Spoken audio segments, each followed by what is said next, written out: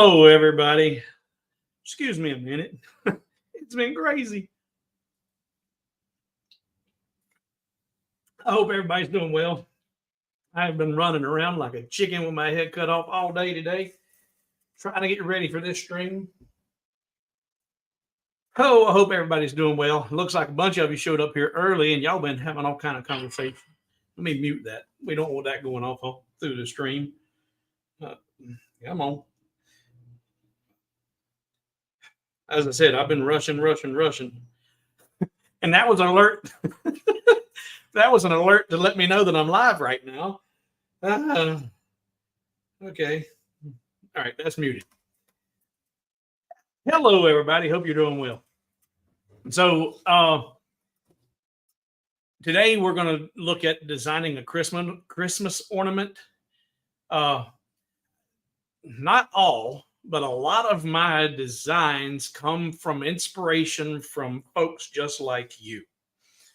And I will use that as a springboard to develop that concept and that idea and come up with some of my own stuff.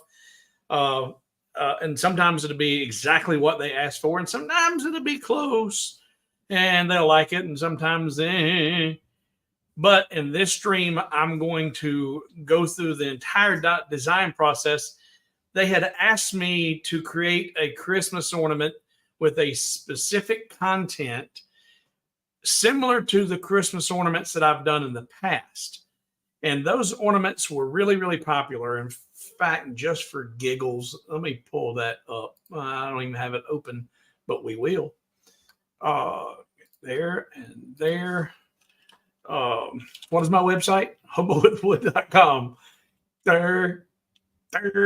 hobowithwood.com.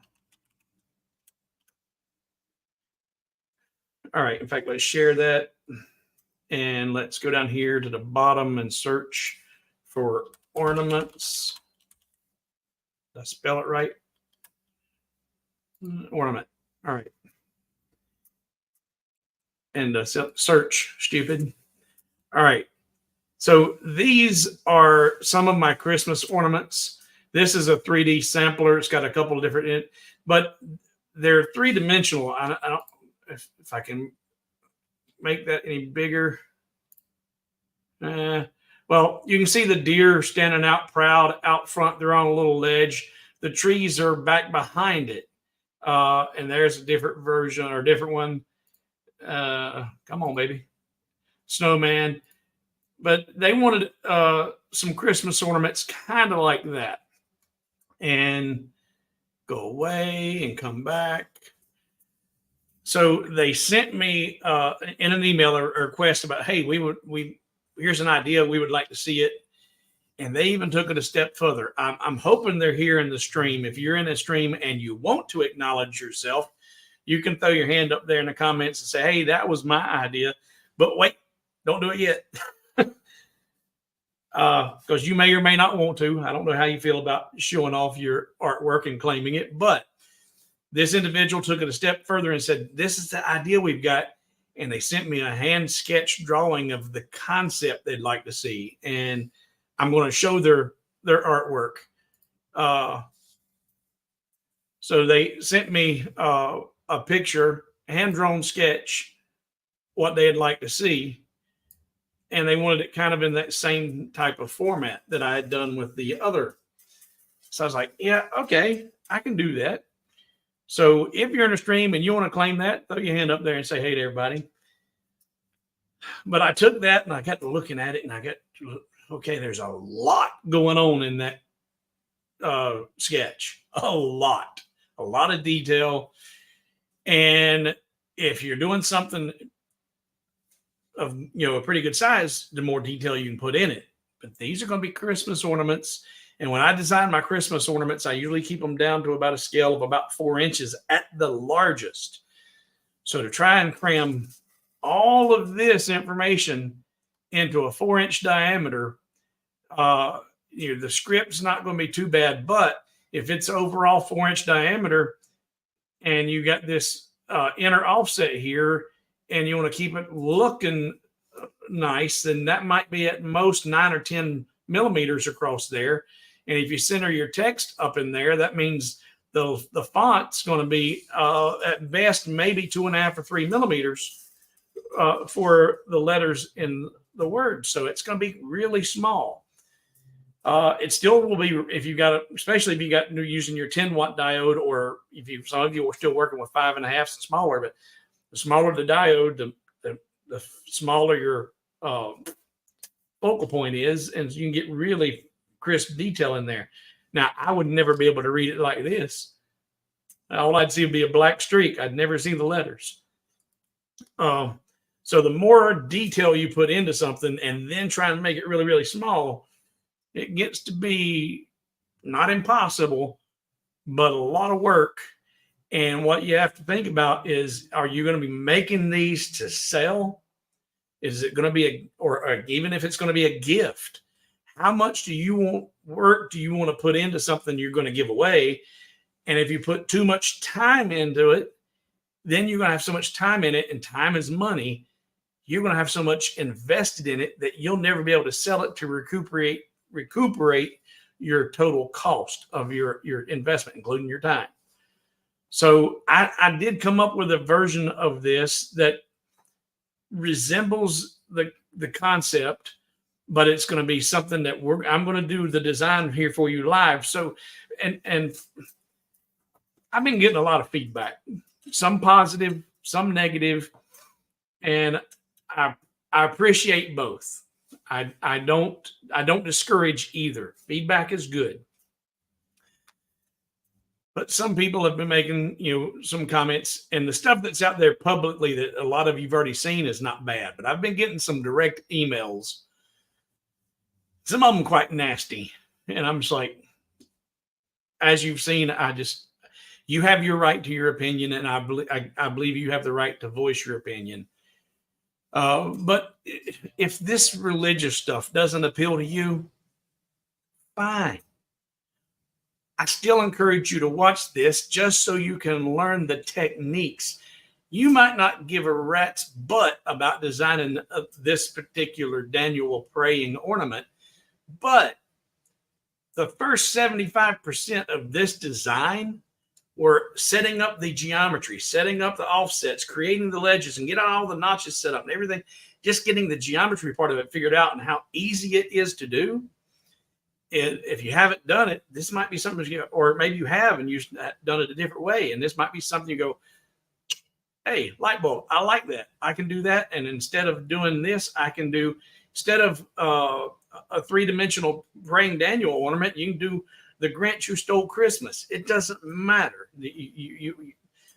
I'm trying to teach you I'm trying to teach you technique and not content, or the concept, the technique of creating the thing. So hopefully you all love it. We've got 50 of you here, which is about average on a Saturday early stream. We don't see a lot going on. Plus, we got a lot of people who are still struggling. Third of our state still without power and internet and TV, and but we're all over the country, all over the world right now. So for those who are first-time viewers, you haven't been here, thank you for tuning in. Please like, share, and subscribe. If you have a question that you want me to address, and you want me to see your question and specifically address that question, in the comment field, before you put your question in, put 3 question marks, and then your question. You can put a question mark after if you feel like you have to, that your English teacher would smack you if you didn't. Go for it. But 3 question marks preceding your question will bring that to my attention, and I will acknowledge and try to address your question. I will address it. Will I have an answer? I don't know. We'll try. If you just have a comment and you want to say, hey, here's another way to do that, because what do I say? There's always another way. There's more than one way to accomplish these things that I'm going to be showing you in Lightburn. And sometimes I'll show you more than one way to do the same thing. But if you have a comment that you want me to see and get your feedback and acknowledge in this live stream, precede it with 3 exclamation points. And that way I say, okay, here's something they want me to see it. They want me to acknowledge it and share it with all you guys. And it might be valuable information that we're all going to take away from this, because not everybody, you may or may not be aware of this. If you're watching YouTube right now, if you're watching this on your TV, you don't see those comments. So for the folks on your phones and on your PC, and you put that comment in there, because the people watching on TV, they may not see your comment if you just put it in the field, because they don't see the comment field. So question marks and exclamation points to differentiate your stuff. If this particular concept doesn't appeal to you, the techniques will. So hang around, don't go anywhere. And we're going to jump in here and do this. But before we do that, I'm going to look down the comments real quick and make sure I ain't missed anything before we jump in here to Lightburn. I was looking at some of your stuff before we went live, but I haven't had a whole lot of time, because I just finished this particular piece just a few moments ago. In fact, if you're here in the stream, and I'm not calling you out by name right now because don't know if you want to be acknowledged, I sent you this file just moments ago before going live. The person who requested this concept, this ornament design. So just looking for any questions and or comments. And a lot of you have said hello and hi and acknowledging everybody. I'm not going to go through the roll call. Like you see a lot of folks do. They do that just to kind of stall and waste time. Well, I've done that already. Let's see. I want to get down to the bottom, and then I'll mark my spot. And I'm rolling through these fast, guys. So if you've already said something, there's a question mark. Dave says, I have my Rolly laser or Lasermatic 2 30-watt showed up Monday. Will be up and running by next Wednesday if all goes well. Well, congratulations, sir. You are going to thoroughly enjoy that. And Dimitri is going to be awesome with helping you get that thing set up. If you have any problems or questions after you get done with Dimitri, you always are welcome to hit me up at hobowithwood@gmail.com. I still don't know if I made an actual banner for that yet. I did not, but it's in here. That's the donation page. But right there after the Zelle, my email, hobowithwood@gmail.com. And that's pretty easy to remember. If you know Hobo with Wood, and Gmail's very, very popular. So once you get that set up, and if you have any problems and or questions, I'm really, really good with Lightburn, and I'm still learning some of the technical issues. But since I have the same beast, if you have any kind of problems, maybe I've experienced it and I can try and help you. But if not, we'll get it figured out together. Question. Keep your idea coming. As always, learn from things, Steve. Yep, I appreciate you. I do. In fact, earlier I seen a bunch of people saying hello. Hey, Stephen. How you doing, Stephen? They were acknowledging you. And I was a little bit put off at first. I was like, why are they saying, hey, Stephen? Because I didn't see your name in the previous comments. Why are they calling me Stephen? Because that's technically my name, but no one calls me Stephen except for my family members. And so when I was, but glad you're here. Glad you're here. Dave says, I have you on speed dial. Is there a lot of difference in MDF? I got some and it burns super easy. Depends on your MDF, because MDF, for folks who don't know, MDF is really pretty much nothing but sawdust that's been glued and pressed together into boards. So depending on the sawdust content, the glue content, what kind of wood was it, what they make it out of. If you get one particular MDF that you find works great for your laser and you can source that regularly and it works great for you, great. But it's been my experience, no, they do not all burn equal. They all, as far as different types, and you get them from and that's the same for any wood, even with some different plywoods.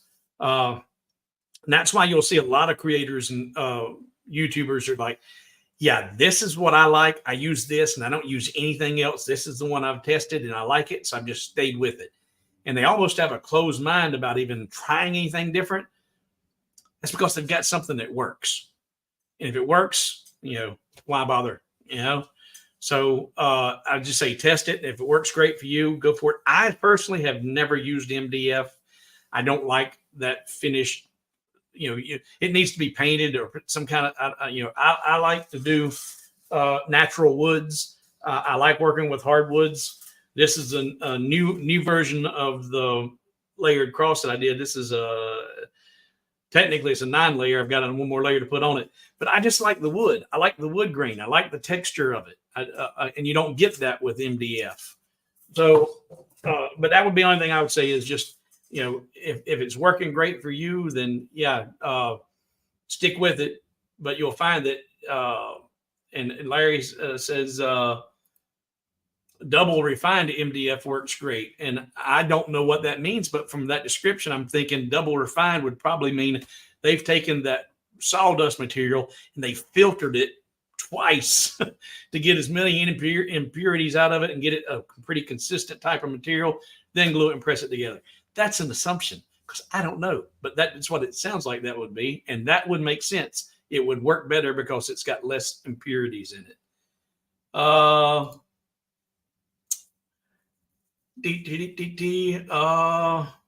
And comment, nice to see you called it right about the upgrade on 17. Yeah, it's out now, but I've even seen some people had a little bit of issues there. But the 0.01 revision is out. I still haven't downloaded it yet. We'll get there, but lots of questions, comments here. It says you can get laser grade MDF, which works well. And yeah, and Dave, that might be what Larry was talking about. Whenever for laser grade, it might be double refined MDF. That it has to be double refined for it to give it that laser grade qualification. Peter says he only works with MDF. Question for you, and Larry, you didn't put your question mark in front of your question, but I wanted to bring this up, so I'm glad I seen that. If you have already purchased the cross bundle, it's on hobowithwood.com. I have updated that file that was on the website. It did have 2 different versions on it. Now that file has 3 versions on it, and everyone who purchased that file already received an email from me just moments ago with the new updated files in it. There are 3 different files that can be constructed 2 different ways or a couple different. So there's at least 6 crosses in that bundle now for one download. So if you've already purchased it, it's already been emailed to you. If you haven't, it's already in there. And go back over here. And we don't want to spend a whole lot of time doing this. We want to get into the design work. Click there, but since it's brought up, all right, switch. So right now on the home page on Hobo with Wood, and let's turn Larry off. The second one here, the layered cross designs. I have updated that file online here, and that's the new 9-layer version without the 9th layer on it. Because to be honest with you, and I even said it in here, there's an additional layer for this piece as well. I just ran out of wood before I could, or while I was making this one. I used my last pieces of Baltic birch today putting this together. But they're online. The new version's already in the file. So yes, and you can get, that'll give like 3 different, there's a 7, 8, and 9-layer cross in there, and you can mix and match, not the different designs, but leave the top layer off and make it a 6, 5, and 8 or whatever. Lots of ways you can put them together. Does Home Depot have 1/8-inch solid wood? I don't know. I get all my solid hardwoods from West Penn Hardwoods, which their website is WP Hardwoods. They're local for me. They're not, 45 minutes away, if that. I consider that local, and I can go up and hand pick what I want.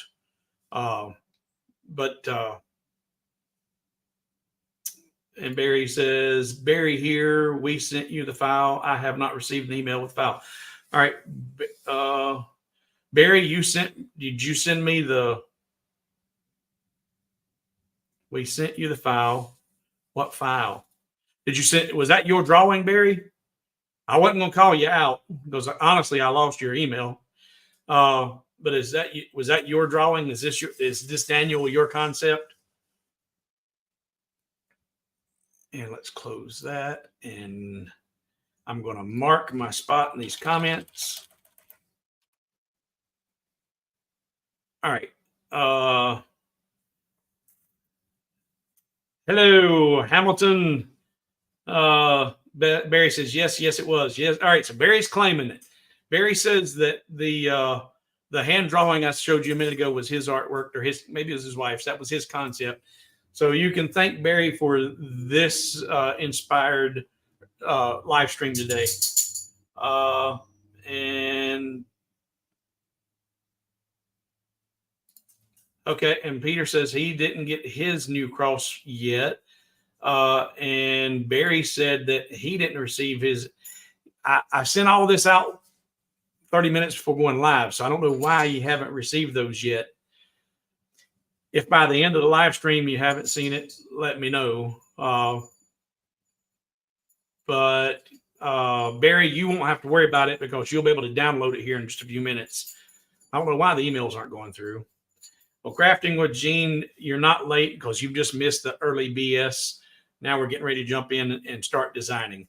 And just for giggles, we'll throw up Barry's inspiration one more time so you can see what inspired this design and what his inspiration led to. And done. And throw that over here. Come on, open. There we go. And make that one go away, make that one go away, and switch so you can see. So Crafting with Gene, this was an email that I received from Barry, and he wanted to see a Christmas ornament, kind of something like this. And that's what inspired the design we're getting ready to go through. And I've told everybody, hey, if this doesn't appeal to you, the first 75% of this design is something that you can use that concept to create any type of ornament you want to make it. Chris says emails can take anywhere from 5 seconds and 5 hours, depending on the servers it has to be routed through. Yeah, and I tell you, with I think it was Spectrum had a major fiber interruption locally, but that was destroyed during the flooding. I don't know how bad AT&T was messed up, but AT&T is who I use my fiber with. But we're getting ready to jump in here to Lightburn and start designing something kind of sort of like this. At least this was the inspiration. But in fact, what I'm going to point out here while we're looking at this drawing, here he had the scripture written around the bottom perimeter and Daniel up here at the top. And if I go back to Hobo with Wood and we look at those ornaments again,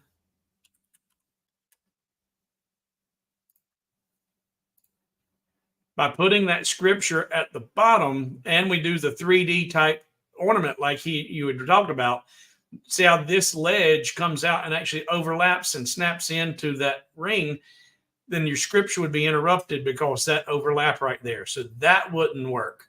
So that was the first deviation from your design that I changed. Instead of having the scripture down here at the bottom, I inverted it, put the scripture going around the top, and put Daniel down here at the bottom. But this is how the design process works. People send me an idea or concept, and while it looks great, there are things about either the way it has to be put together, the way it has to be assembled, that requires certain things or restricts certain things. So now that you've seen the concept again and the original artwork, let's jump into Lightburn and start getting busy. So switch that here, switch that here.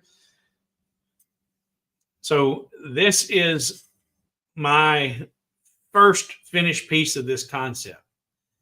And I'm going to position these pieces where they would be. Oh, come on. Put this in here and put this. Oh, got to grab it and put this down here. And now those are the two different layers that would snap into this piece. Then this is split on that ring and snaps into the ring. So Daniel would be out front with the arch in the back. And when that is, fully assembled and looking at it, that's how it's going to appear, but it will be three-dimensional. And we've got the scripture up here around top and with this piece. And see here, these pieces don't look like they're overlapping. But if I bring this over here, they weren't grouped. Let's go back. Let's group those. And if I snap that into where it would be, so it's going to extend out here past this, this ring, and it would break up and be in the way of the scripture, anything you try to put and wrap down around here. But we're going to start this from the beginning and work our way out and think about all these different things as we're designing it. And what are the limitations going to be? Let's just get at it. So when I set these up and begin doing the conceptualization or creating these pieces, I start with a 4-inch circle because what did I just do? Get that all, grab that. There we go. Because I feel like, these, wooden and ornaments, 4 inches is large, but it's not too large. And it's large enough to give you some ability to create these little details. So the first thing I'm doing, I'm going to grab my circle and I'm going to come over here and I'm going to draw out a circle. And I'll just tell it to come up here, and 400 millimeters is close to 4 inches. It's what would be 425s, not 400, 100, dummy. 101. 4 inches. That was 15 inches, dummy. 4 inches is 101 millimeters, I think. Yeah, 101.6.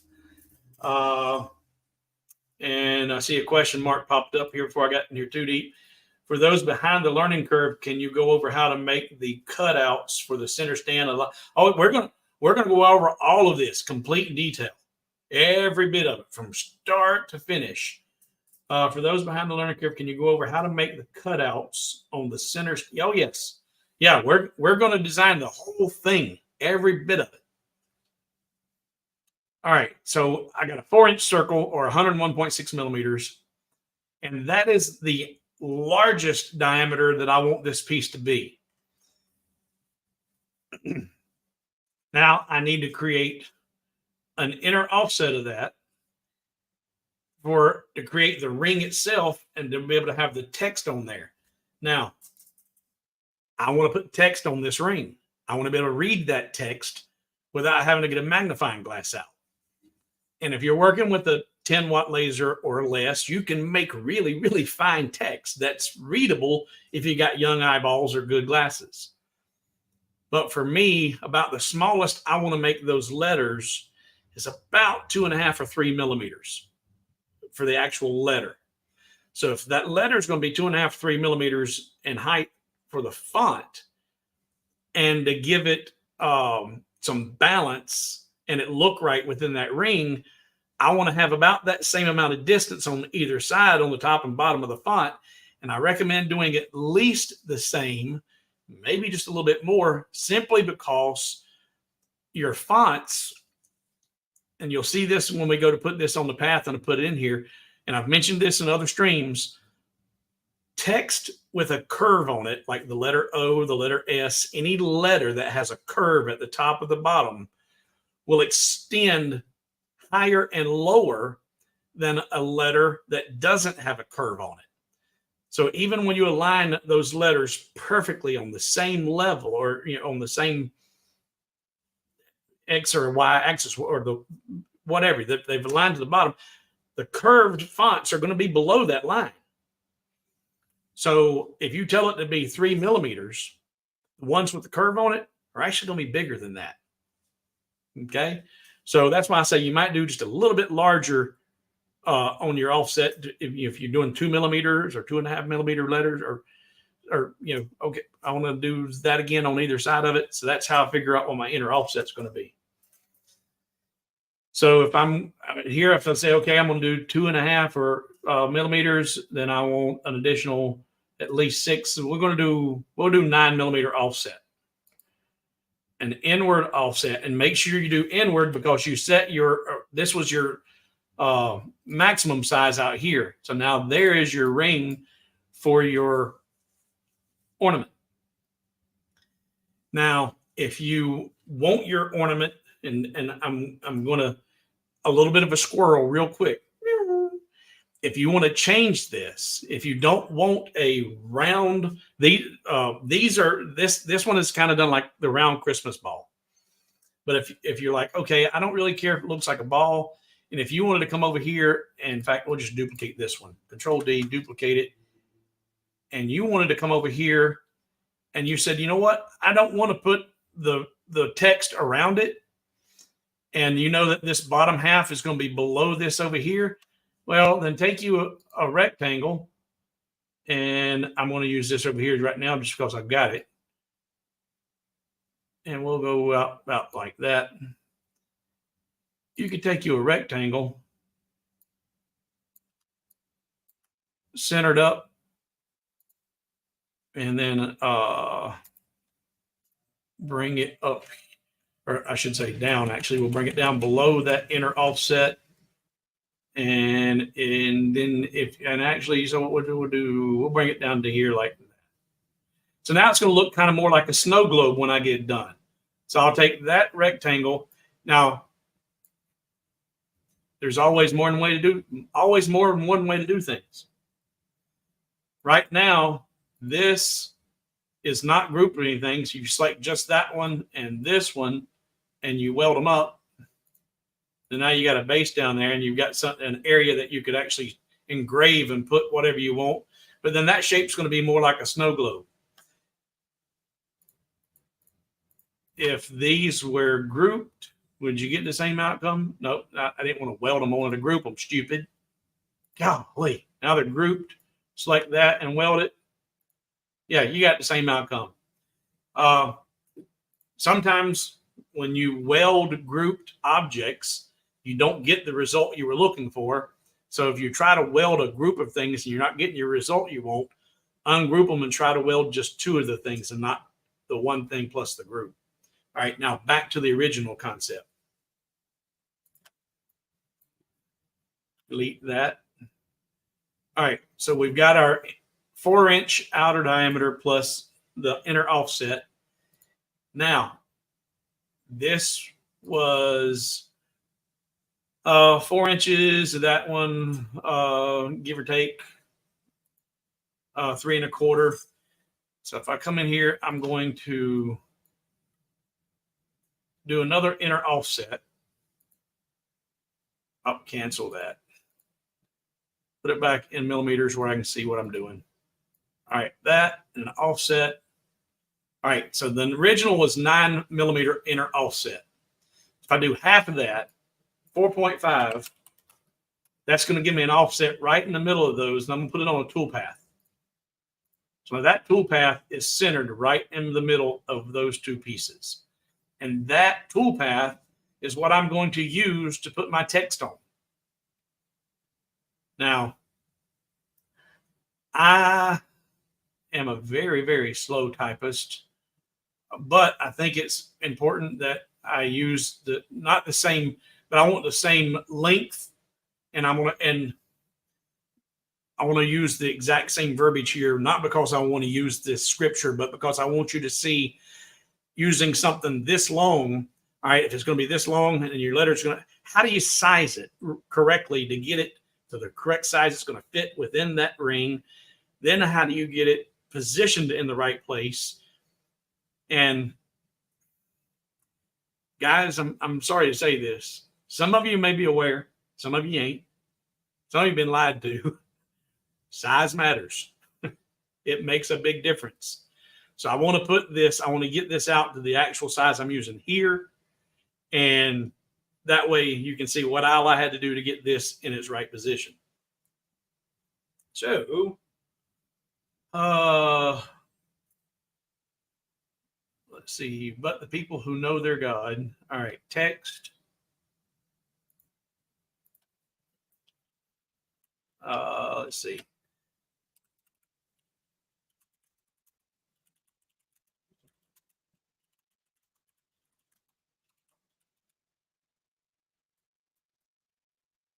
Will be strong and take action.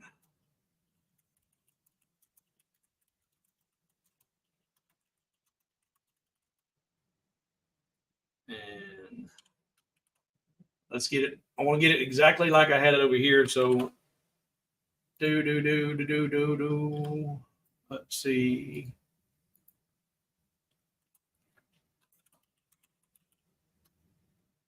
What was that? 1132.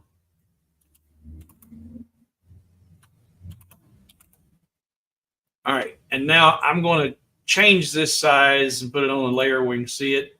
I'm going to change this up just so like, okay, I typed that out. And now I need to get this to fit on that toolpath and circle around there.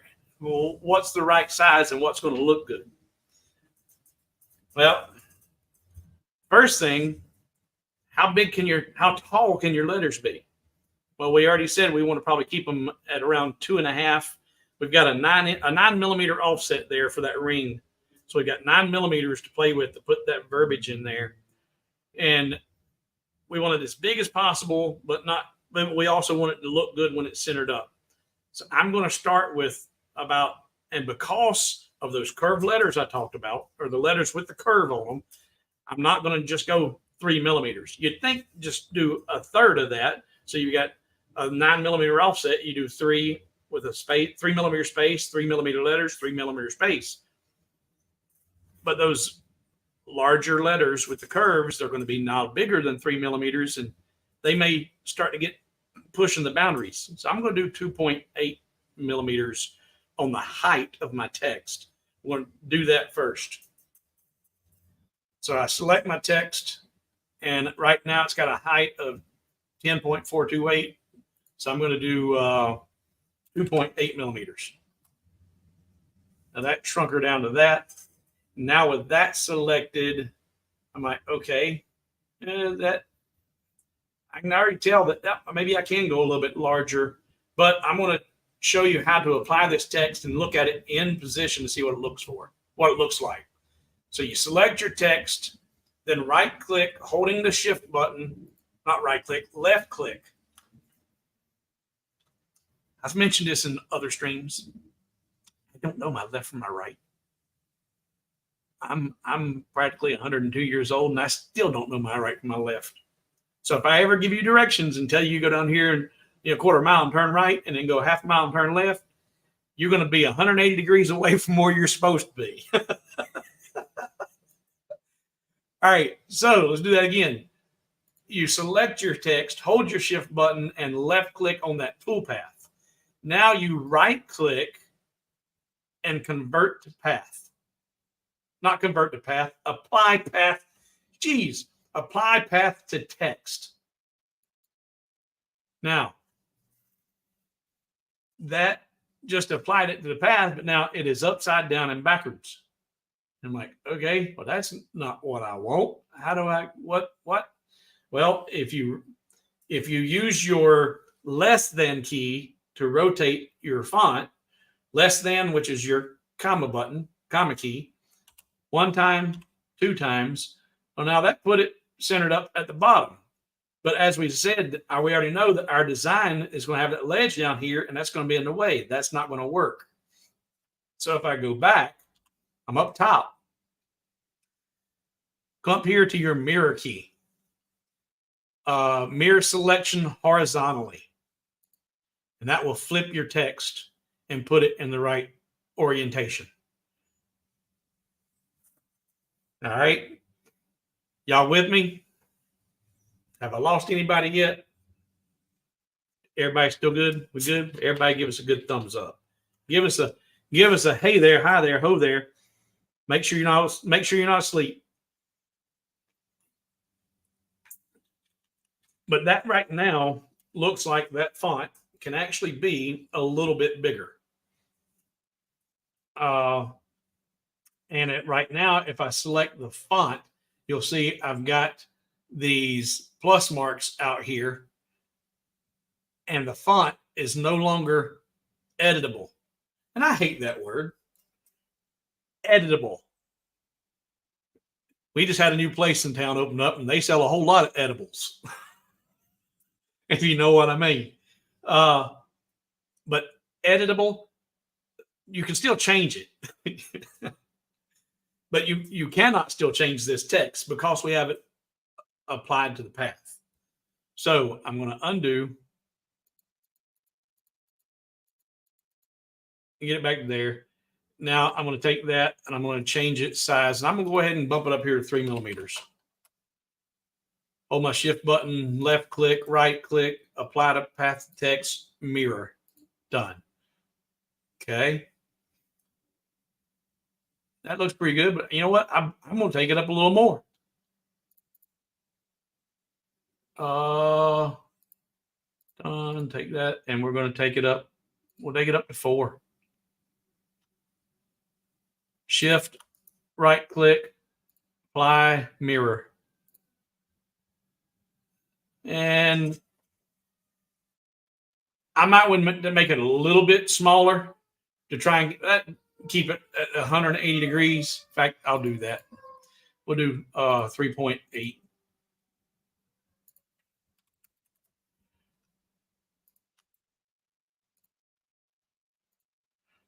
Yeah. Now that is how I would do it. That's my finished piece. Now I've got the scripture on there. It's around the top. It's not going to be in the way of any of the other components that I'm physical components when I apply this and put it together. Andy, why can't you change that? Because it's no longer text. It is now a path. You could, in fact, I'll show you here. When you select just that font,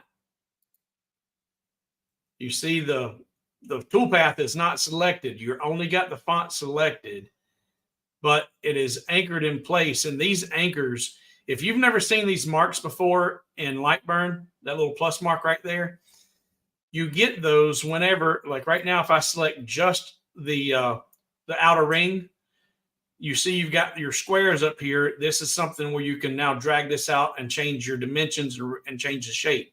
But if you go to arrange and lock selected, is it in arrange? Is it in tools? Where is it? Yeah, lock selected shapes. If you lock selected shapes, right now, like I said, when we select these, we've got these squares, arrange, lock selected shapes. Now your move buttons and your change buttons have gone. They're now these squares, these plus marks rather, instead of the squares. Well, when you apply text to path, unlock, you are now locking those in position. You cannot grab those and move it. If I try to select that and move it, and if I come up here to the height in the font selection, it's no longer just a font. It's now a shape that is locked in position. It's not locked in position on our work bed because I can grab all this and move it around, but it is locked to that shape. So you can't change the font size once it's assigned to the path. Now, you can change your path, which will change your overall font size, but it's going to screw up your positioning. So if I come back over here and I grab just that toolpath, you've got your tools or your squares. If I hold shift, I can change that and it's going to start moving that out. That's holding shift and there we go. And so you can change your toolpath, but your text is now part of that. Technically, it's part of that toolpath. So you can no longer change the actual attributes of the text itself. Because as far as Lightburn is concerned, that is not text. That's just the toolpath. The text has now become part of the toolpath.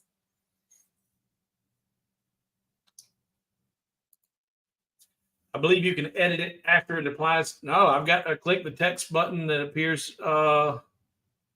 Click the text button, then select the text. No, it's at least that's not been my experience here just now. That is just the text. If I turn the fill mode off, let's see if he's right and I'm wrong. Because I'm not always right. Let's share the screen. So there you can see I've got my chasing ants around my text. That's the only thing that's selected. And here I will select just the toolpath. That's the only thing that's selected. But if I select just the text and go to the text form of the button, can I come over here to the bottom or go in the middle of the text? You can't change the size. The size is not editable. If I come in here and click, and can I backspace? Okay, I can change it. I can edit it. I can add to it, to the actual text itself, but I'm not able to change the height and width. Those dimensions are not changeable because those are synced with the toolpath. I've never done what we just did there before because I don't think I've ever had a need to. So I guess technically you could edit if you've had a typo, which I do all the time.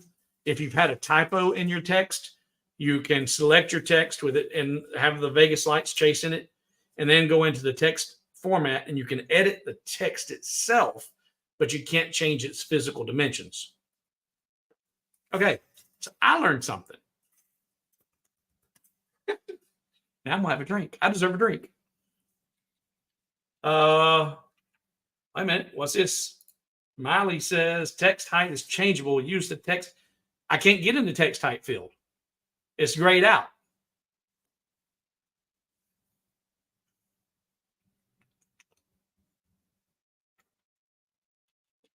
Yeah, I'm Chris. It's not locked its position in this case. Whenever you select text and you use the lock feature, it's locking it in the position. But here, when you apply text to path, it's locking it to that path. You can then move the path anywhere you want it to be. The text is not fixed to a position. Look at text height. I am looking at text height.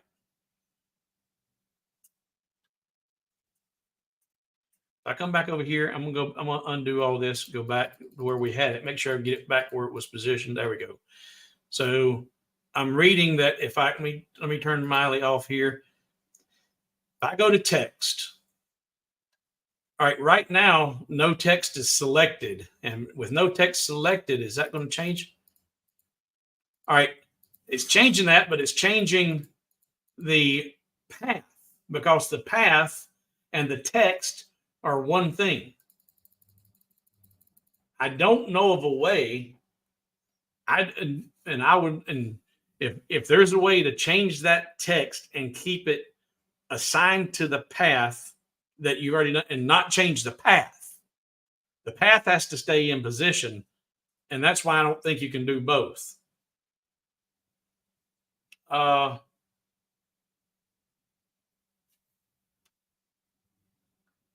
Turn off lock inner objects.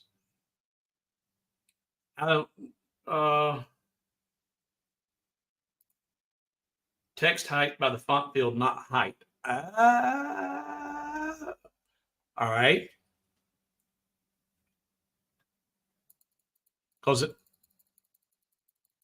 I won't. All right, there. Okay, now I've got that. I'm going to select just the text height. Well, looky there, folks. Hallelujah, hallelujah, hallelujah. All right. So I learned something. Thank you. Okay. But as you see there, it just got really, really big and wrapped way around. That is awesome. I love learning new things. Yay. I am genuinely excited because you guys don't know how much I go through back and forth, trial and error, get it just right. I like that. That's cool. All right. So if you, just in case you guys missed it, right here, over here is the font, Cambria, and over here is the height of the actual font. Let's put it back down to 3.2. There we go. It is assigned to the toolpath. The toolpath does not move, but I can start changing the height of my text, and it keeps it in its position, and I can find the size that I want. Guys, I tell you, I'm not kidding. I'm genuinely excited that I learned something. That's a one for me. I'm being silly, but I really am. This is cool. All right. So now that you've assigned your text in position, now it's so much easier than what I was doing to get the size you want. You want it to be, in fact, if you said, you know what, I want to do this to where it takes up the top half of that, you can take and draw you a straight line and tell that straight line to go to the center of your circles. And now you can just select your text and start increasing that height until you got it to where it took up, met up, and that looks like that's pretty good. I'm so happy. I'm so happy. Now I'm gonna go back and look at all these comments you got in here going on. Yeah. Dun dun dun dun dun. Okay. I think they mean upside. Yes. Yeah. Got it.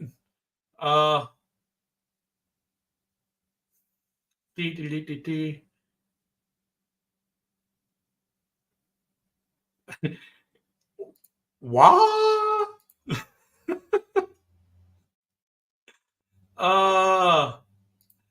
Alphabet soup is Ed. Yep. There's always more than one way. Always more than one, but I like that. I that is new to me, and I'm so happy. Okay. Let's see. Nice. Thanks for thanks to everybody for all your feedback and getting here. If it's one for you, do we reduce our count by one? No, no, no, no. Oh, I learned something every day. Just remembering it is the challenge. Yes, but yeah, yay. We can teach an old dog new tricks. Yep, yep, yep. All right, I'm gonna mark my spot here, and now we're gonna move on. Okie dokie. Let's see, get rid of that, and let's switch you back over here. All right, now I got that. Now here's the one thing I want to put Daniel down there at the bottom. Now, in the this is something I learned many years ago, having to do with graphic arts design. It has been, and let me turn off Mark here. Go away, Mark. No matter how old your eyes are or how good your eyesight is, when you're reading text, it is generally easier to read when it's not in all caps.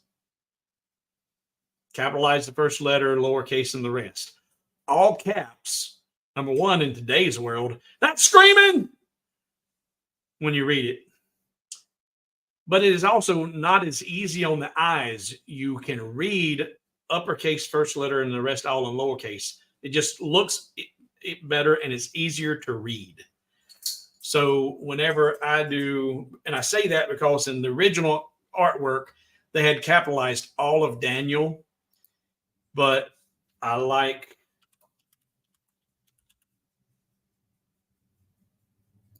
just the first letter capitalized, and I want it there, but I want that to be wrapped around to that toolpath as well.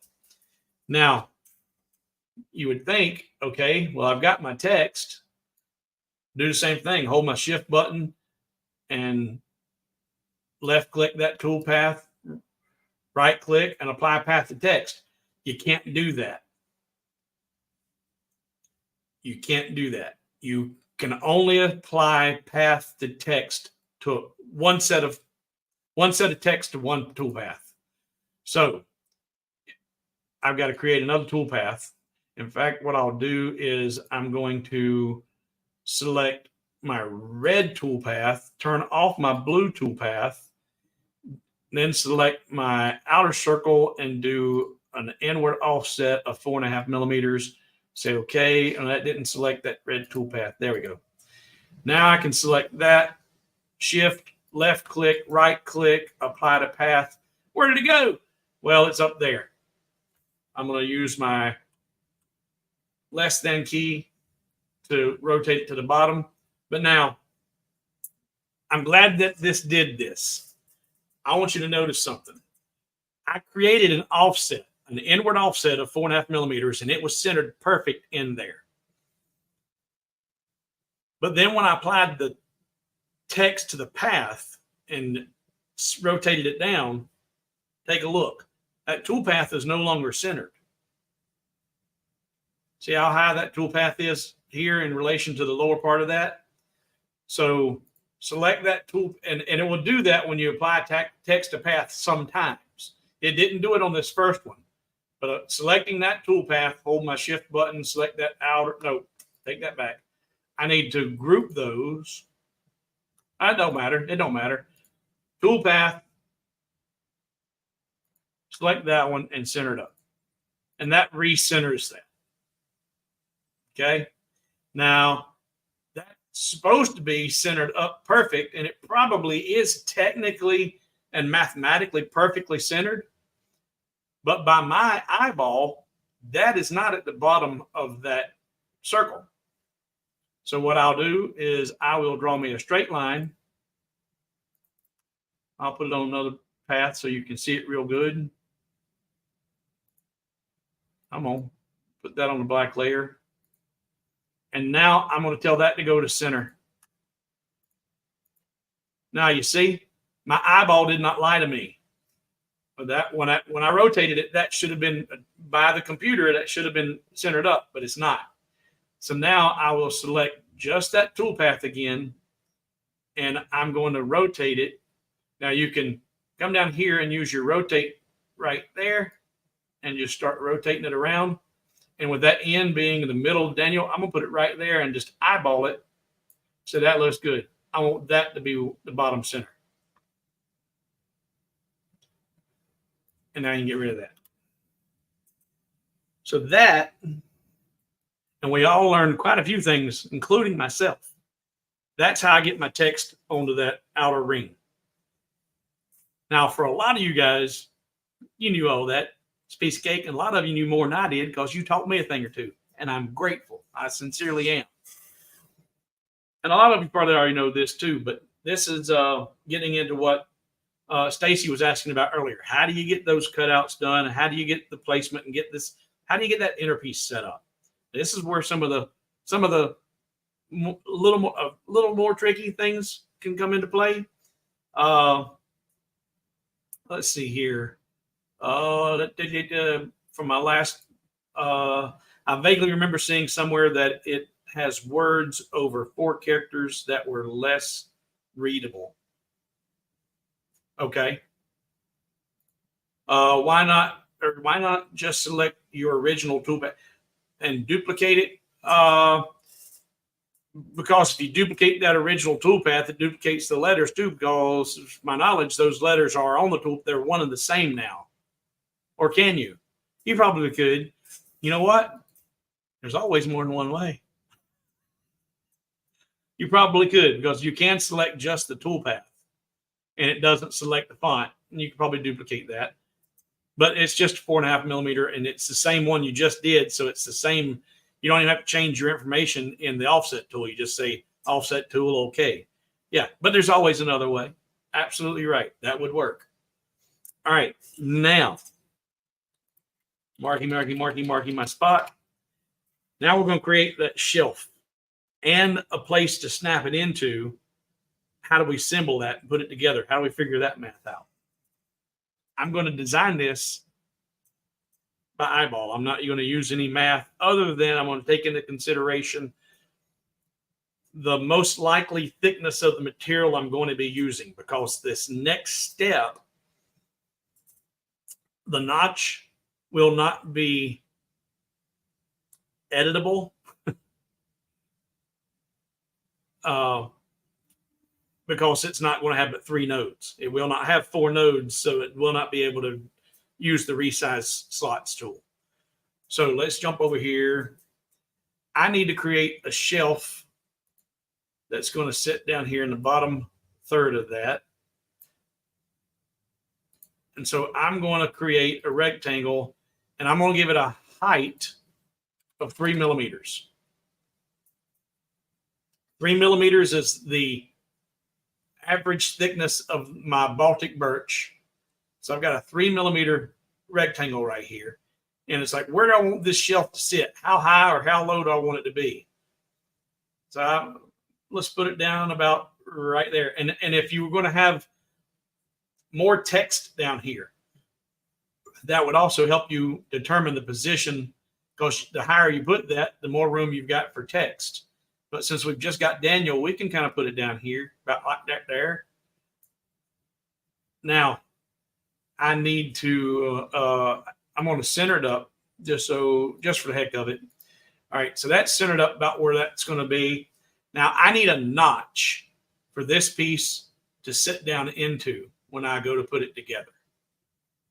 And it's going to be a 3 millimeter notch to allow that 3 millimeter wood to snap into. So I'm going to come up here and I'm going to draw out a square by holding the shift button.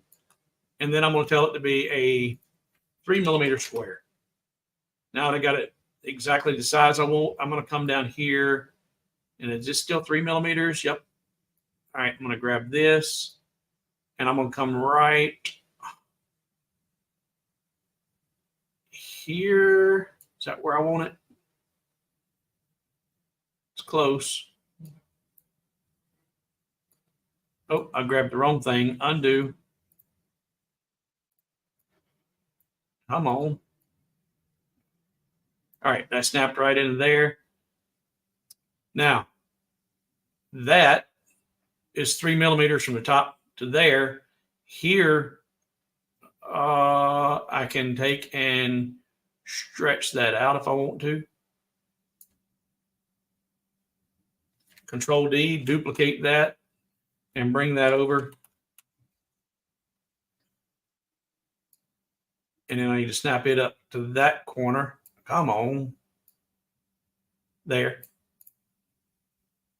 Now that I've got that, I'm going to select both of those rectangles I just made by drawing from right to the left. I've got the green rectangle selecting tool, and that's going to select both of those, group it.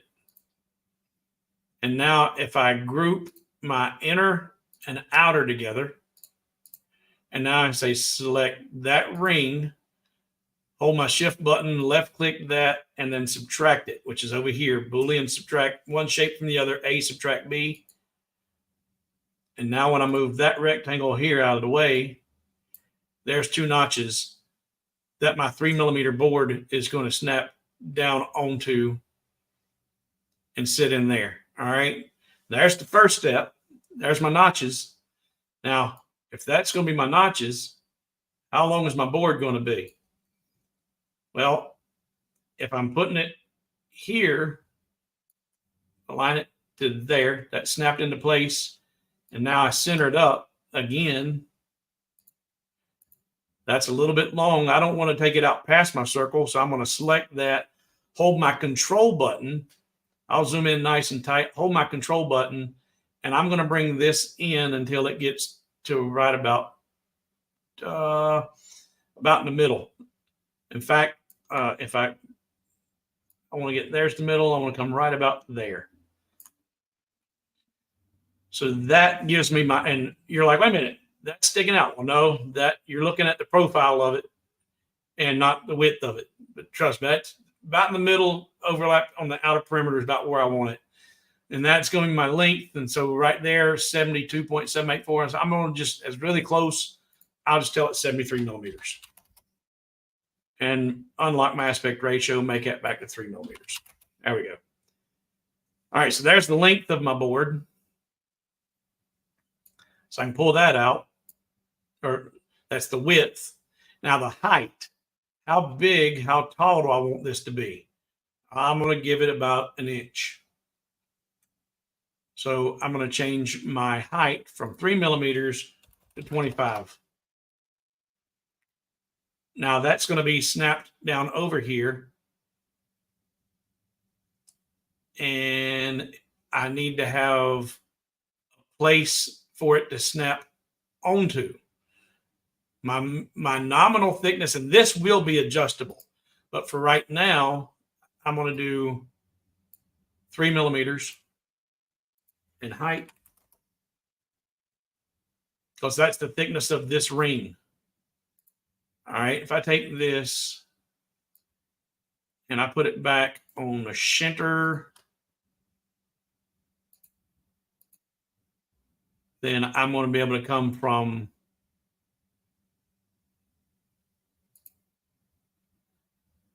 right here to get my crosshairs and come out to here to measure that distance, get those. There's my spot.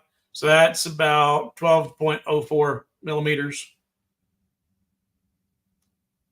So this needs to be selected. Come on. 12.04 by 3 millimeters. So if I take this, align it to the center and to the left, duplicate it, align it to the right, grab both of these, group them, A, shift, subtract B, gives me those notches. Come over here to my radius tool, and that was overall was 25 millimeters. Less 3, that's 22 millimeters. So that's about 11 millimeters. Half that be 5. We're going to say we'll go about 4 millimeters. 4 millimeter radius. There, there, there, and there. So that piece, I can get rid of that. Go away. So that piece is going to slide down and snap into that right there. And you'll have a ledge to put your pieces on. All right. Y'all with me? I'm going to take a drink. Make sure everybody's, did anybody got any questions? That's pretty simple. Did you follow that? Did I get anybody confused or lost?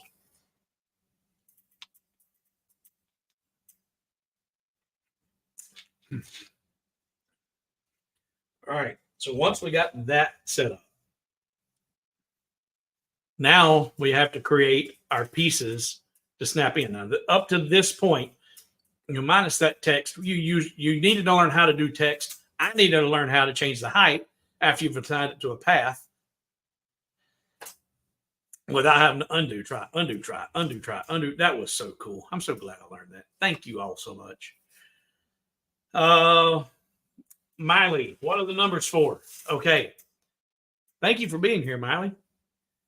The fact that you don't know means you're a new viewer here on YouTube on Hobo with Wood, and I did not mention this earlier in the live stream. In order to keep the comments rolling and to keep the what are those?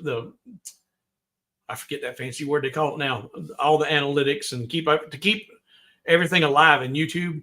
When folks that are viewing learn something new, I ask them just to let the algorithm know that people are watching and they're engaged. If you learn something new, put a 1. Now, if you learned a second thing, put a 2. So, for example, what you see Crafting Jean just popped up a 3 there. That lets me know that she's actually learned 3 new things watching this stream. It may not be 3 complete new things to her, but it's at least 3 different ways to do something she may have already known how to do. But this just lets the algorithm know that people are engaged. They're here and they're watching, because if nobody's commenting, then the algorithm's like, okay, well, there's 70 to 100 people tuned in, but ain't nobody engaged in this conversation. So that's all. And people have your own conversations, and I want people to. And if you didn't see the beginning, when you have a question and a comment like you just had there, what are the numbers for? I've seen it, but to make sure your questions stand out in the stream, I ask people to put their question marks in front of their question. That way, that's going to jump out at me and grab me whenever, and I don't miss a question.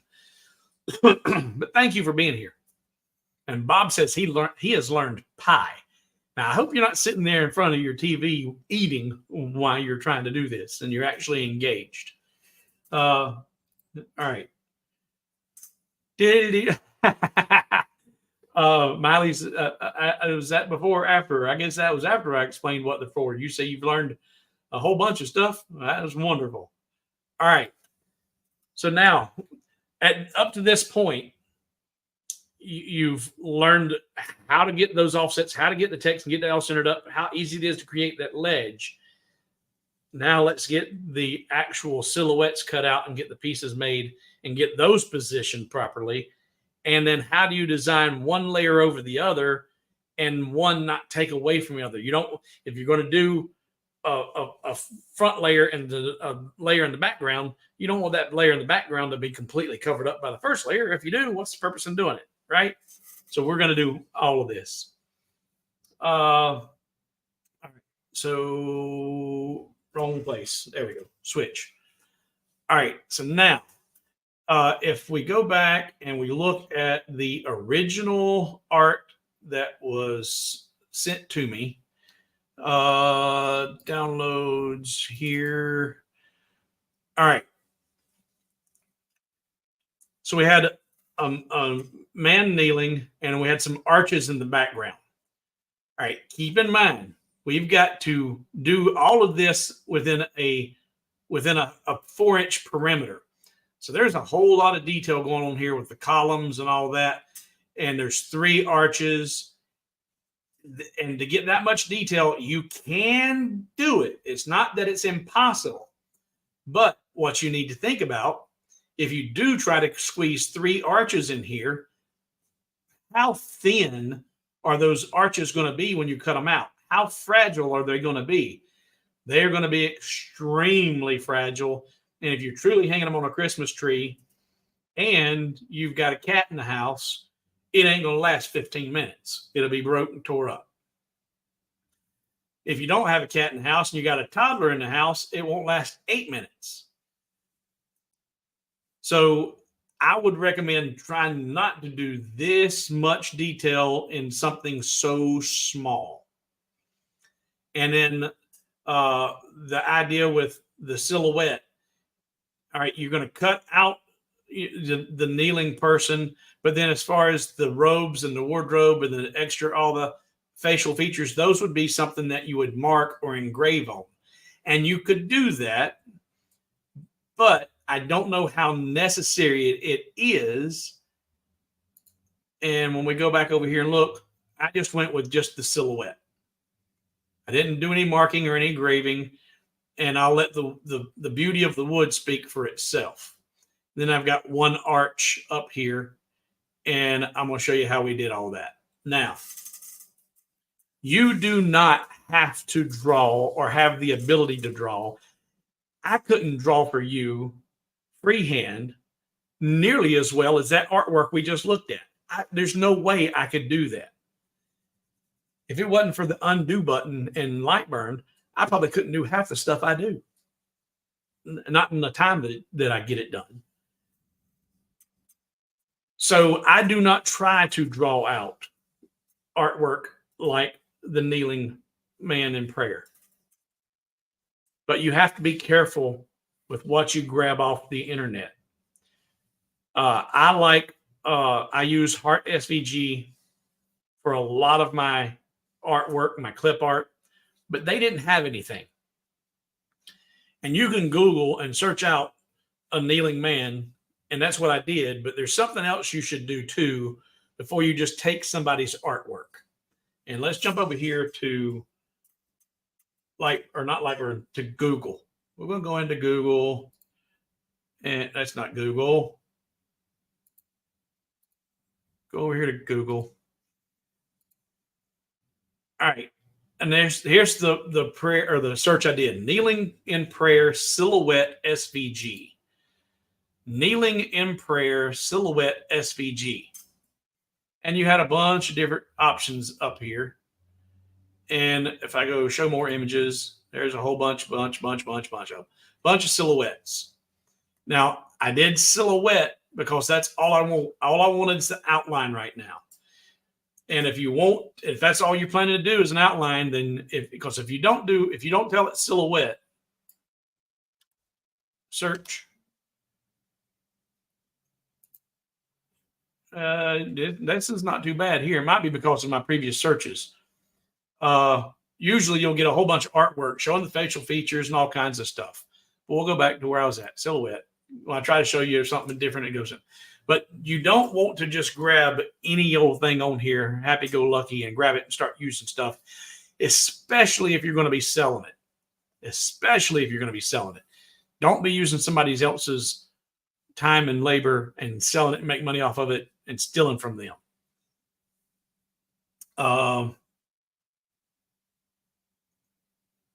And I see question marks. And I'll get to those questions in a second. I'm going to finish this train of thought. So what you need to do, or what I recommend doing, is coming in here in your search. You got all images. All right, so there's my images. More. No, not more. Tools.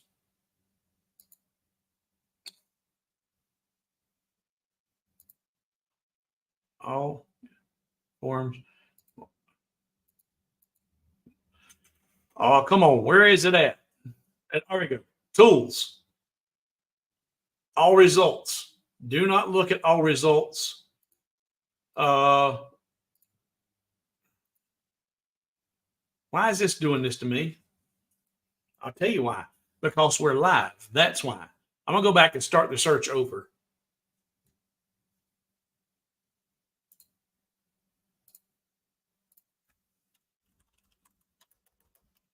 In fact, we'll try it a little bit, word it a little bit different. SVG, kneeling in prayer, not prayer, silhouette, images, more. More's not doing it. Tools, not dummy, tools. That's where I'm looking for. Can't see the forest for the trees. I use this all the time because this is how I do this. But when I'm trying to show somebody, I can't see it it's right in front of me. But here, I found it. There it is. Look. Click on tools and then right down here, usage rights. Select your usage rights, Creative Commons licenses. And with the Creative Commons licenses, from my understanding, you're not going to run, it's not copyrighted. You're not going to run into issues. And most of them you're going to find these are going to be in places. If you click on it, it'll take you to a website that you can sign up for, like this Art Draw or whoever. And it might be a free place to sign up for. And here's the one I think I used. I selected that. And once I got it over here, and it's free vector silhouettes, and it's on this Creezilla.com. And that's how I found heartsvg.com, was on a search similar to this. But on a lot of these that are free, some of them you need to go and sign up and get the free account in order to use their free images. But you don't always have to do that. Not always. And when they're common license and they're free to use, you can try this. Once I've got this image over here, I right click and tell it to copy image. Now that I've copied the image, I go back into Lightburn, come back up here, right click again, and paste? And there's that silhouette. Now, if you look, it's in an image. Even though you've got that red outline, that's not an SV or the silhouette by itself. So now to get the silhouette by itself, I have to right click again and tell it to trace the image and make sure you've got what you want, all the details you want. And you can change it by changing your slides here, there, and then tell it okay. And if you get just a really, really basic silhouette to begin with, you don't have to do any or very little of that modifying. So now once you've got that, you can put it back into the black mode. Now you can see that silhouette of the black layer. I would get rid of these little bitty pieces because you don't need them. You're going to be doing a basic cutout. So right now, if we look at this, it's grouped. If I just ungroup this and then grab just that outer piece and move it over here, it separates all them little bitty pieces. You can now select them and delete them. They're gone. And now you put this on a cutout. There's a silhouette of a man kneeling in prayer. Now, I mirrored it because I wanted him facing to the left, but I've got his garment showing here, the frills from his scarf or whatever that's hanging out. And I don't have a flat area to put on here. And I'm going to need to make a flat base and size him up correctly to fit within my 4-inch piece and not have him so large that he's in the way of my optional or my second or third layer, whatever I'm going to do back here. All right, so now there were some questions. I'm going to switch over here and go back up to my original mark or my last mark and look at the questions. There's that. Okay, I didn't mark my spot. There. I made a joke about the pie. There's Miley's 1111111 question marks. There's Jesse question mark. Why not cut the outer arches and engrave the in? You could, but the problem is not just doing the engraving. You can do all that and give it that detail within on your cutout. Same thing with the man. If you found an image that had some facial features and stuff on there, then you cut out your silhouette and then you can mark and engrave the features, facial features, the eyes, the eyebrows, the smile, whatever you want to put on there. You could do that with an engraving.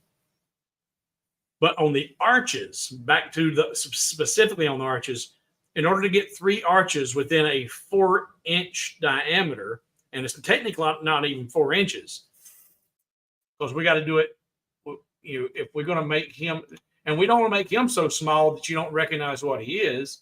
So if I shrink it on down and I say, put him, he's going to be sitting about that height on top of that ledge. Okay, that'll work. So now I need to get those arches behind him within a 83 millimeter area, or for you non-metric, 3 1/4 inches. So if I'm going to put 3 arches in there, 3 1/4 inches, and real quick,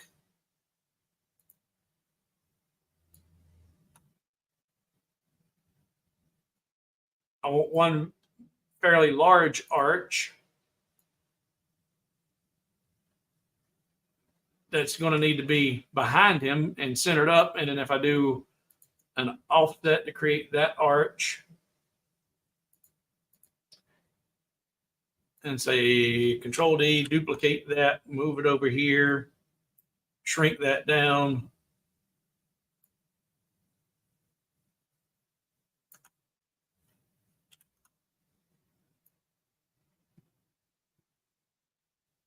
Something like I'm starting to get, the idea, the concept there. You start welding them together. But what I want you to look at is we start measuring these from here to here. That's 3 millimeters, and that's not terrible. But if you went any smaller than that, then it starts to get, really, really, really fragile. And these would need to be, wrong way, dummy. Grouped and grouped.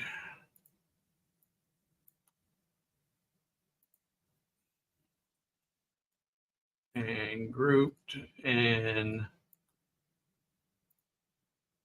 well, let me do that. I didn't group the first pair. Undo, group. Now put that group with on the. Didn't mean to twist them. Come on, stupid. There we go. Now they're all at the same height. And now you got to put those on a base and weld them up. But there was some columns on there too. And so I'm not saying that it can't be done. I'm just saying by the time you get it all done and you spend all that time designing, and it goes back to, and you may not have been here in the beginning, how much time are you going to are you planning to sell these? Are you going to make them for yourself, making them for gifts? How much, regardless what you're going to do with them, how much time do you want to have invested in it? If it's something you're going to give away, and if you invest a ton of time in it, you're going to end up having so much time invested in it, you can't get your money back out of it if you try to sell it. So when it's something this small, the less details, the better. I ain't saying you can't do it. It can be done. Questions. What Jesse asked, and Jesse just asked that. So Barry, that's and there's another what Jesse asked. What Barry asked Jesse. What Barry asked that Jesse asked.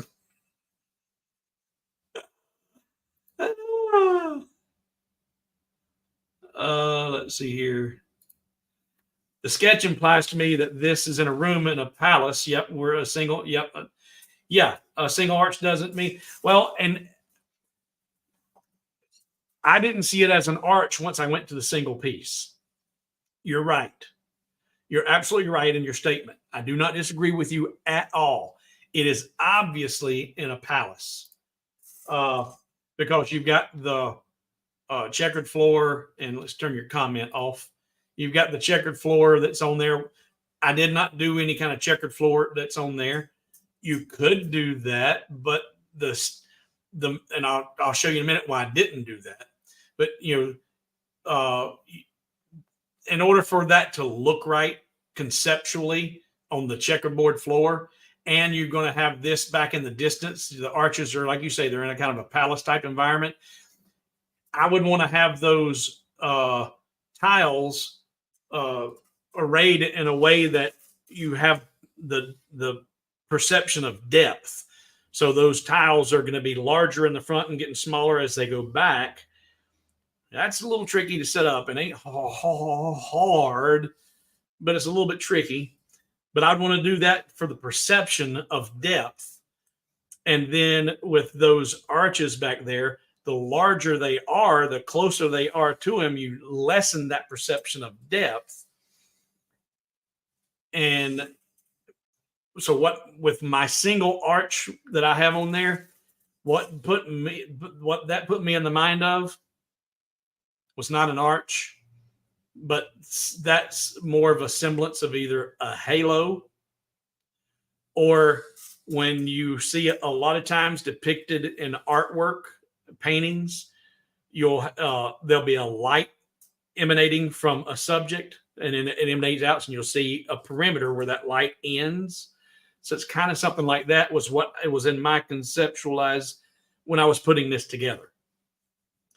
Can you do 3 pieces? Yeah.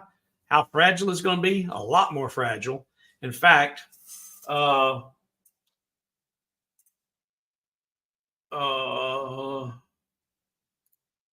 we'll laser cut shrinky dinks. Oh, what is a shrinky dink? I said earlier, size matters. I don't know what shrinky dinks are. I'm not familiar with a shrinky dink. It would probably melt shrinky dinks. Are those plastic like overlays that you can put in the oven and they shrink down and shrink up? Is that what a shrinky dink is? Yeah, the columns. You could do a column. In fact, I started to do columns, and columns really easy. And a column would be really easy to do, and even be able to create the marks like he has in there. Yeah, yeah, Miley, I don't think that a shrinky dink would cut with a laser, but I've never tried it. So I can't be as a matter of fact. But since they shrink under heat and you're going to be putting a lot of heat through there with the laser to try and cut it, I'd imagine it would just do that instead of cut out nice and crisp.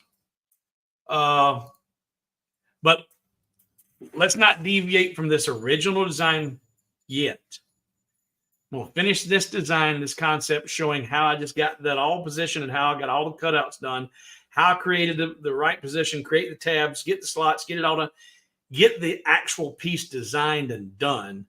And then if you guys want to look and see how hard it is, and it's not, to do the columns, throwing caution to the wind about how to actually, get those 2 or 3 columns up, or to get the columns up with the arches. We can do that once we finish this part.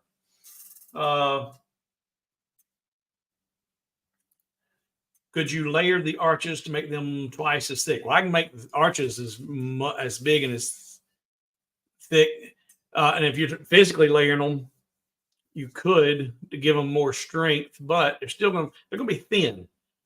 We'll get into that after I finish this, because let's finish creating the silhouettes and the tabs and the slots. Finish the actual structure, and then we'll get into more of the concepts. No. And Miley, since you are, in fact, Miley on Disney, I hear you. Boy, that would be something if we really actually had Miley on here. I'm really.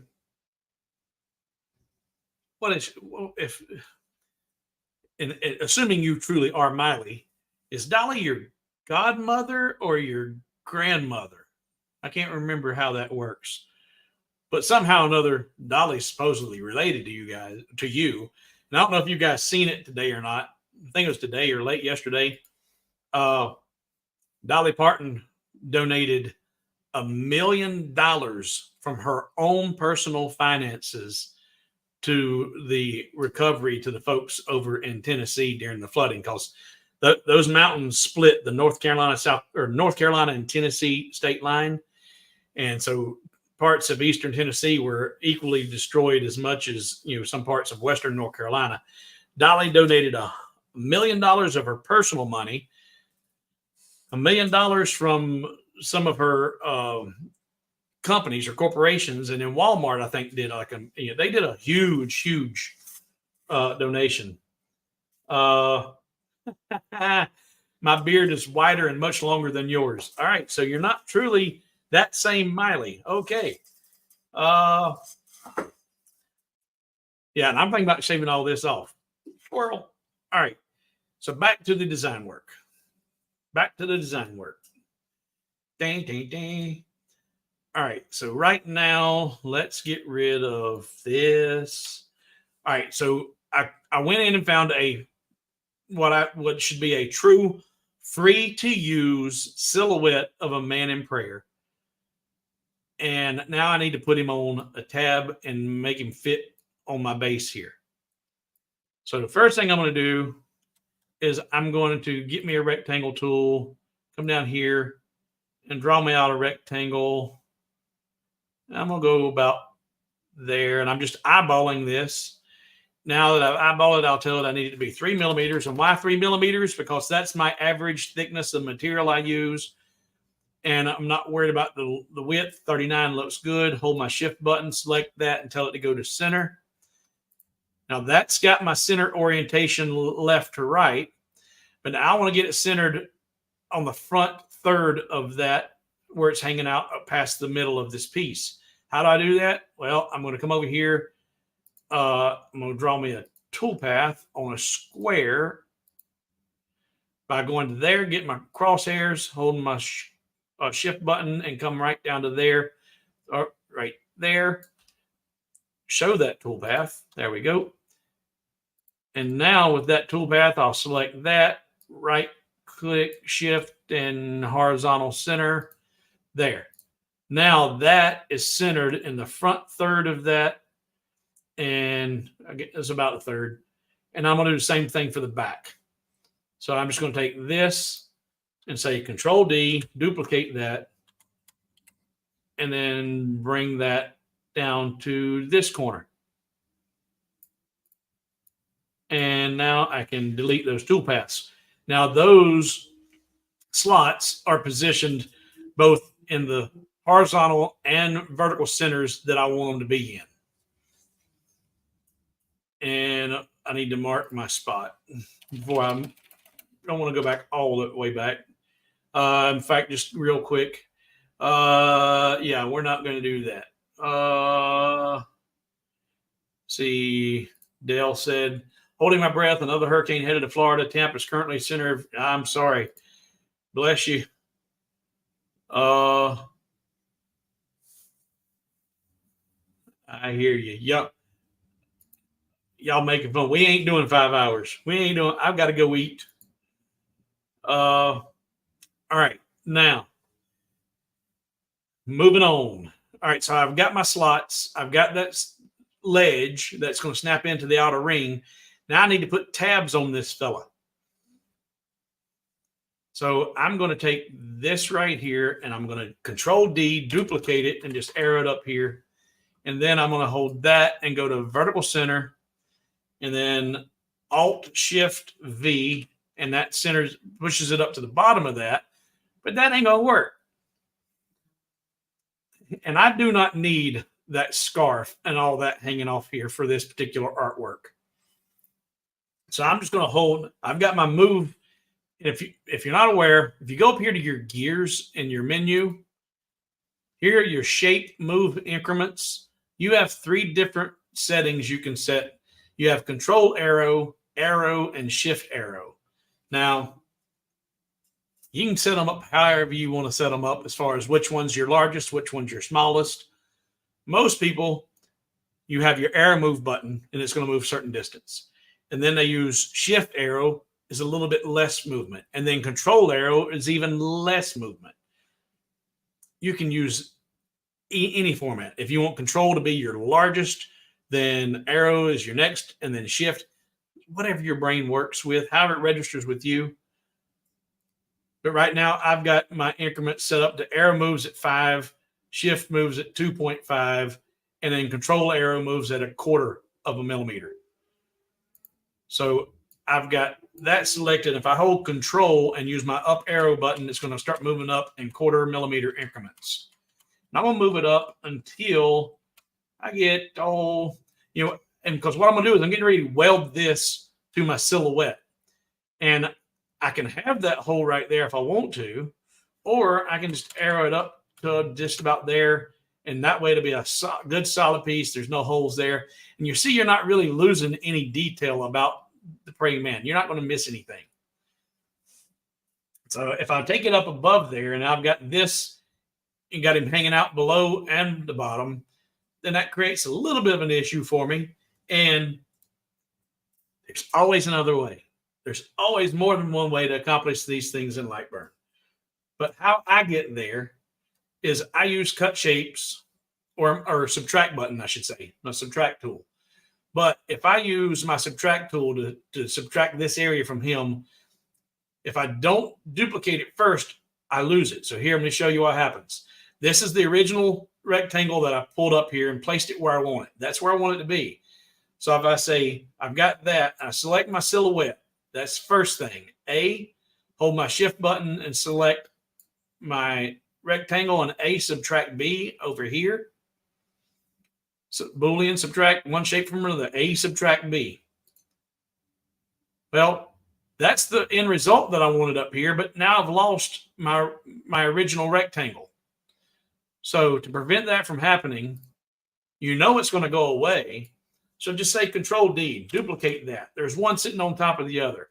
Select your silhouette, come down here and hold your shift button and click directly on that, A, subtract B. That does separate them, but you kept your rectangle. Hit your ungroup button up here because now you've got this man in 2 pieces and they're grouped together. Ungroup it, select that lower piece, delete it, and it didn't get all of them. Select all of them, delete it. There we go.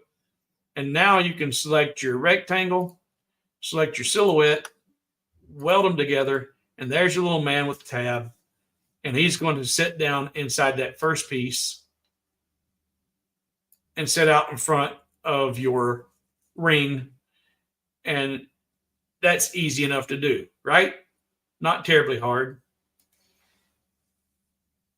So I searched for a common use, free use silhouette, traced it, got rid of all the little bitty pieces, and then welded, subtracted first the difference I didn't want, the size of that rectangle, ungrouped it, got rid of the stuff I didn't want, and then welded the last one to there and got that piece.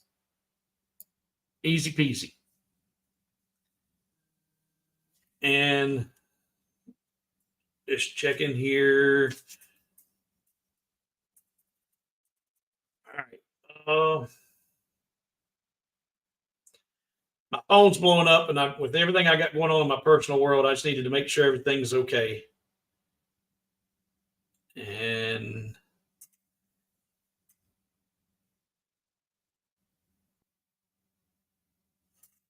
okay, I'll handle that when I get done. All right, so there's that. Now, if I take this piece, I didn't have it grouped. Go back, group those. I want to drag it into position. Drag this into position. And he is actually going to be on that height. Now center him up. So now I can see the void around him that I can use to create that additional third layer. It can be 1, 2, 3 arches, columns, no columns. For time, for folks who don't want to sit through the whole thing, I want to create one arch and put the tabs on it. And then they'll see that whole design process for this. And I've already sent this file to Barry. I don't know if you got it in your email yet or not, but in just a few seconds, I'm going to make this live and you will be able to download this version completed from hobowithwood.com in just a few minutes. So don't go nowhere. And if you once we finish this arch, if you want to see how I would do 3 arches, or we could just do a double arch and make it look like he's at McDonald's. and now with everything they're putting in the food, you should definitely pray over it before you eat it. So let's jump in here and do a single arch, finish this concept, and then for those who want to hang around, they can. We'll do some more. All right. So here we go. I wanted to put an arch around him, and like I said, it's an arch, but like I said, in my mind's eye, I said, okay, that can be more of a resemblance of a halo, or from that light source. So I come right here, and you see how my cursor just turned to a double bull, or not a double bull, but a cross. I've got that slanted bullseye there. I've got slanted crosshairs in my cursor. If I hold my shift button and my control button and start drawing out from there, it'll start drawing out a perfect circle from the center of the design. I don't need a perfect circle. So I'm going to I'm going to let go of the control button, but it took it off center. I think what I want, I'm going to let go of the shift button. And that gave me, drawing out from center, an ellipse. So now I can change the size and shape of that ellipse, but it's staying centered up in my piece. So and right now I'm looking for what I'm going to consider to be kind of the outer perimeter of this halo / arch, and what the spacing is going to be. And I'm saying I'm kind of liking that right now. It's a little high, but I want it to be high because I'm going to lower it. I'm going to leave it there. And now I'm going to select just that piece and bring it down. And now I can hold control and draw it out if I need to, because that once you start drawing it down a little bit, about there. And now I'll put it on the cut layer, and I'll do an offset and just say okay. 4.5 millimeters looks good. You can change it and do whatever you want. Once I got that, say okay. So that shape would fit well around him, fills up that void kind of evenly. It could be raised a little bit and then maybe broadened out a little bit. There we go. That fills it up even more symmetrically. So the space between the outer ring and the top of his head is about the same. So that's more symmetrical. That looks pretty decent. So now I've got that. Now I'll group those together. I'm going to bring it over here. Now, where does that need to be? I'm going to move all of this.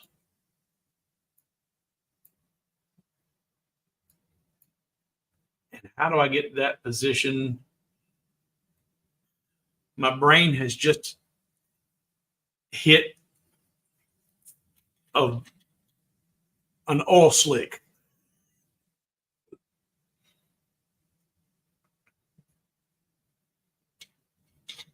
All right, looking at comments while I'm taking a drink.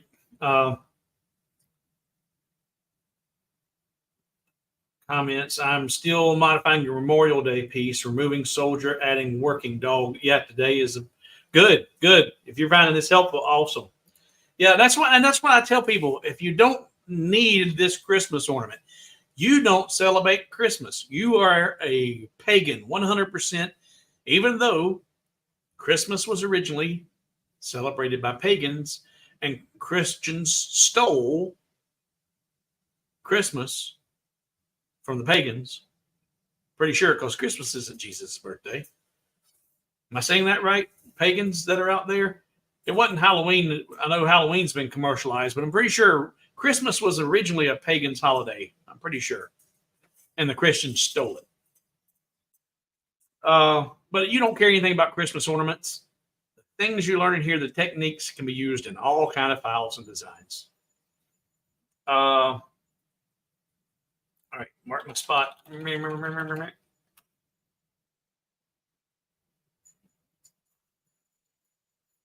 All right, now switch. So if I'm going to draw a rectangle again, that's going to go from here to here. That represents the profile, the cross section of the ledge that's sitting in there. And now that I've got the cross section, I'm going to increase the width of it just temporarily like that and say, okay. Now I'm going to move him in position to where I want him to be in relation to that overall size and position. And I'm thinking that's about where I had him. I could move it all back over in place and get it exact. But now I'm going to move this over here, align it to the bottom center. There we go. Bottom center. And now with that in place, I can move this little feller at day, and I can copy and ungroup it. I'm going to duplicate that, Control D, duplicate it, and bring it over here. Set it down here for a second. Now I've got these grouped. So that's one object. And I don't need this piece anymore, so I'm not going to worry about duplicating it. A, subtract B, ungroup it, get rid of this bottom piece, grab this piece, and it's not going to be long enough for this particular arch because this size is different than what I've got up here. Or no, it ain't. No, it ain't. It's about the same. I did these different. These are different sizes, but that's okay. we're gonna make do, because all I've got to do is get this to where I need it by bringing it up here, snap it to that outside corner right there, and then I'll come over here and just stretch it to that outside corner. And that's the size I need that back piece to be. So I'm going to duplicate that one, Control D, duplicate it, center that up, and then snap it. And I can get rid of that little piece in the back because I don't need that. So that's the size slot I need for this arch to fit into. So now I'm going to take these two and just weld them together. And now that's easy peasy. That is going to snap into that. He's going to snap into the front. Then that whole thing will sit inside here and slide down and slide into position in the ring. And there's your inner pieces. Now, how are you going to hang it? Well, since we're making this to look like a Christmas ball, I'm going to come up here and I'm going to draw a square. I'm going to tell it to go to the center. And then I will just arrow it down until it's completely overlapped on either side there. And in fact, I'll even take it down a little more. I don't want to be quite that tall. It doesn't have to be a square because we're there. I like that better. Got that. And are these grouped? Those are grouped. So before I do this, I'm going to look at the width. The width is 11.5 millimeters. Half of that is going to be 6 or 5.6 or 5 point something, 5.7. So we'll do 3 millimeter or 2.7 millimeter radius. So I'm going to come down here with my radius tool and do a 2.7 millimeter radius. And very briefly, for those who aren't aware of the radius tool, what that number means, what it's about, why am I doing all that math? If that material, or in fact, just for giggles and to make the math easy, we'll go back over here to this rectangle, and I'm going to change it to 10 millimeters width. All right, if it's 10 millimeters wide, half of that is 5 millimeters. Half of that 5 is 2.5 millimeters.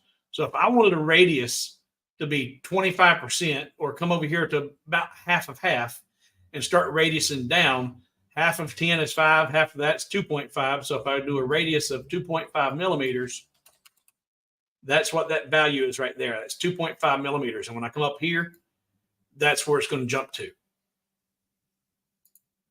All right.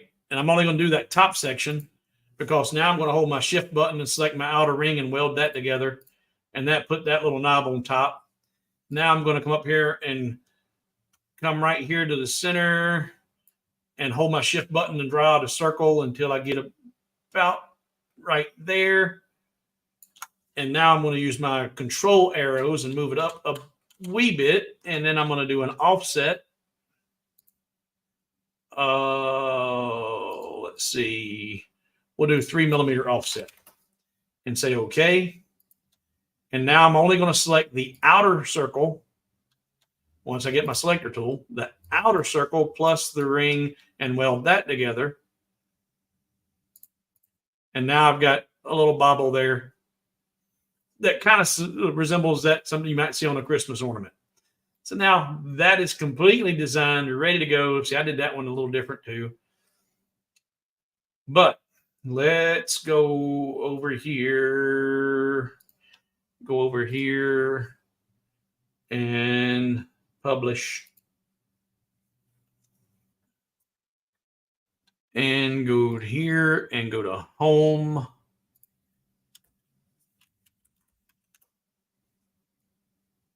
All right. For those that are still here and you've pushed through this unbearable hour and 54 minutes, I do some long streams. And I'm thankful for everybody that's here, especially for those who really hang out and stick with us and learn some stuff. I have now dropped that finished design, not the one you're seeing me just do live, but the one that I had done earlier prior to going live. I have not tested this piece. And I'm going to show you a couple of things about changing, resizing the slots and tabs.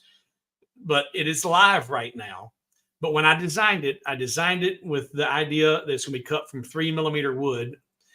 And so you may need to resize your slots and tabs if you're working with something other than 3mm wood. And we'll show you that in a second. And once we jump back over here. And then if you guys really want to look at, I can do, and I don't have a problem doing, I'll do a couple of multiple arches, put a couple columns in the middle of them, even do the artwork where, to get the detail within the arches of those little concave, parts of the arch. That's easy to do. And I'll be happy to do that if y'all really want to hang around even further and look at it. But it is on hobowithwood.com right now. In fact, banners, hobo, there we go. There's the website, hobowithwood.com. I've posted that. It's live. There's no image there because I haven't made it. I don't have anything to show you. It is free to download. It will stay free. I may end up making one of these and putting a picture up there so people can see what it is. But it is on hobowithwood.com, free to download. But take these techniques and learn how to do this yourself. Play with it. And you can, once you've got the basic shape and the ledge, that's probably 80% of the work. Now all you got to do is just create little tab pieces to snap in there. And if you know exactly what those bottom tab sizes are, now you just got to grab different types of artwork. That's free if you're not drawing it yourself. Common license uses or free if you go to like heartsvg.com or other websites, AI or Adobe. You can grab different artwork from places that's free to use. Then all you got to do is just trace it, get the silhouette, add your tab to it. It'll snap right into your already created, ready to use. And you can have 12 different ornaments in no time because you're using that same base, and do it like a theme. I've got my Bethlehem where I've got it. It's got 3 or 4 different things. The wise men coming and the baby in the manger and all, and you can do, I've got 2 layers that done here, but you could actually do a third one. And you have them centered up in between those 2. So that's live now. Now let's look at what you have to do if you're using something other than 3mm. So let's get rid of all that work, throw in a trash can. Bye-bye. And let's grab this one, pull it over here. All right. If you're using something other than 3mm wood and if you want a little bit of assistance when it comes to putting these things together and you don't want it right now, you can push that both the kneeling praying silhouette. You could push that all the way through and it'd go right through your slot and come out the other side and you'd fall out. There's a way you can stop that. I'm not that clumsy. I don't worry about it. But for the pieces that I sell, the designs I sell, rephrase that. I'm giving this one to you, so I didn't bother doing this. For the designs that I sell, keeping in mind that there's 1 or 2% of you that are a little bit more challenged than some, I try to make them as idiot-proof as possible. Not that anybody that buys my designs are idiots, but some of them might be a few bricks shy of, they're missing a few Legos. All right, this is what you can do to prevent pushing that all the way through. And this isn't very difficult.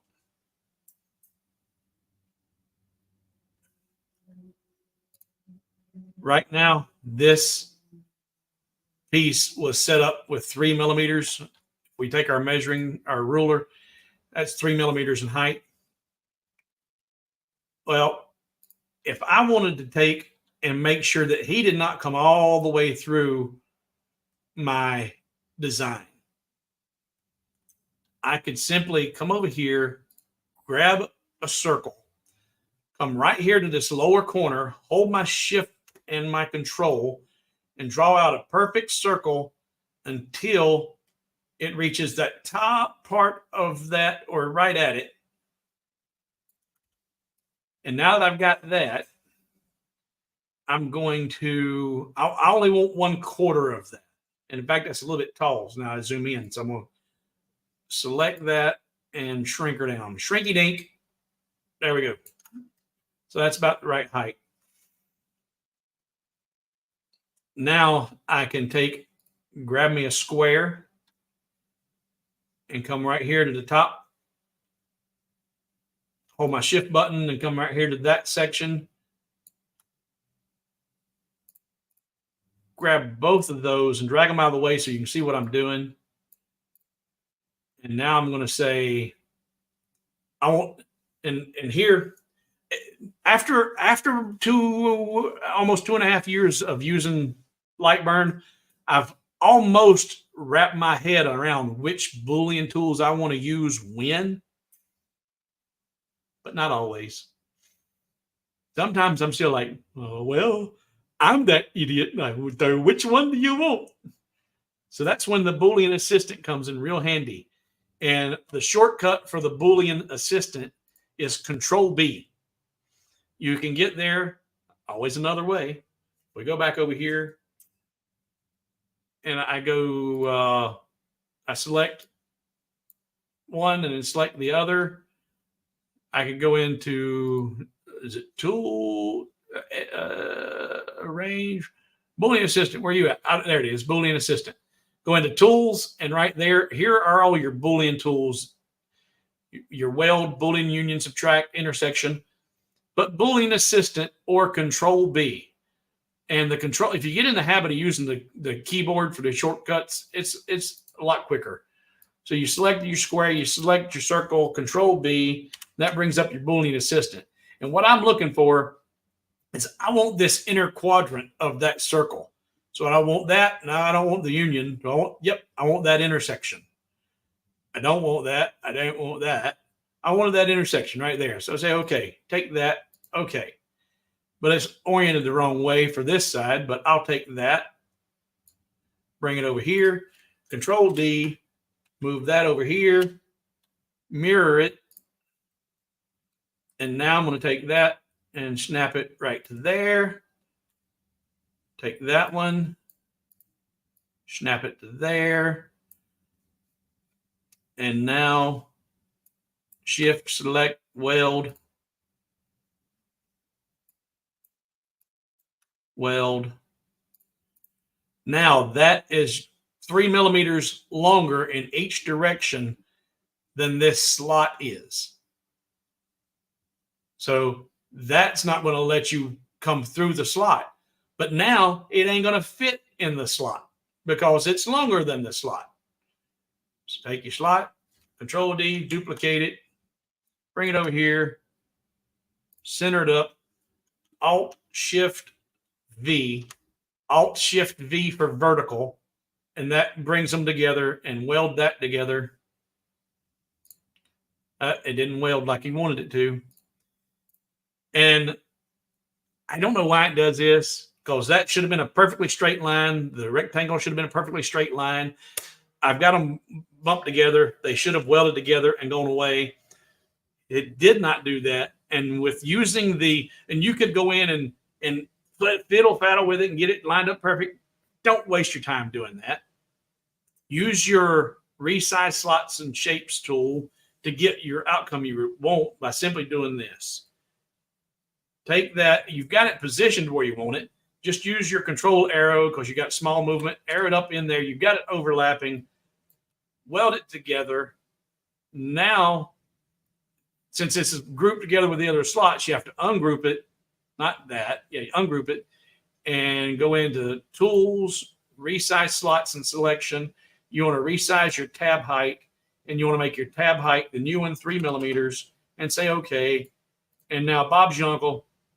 There's your 3 millimeter tab that will fit in that slot. And you've got these pretty little ears that will snap down. Now you'll see this little bitty 3 millimeter mound above his knees or just below his knees, but that ain't going to look bad. That's going to look fine. And that will keep you from pushing that all the way through that center piece. Okay. So there's that.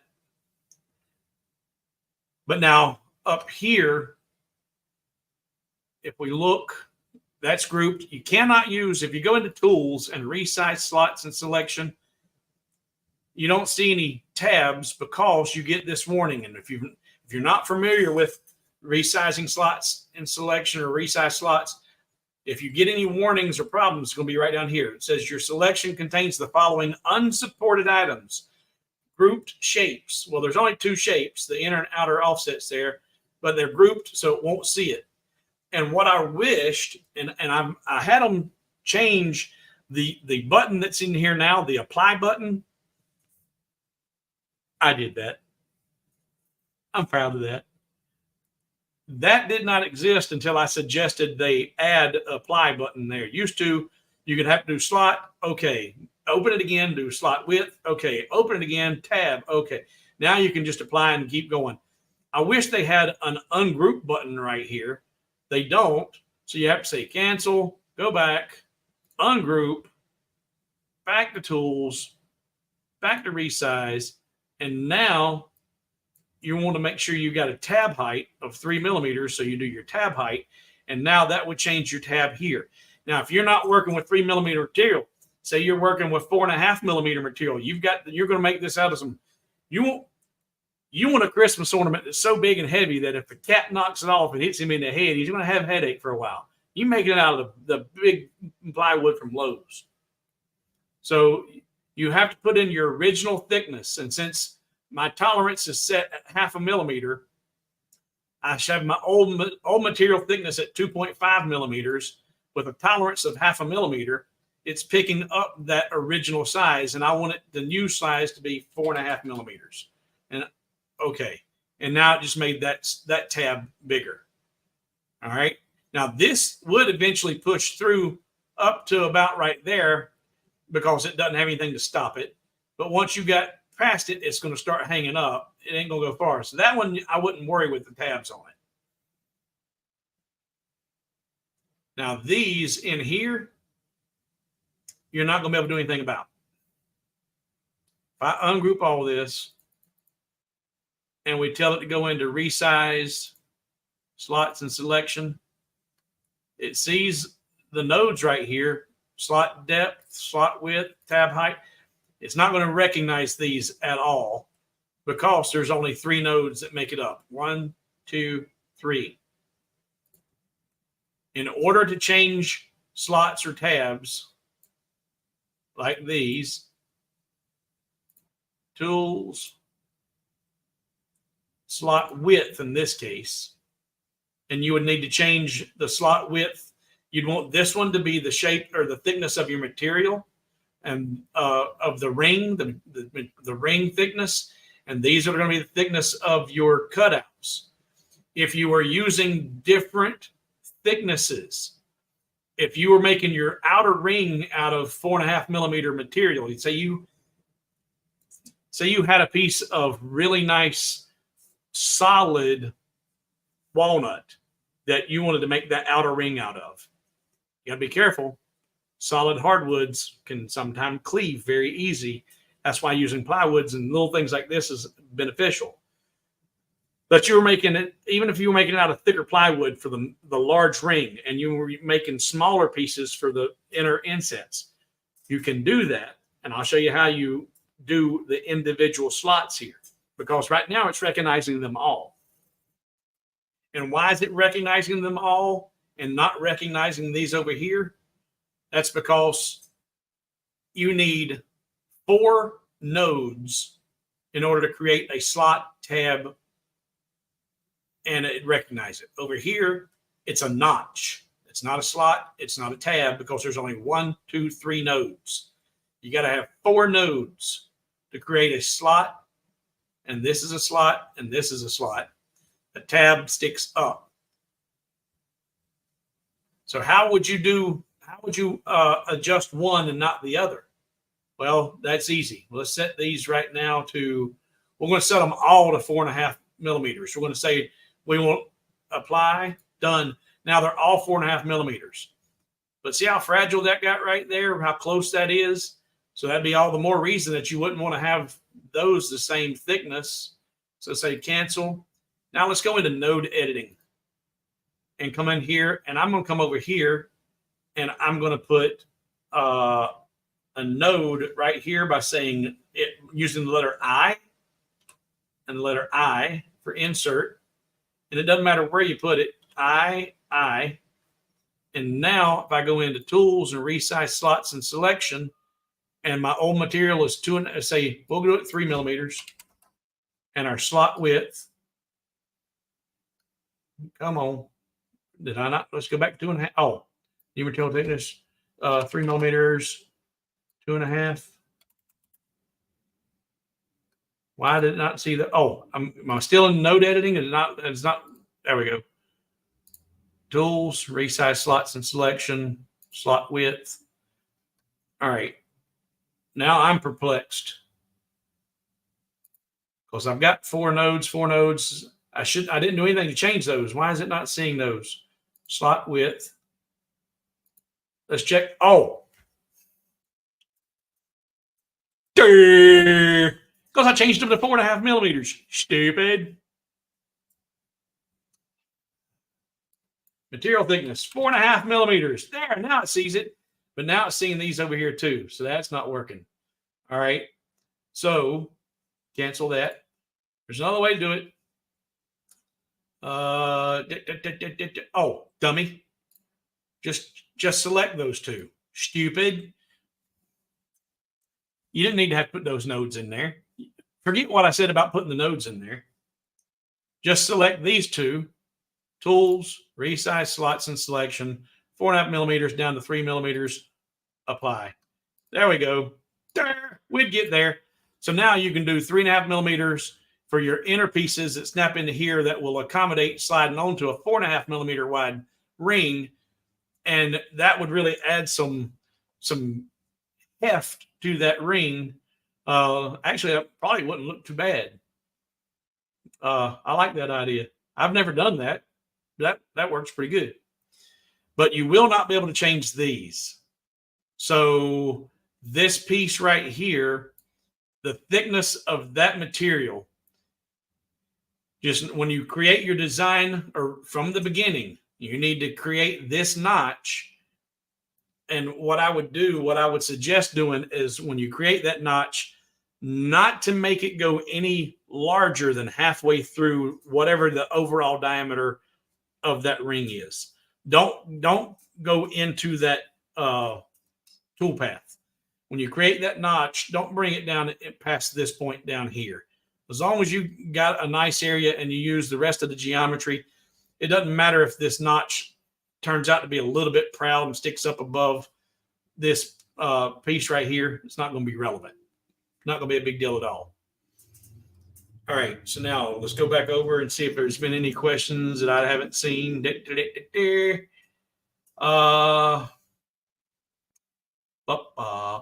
didn't mark my, or Daddy, I did. I marked my spot. There it is. There's my mark. That's what I do when I have to sign legal documents. I make a mark. All right, turn that off. I have 3 lasers I sell at Etsy. Love Christmas ornaments. Well, now you know how you can design some really unique ones on your own there, Miley.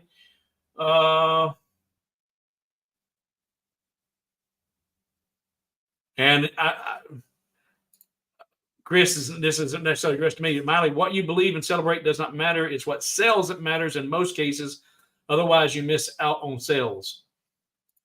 You are absolutely correct. And that's the reason why some of the people have been, like I said, I've gotten some really nasty emails, direct emails about some of the crosses and some of the stuff I've done.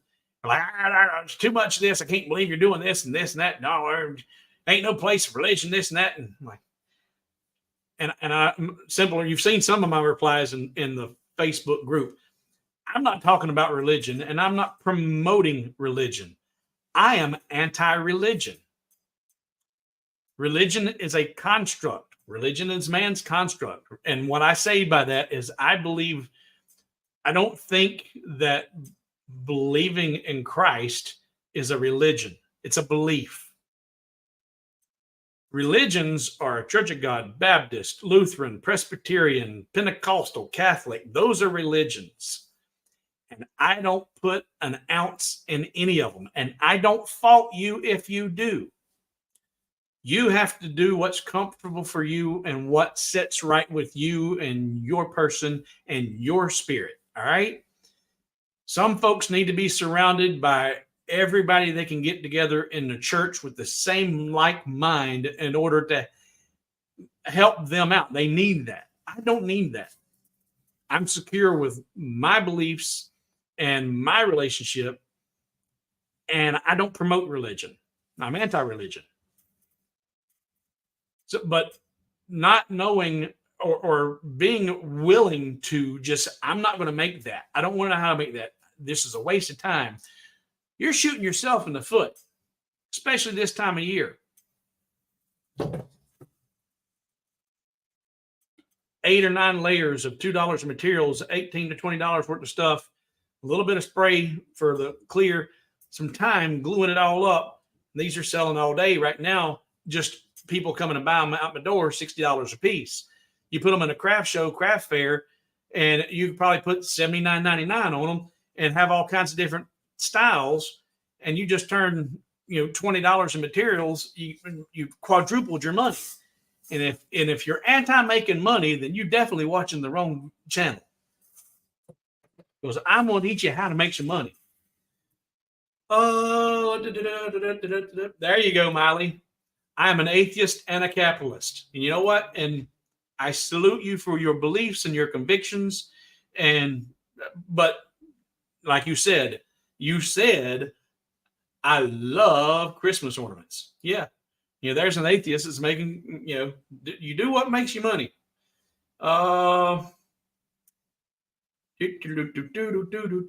Everybody saying still here, still here, still here. You don't see the file. It's all right. Refresh your browser because you may have been on there before I uploaded it. So hit F5 or log out and log back in.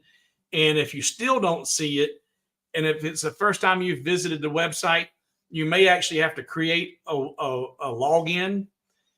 And to everybody listening, when you create your login information on the Hobo with Wood, I don't care if you put in there that your name is Miley Cyrus and you live at 123 Neverland in Tennessee, or Neverland. I don't care what information you put in. I don't need to know your name. I don't need to know your address. I don't collect any of that data. I don't sell any of that data. But the one thing that you should definitely put in there that is 100% accurate, and make sure you don't typo, make sure you've got it right. Use your correct email, because if you download the file, if you purchase it, even if it's a free, you'll go through the purchase process. You will get an email from me, my website, sending you the download links for that file. Your browser will also auto refresh after you hit the purchase button. Even for the free file, you hit the purchase button, and then in a second or two, it'll refresh with a link you can click on to download it. But the reason you want to give me that correct email is the example I gave when I first went live. I redesigned this cross. I've had those crosses for sale now for the last week, but I've revised that whole file and created another version. It had 2 versions. Now it's got 3 versions. And to everyone who has already purchased that file, I sent them out a mass email with the new updated version. So they've got all the 3 versions. They only paid for 2. Now they've got 3. I changed the price on it. The price is higher than it was when they bought it. So they're getting this new version for free. So use your correct email. The rest of the information, I don't care what you put in there. But once you've refreshed, possibly created a profile to log in, you will see it. I promise you. And Barry says he likes the idea of more of the palace. And we're going to do that.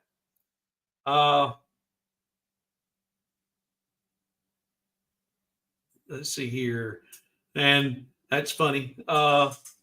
Let's see here. I'm going to make sure I get all the questions and comments. All right. That would be a great create an ornament bar at a craft show. Yeah.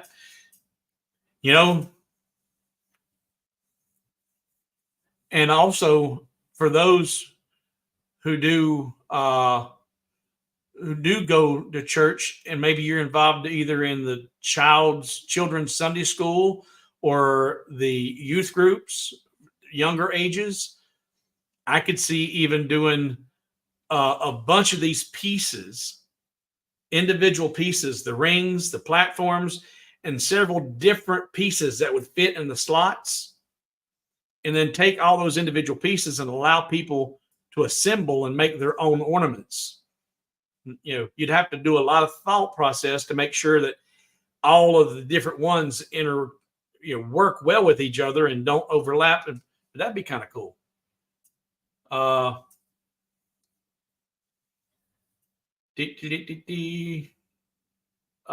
Question marks. So it sounds like you're talking about me. Left hand only about 70% after stroke. I don't even know what you're referring to because we're so far gone. I waited so long to see what you're commenting. But yeah, I'm having multiple strokes now. I've had 2 major strokes that messed up the brain pretty good, but now I'm having TIAs, and they're really fun, especially when you're driving. But fortunately, I can feel them coming on, and I can get stopped or do this, and I'm fine. And why do I do this? Because when I'm having a TIA, and I'm doing this right now on purpose, but when I have a TIA, this eye will do this. This eye will cross, and this one won't. And so it messes up my vision, but I can do this, and I can see fine. And that's freaky. When I can do it on purpose, and it's okay. I'm not freaked out about it. But when that happens and I have no control over it, man, that messes with me. And that happens daily. Multiple times a day sometimes. All right, questions and comments, comment. There is another way to adjust the size of a slot. Clamp the piece in a vise and apply a fine file to it. Yeah, you can file that out in a slot. Now, I'll tell you, instead of changing the slot size with a file, and I have done this, instead of changing the slot size, take the tab that's having to fit into the slot and a little bit of sandpaper and get just that leading edge rounded off a little bit, and it slides right in there. Questions, comments. Comment. LOL, be right back. Granddaughter just put slime in her hair and daughter needs my help. Alrighty then. Comment. I've still not got the email for the new cross. Well, we're going to take a 30-second break or shift gears. And then if y'all really want to get into looking at that additional background, I'll go into that. We're only 2.5 hours.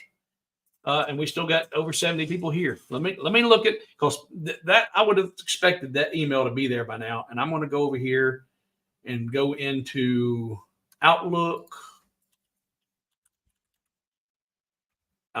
app. You're over there. I don't want you over there. I want you over here. Sent items. All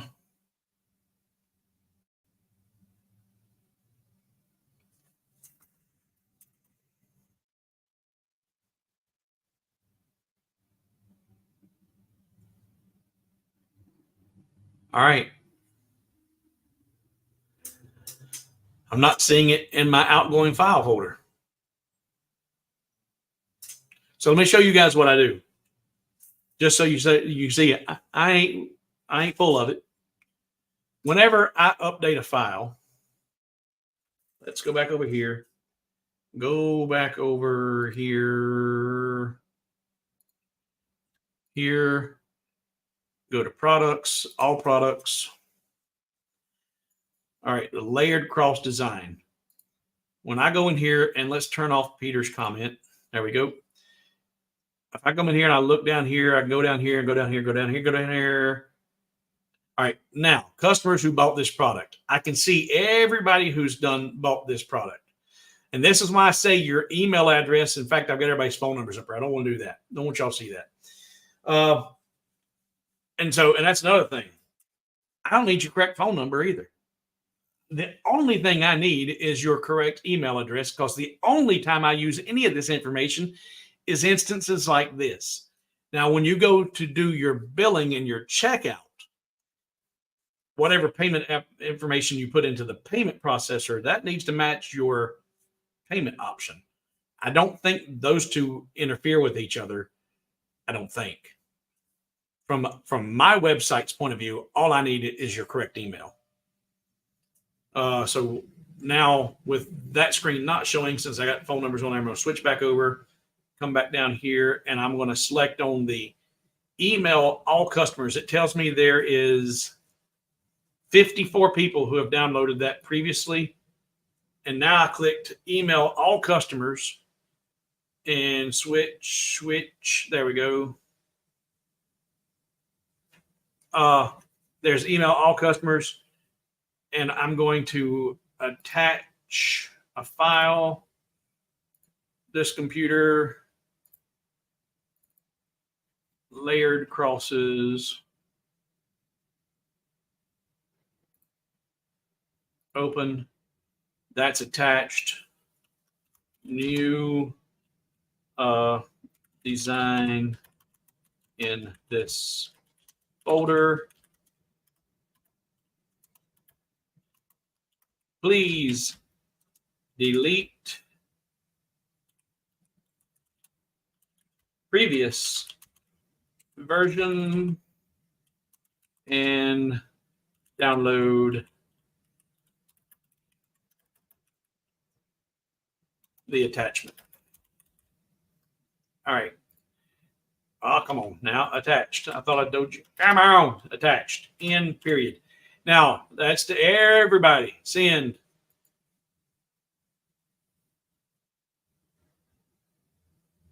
No results found. All right. New cross. Send.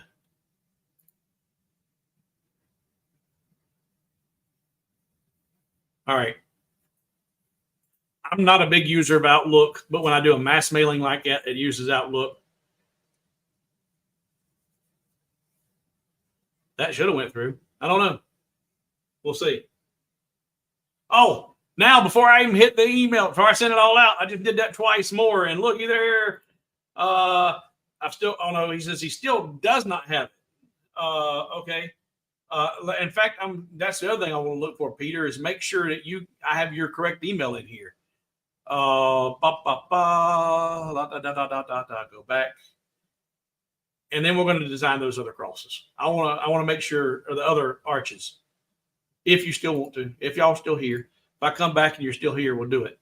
If I search here, search Peter. Do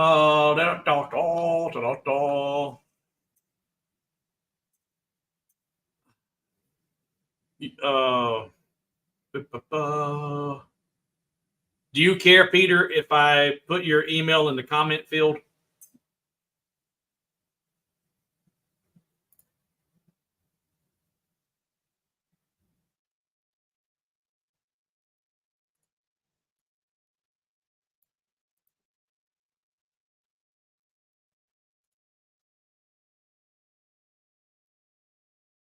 Oh, okay. Chris says you got to have at least one in the top one. You can't just do.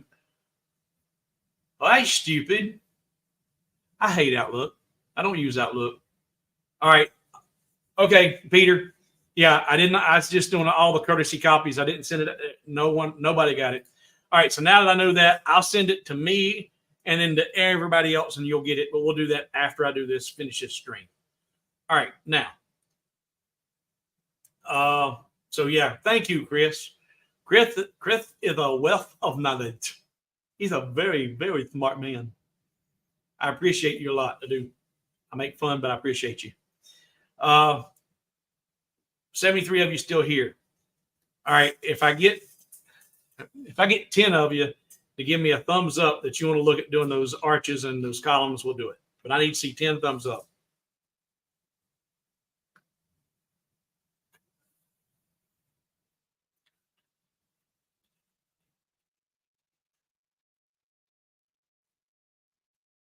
There's one.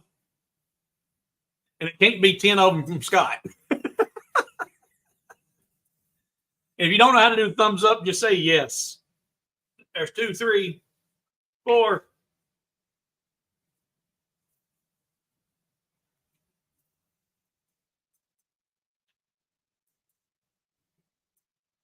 Four out of 72 want to continue.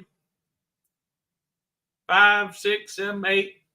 Okay. All right. We'll continue. I don't want no grief from nobody about how long these streams are.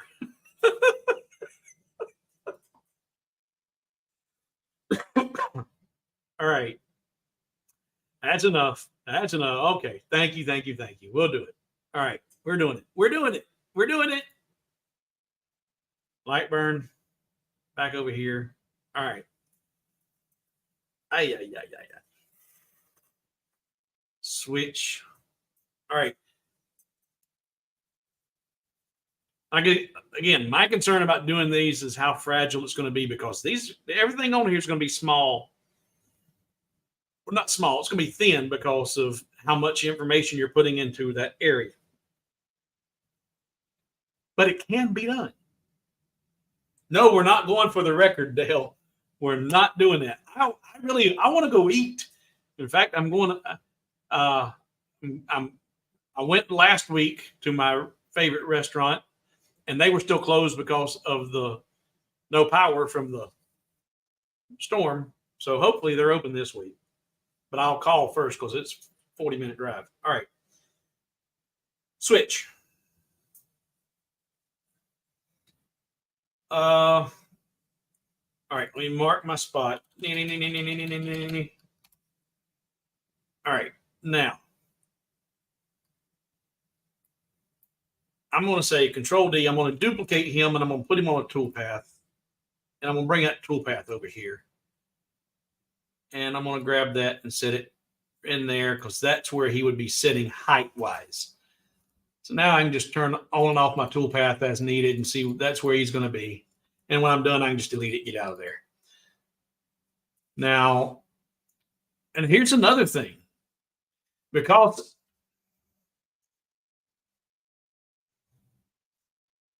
I designed this originally with the intent of having, and I just now something just dawned on me. That single arch that I have on there, that's not the logo from McDowell's, is it? Squirrel. I gotta go look, because if it is, it's a whole nother layer of hilarious. And some of you might already know what I'm talking about, but some of you are going like, what? McDowell's?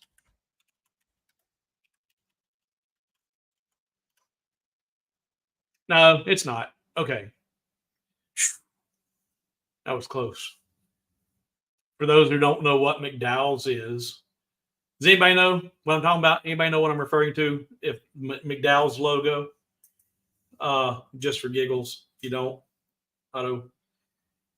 In the movie Coming to America with Eddie Murphy from 1988, his father-in-law had McDowell's, and he copied everything from McDonald's, right down to a fake logo with the M, but it's his McDowell's, and he had two. He didn't call them arches; he called them something else. But if you haven't seen Coming to America, that's pretty good. It's an old movie. It's Eddie Murphy, so there might be a little bit of, what is it rated? It's rated R, so there's probably some language in it. But he's funny. That was funny. Switch, or actually, I don't need to switch. Let's get rid of that. Go away.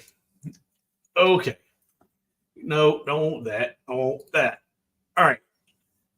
But when I did this original silhouette, I did it with the intention of having the one arch back there. So he's a little bit large. So I would actually not even use him. I would go to the trouble of Control V. No, not Control. I want mirror, or not Control V. I want Windows V. And I want that one. No, I don't want that one. Delete. All right.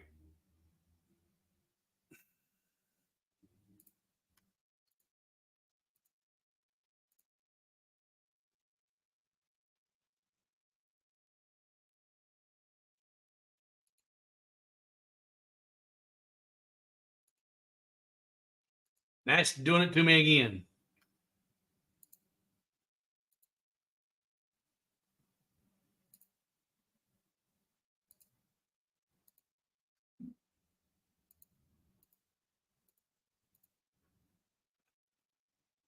Dagnabbit. All right.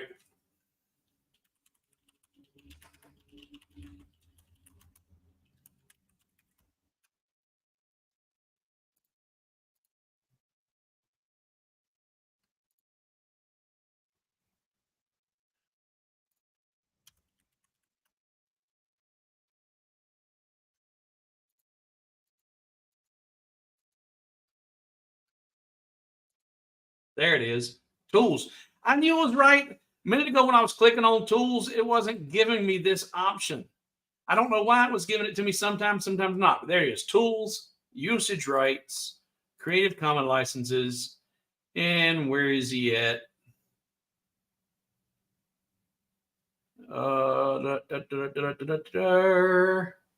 Now he's not even showing up. Golly bum. All right. Well, there's always another way. I'm going to grab him. I'm going to node editing.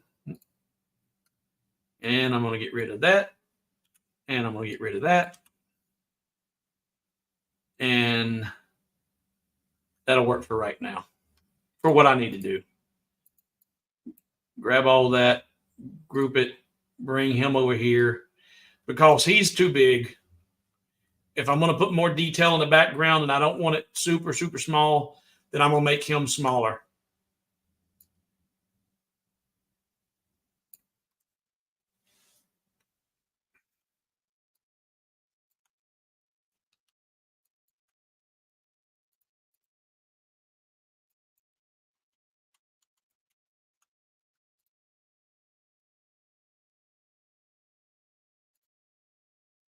Now for my arches, I used ellipses. I did not draw out a perfect circle. I drew out a perfect ellipse. So if there's such thing. All right. And you don't want but like the top third of that in order to get the arch shape. I'm bringing her on down.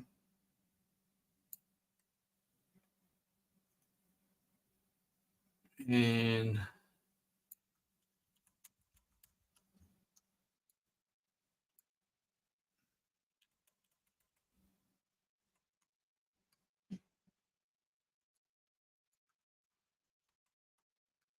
offset.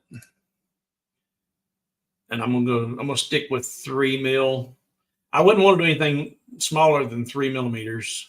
Actually, on this one, I'll do it 5.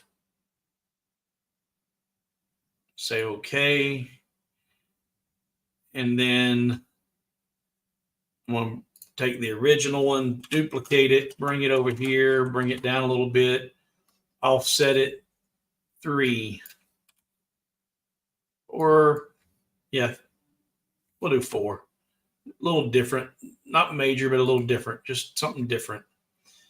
Now, in here, and Barry, in your original concept, your original artwork, you had them where they were right up against each other like that with the columns in between them. But in order to do that, you've got to bring these guys down really, really small.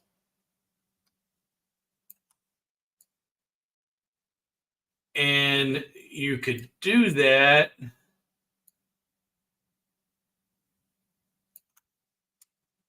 But you really want, you still only want that top half or third of those. So from here down, it needs to be flooring or something that gives you the perception of the depth and showing that that's actually back there. Or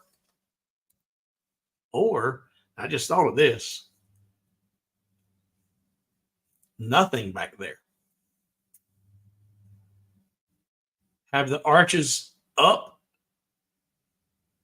and smaller, and having that cut out below them, but with them being placed up and back like that, that gives the perception of depth, because that's how you create the depth perception, is by raising it and making it small.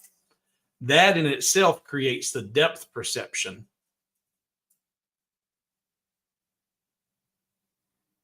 But then, because it's spaced away from the other section that looked kind of funny, it only looked good heads on.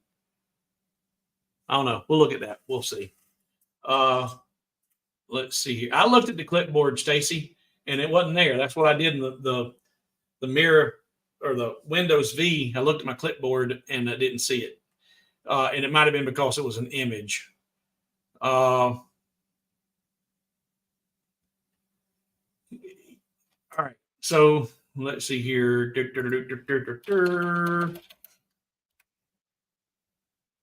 All right. Switch.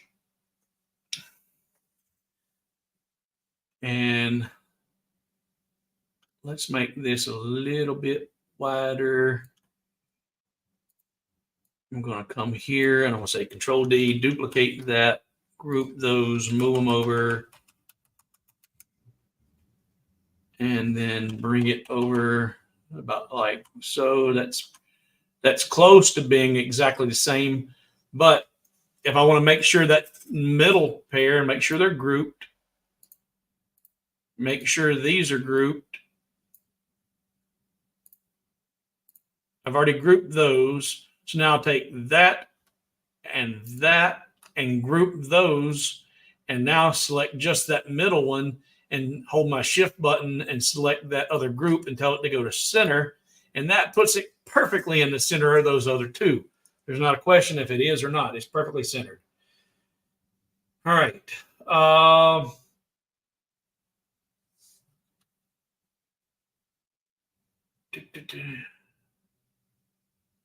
Yeah, Dale, fading boards could work too. That would be easier than the tile. Yeah, I get that, the concept, Barry. All right, now that those are all centered up, I'll group all of them together and place it in the center of that. Now it's perfectly centered around him. Now, in fact, now what I'll do, I've got them all positioned. I'll ungroup everything and make sure what I want grouped is grouped. So those two are grouped. Those two are grouped. And now I'll select that and weld those. And then group that and weld that. Now that those are done, now I want to draw. And a lot of this down here is all going to go away. But because all I want is this top section of those arches. That's going to go away. That's why I'm saying you're only going to see part of that arch over there, but you'll know that it's 3 arches or 3 windows. In fact, if you could, those could all be cut out however you want to do those. But now the columns. To create a column, and I want the columns to be in front of these arches, I'm going to draw a rectangle.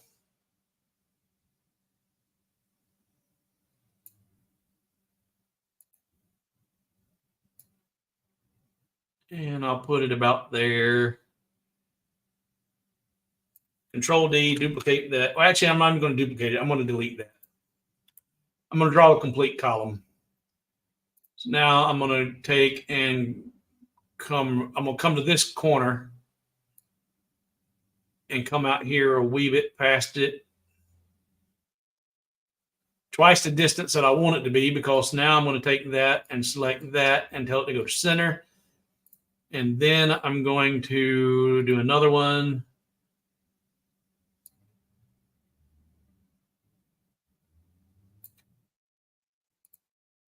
And make sure it's centered. And this one, I'm going to use, how tall is that? Use my ruler, measure it. She's less than 1 millimeter tall. So I'm going to use my radius tool, and I'm going to do 0.3, and I'm going to put a radius there, there, there, and there. And now I'm going to select both of those, Control D, duplicate it, and bring it down here. I'm going to use my less than, rotate it twice, group it, hold my shift button, select the column, Alt Shift V for vertical, and bring it up. So now I've got that column there. Now I will take those, weld them, ungroup those, weld them, then select that and weld it.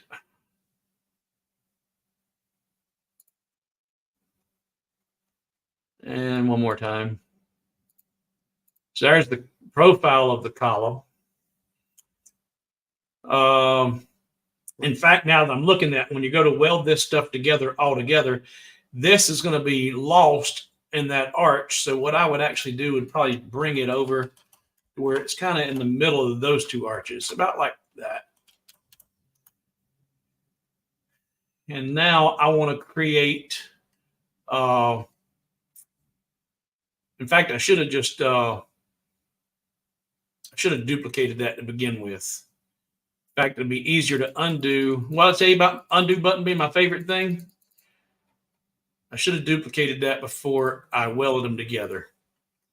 So now this ring and this ring, I'm going to duplicate it, put it on the black layer, and I'm going to turn the black layer off for right now. So that's gone. Now I'll weld those together again. They're groups. I got to ungroup them.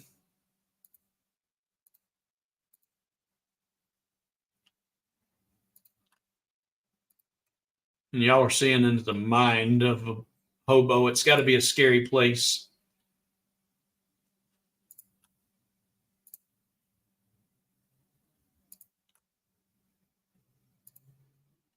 Now if I turn those back on, and I think that bottom was grouped. Yep. So I got to ungroup it and get rid of that lower half.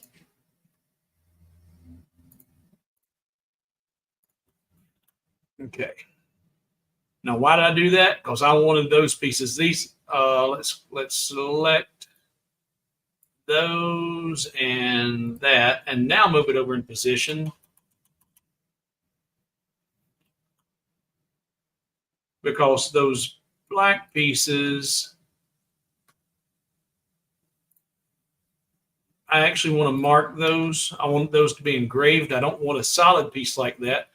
So I'm going to do an offset inward of 0.0, let's say 0.01, 0.1.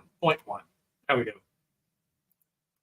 All right, so that goes there. Now what I'm going to do is I'm going to select both of those black layers. I didn't want it one, I wanted both of them. So come from bottom, grab both of those, duplicate it, rotate it, hold my shift button and my less than. What happened? Are they grouped? Oh, they're grouped. Way to go, stupid. Undo. What did I say about my favorite tool? Undo, undo. There we go. There. Now. Let's try that again. Select the lower ones. That's not getting the lower ones. What is it? It's getting, I've got something's wrong. Let's turn off that. Put it in line mode so I can see what I got.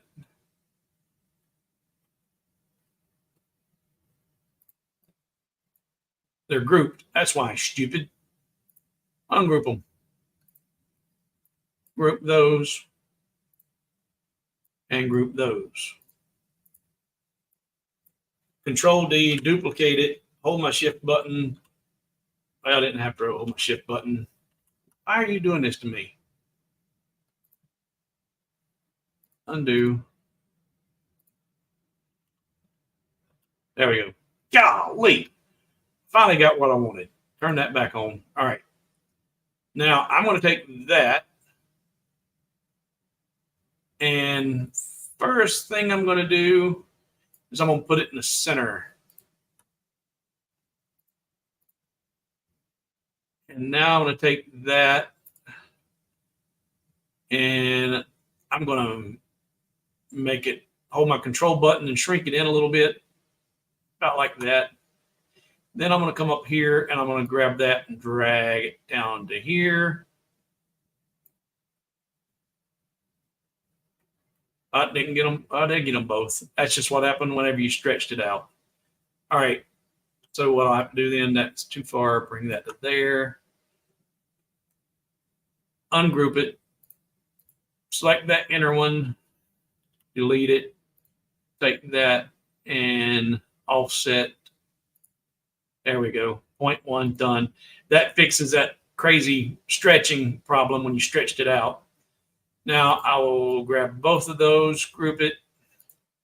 Those are grouped. Now I'll grab both of those, make sure they're grouped. Make sure those are grouped. They are. So now that, hold that, and group those.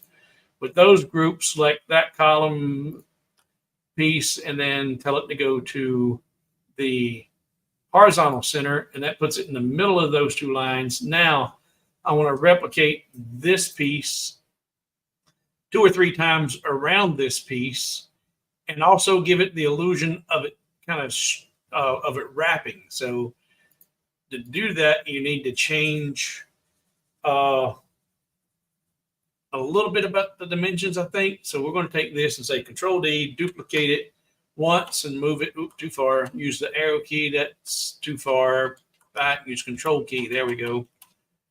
And then say Control D, duplicate, and then the arrow over. That's okay. That'll work. And then there, Control D, duplicate, arrow over. Too much. Control D, arrow over. And actually, that would be okay like that, because not all columns were round. You had square columns too. So round columns you'd have to work with. If you wanted to make it appear like it's a round column, you would need to change the aspects of those indentations of the column, if you will, to give it the illusion of it being wrapped. Those would have to look like they're wrapping and going away from you around the column. But if we leave them all the same size, then that makes it look like the column is square, and it works. It ain't bad. It works. And this thing's going to be so small, I don't know that you can get too detail oriented. I can get too detail oriented. Let's see. Why I'm stopped to look here. Yes, in front of the window. Yes, instead. Yes, boards work. You could also do a solid panel with those arches and pillars cut out of the and cut out with like trees or snowman nativity. Yeah. The right one is higher. I probably fixed it. I'm not sure. Maybe you're talking about the arches. I don't know.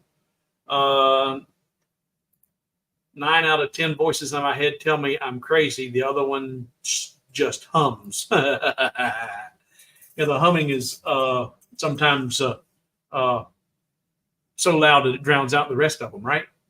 I think they might have been talking about the arches here. So if we take these and ungroup that,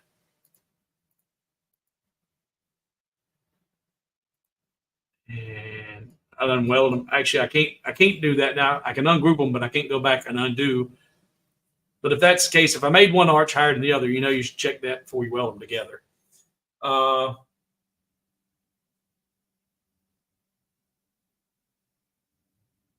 Let's see here. So let's put those. Well, actually, we'll worry about it when we get to. So if I take that, all of that column, all those pieces of the column, and grab all of them, go ahead and grab that too, plus this piece here, plus this piece. That's all of it. And now if I wanted to make it a little bit bigger, something that, or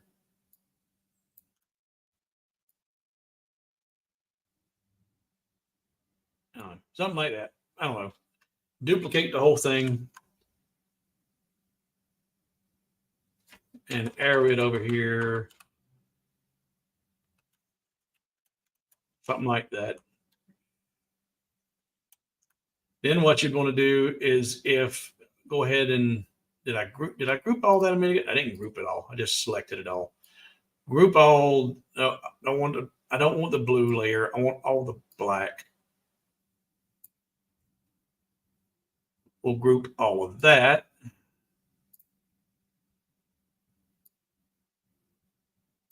And group that. All right. Now the blue toolpath is separate. Grab those two. Those two are grouped together. And I think I ungrouped all this. Or maybe I didn't. Or did I? That's individual. So group those. That's got that. And then I got to group this over here. All right, that should be everything. All right, now with that group back together, if I want that to be what you would see, I need to get rid of all the rest of that. So let's draw us a rectangle. I would start with the rectangle, start here, that corner of that column, and draw down. And I'm going to draw bigger than I need to be. Oh, come on now. What are you doing? There we go. Didn't stay. Try it again. There. There we go. All right. Now I can take that. Let's move all of this over.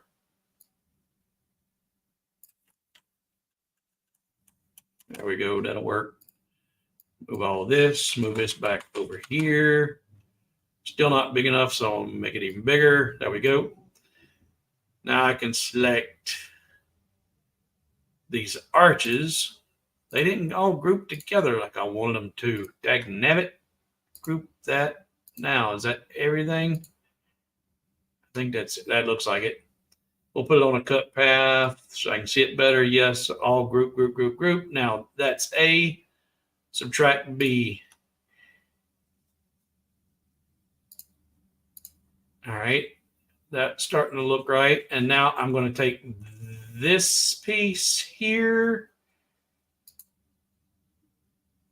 And I'm going to start with both of them. We'll group that together, duplicate it, Control D. So I've got one I'm going to get rid of. So now I can take this piece, A, subtract B, ungroup it, and select this, get rid of that, get rid of that. Now I'll take that piece. Those are the arches that you'll see. And I'm going to take these two columns. That's overlap. That looks good. That's just the two, and put that on a cut path. Shift that and weld it. And actually, now those, I need to have a line going from there to there so it differentiates the columns. So I could just draw a straight line from there and there and connect them. Or you could, and actually I will, because if I did, and I don't think I centered those up in there, it don't look like it. If I went back and created a duplicate and then put that in there, you would have an engraved line that would go around the entire perimeter of that column. And you don't need it around that entire perimeter. You only need it right there and from there to there. So I'll just draw those. But I don't have those centered up. I'm going to select these and ungroup it once, and that should give me just, nope. All right, so now I need to group these. That's grouped, and now select this guy and tell it to go to center. Yep. So I had it off. Now it's centered. Do the same thing over here. Ungroup it. Group those there and center it. There we go.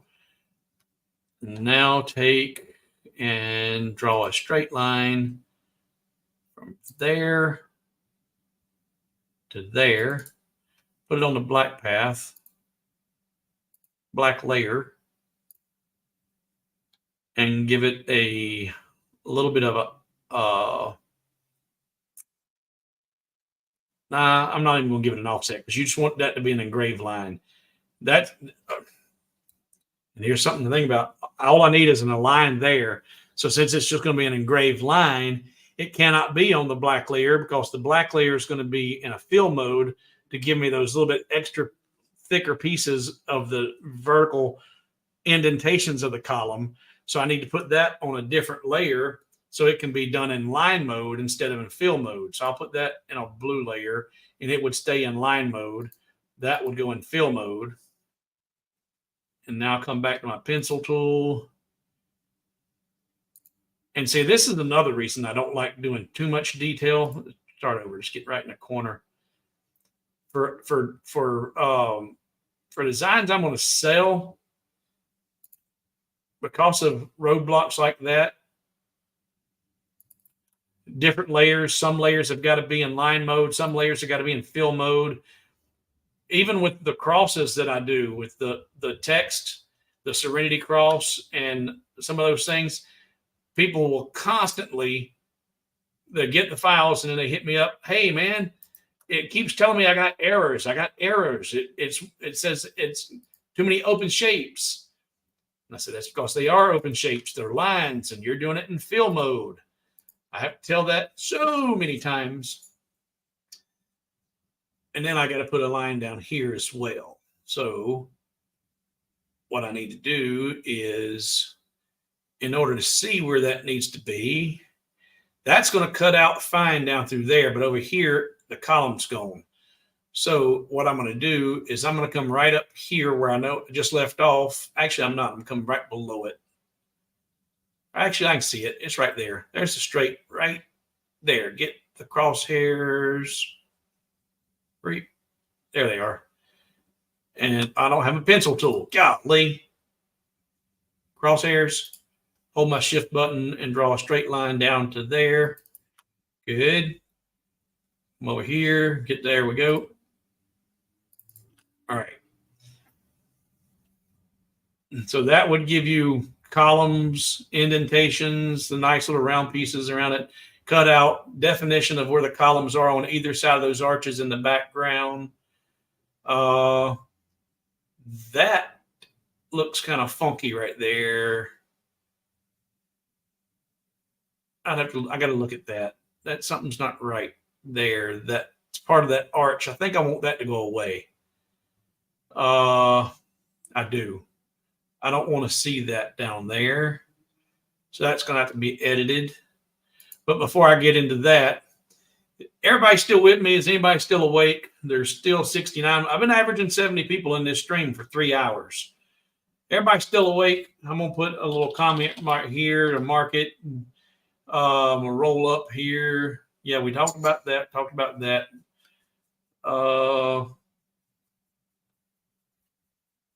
If I lost anybody, if the 69 of you fall asleep, that's what I thought. Dan says he's snoring. Scott's still here. Do you like where this is going?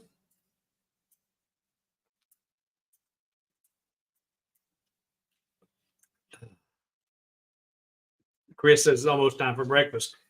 For those that don't know, Chris is in Australia. He's down under. He's out in the outback somewhere. So what do you think about the concept? You like where it's headed? Yeah, Victor says, yeah, he's liking that. Nap. What's that? All right. Yep. All right.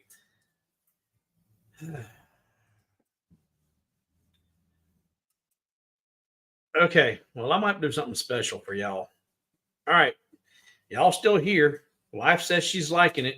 All right. I don't know how. All right. Caution. Big flashing LED lights. Caution. This is a design that I am working on live with you guys. I have not tested any of this. Nothing's been cut out. Nothing's been marked. Nothing's been test fitted. Caution. I don't know how any of this is going to work. I don't know what it's going to look like in real life because I ain't tested it. I don't do this. I don't give away files or sell files typically that I have not tested and I know work without a problem.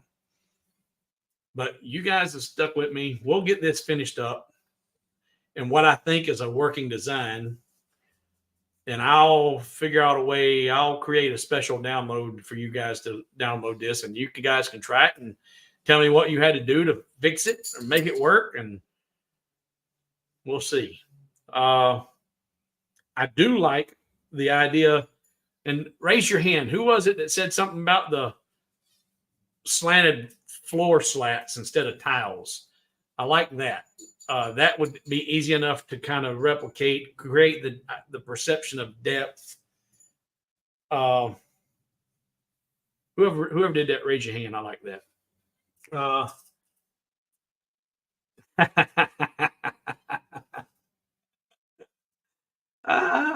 For those who can't see the comments, Chris says, "Yep." And I always had problems doing columns until now. Well, good. I've not done columns before. This is my first set of columns. But so so this is something, I had that one design already pre-done, and so I done it once and showed you how I did it. So this, you're seeing me doing it off the cuff in real time, full of errors and everything. All right. Not me what, Steve? Steven? Not me what? What's the not me's a negative. What's the negative? I don't know what you're replying to about the not me. I don't like the negative. Did I mess something up? Or are you lost? Or what happened? What happened? What?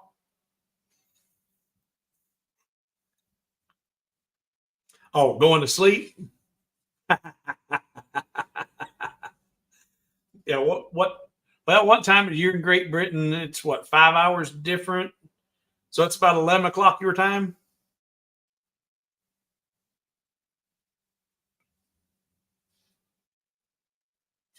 Not me, or with the floor. The floor, was that your idea? All right. Let's jump back over here and see what's messed up. All right. So when I cut out that arch, these did fine, but these over here still have a little bit of that ellipse where it come back in on itself and started showing itself. And I don't want that. So I'm going to turn off the black layers and the blue layers. Turn off black. Maybe just a black. Yeah, because I need to see where that column's at. The column comes to there. And I need to get, in fact, take that back. I'm going to turn that back on for a second. And I'm going to duplicate. I'm going to select just those. Did I get just? No, they're grouped. So I need to ungroup them. Select just those two. And I'm going to Control D, duplicate those, and then put them on the red layer. And now turn off the black layer. So there's the bottom of the column. No, it's not the bottom of the column. The bottom of the column comes to there. So that would come on down. So I'm going to grab my pencil tool. And I'm going to start right here where that let off. And I'm going to draw a straight line from there to there. And then I'm going to get my node editing. Select that line I just drew. And T for trim, T for trim. It ain't going to trim that all the way. All right, I'm going to come down. I drew a straight line from there to there. Can I keep it straight? Yes. Yeah, so far so good. Oh, it just moved. Dadgummit. That's close. That'll work. All right, so there's the bottom of that. All right, in fact, what I need to do is I need to make that column. I'm going to take this. I'm going to grab my rectangle tool and I'm going to come here and draw a rectangle to there. Put it on a blue path temporarily. Turn off the blue path.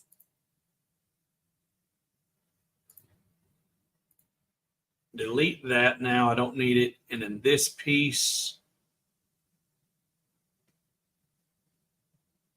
What's going on here? Have I got duplicates over there? Oh, that was the black layer. Is the black layer gone?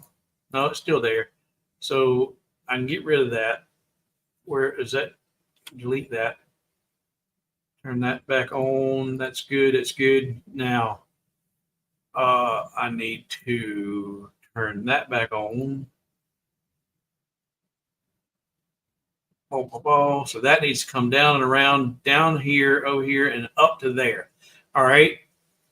So I'm going to take this. I'm going to go to I'm problem solving here.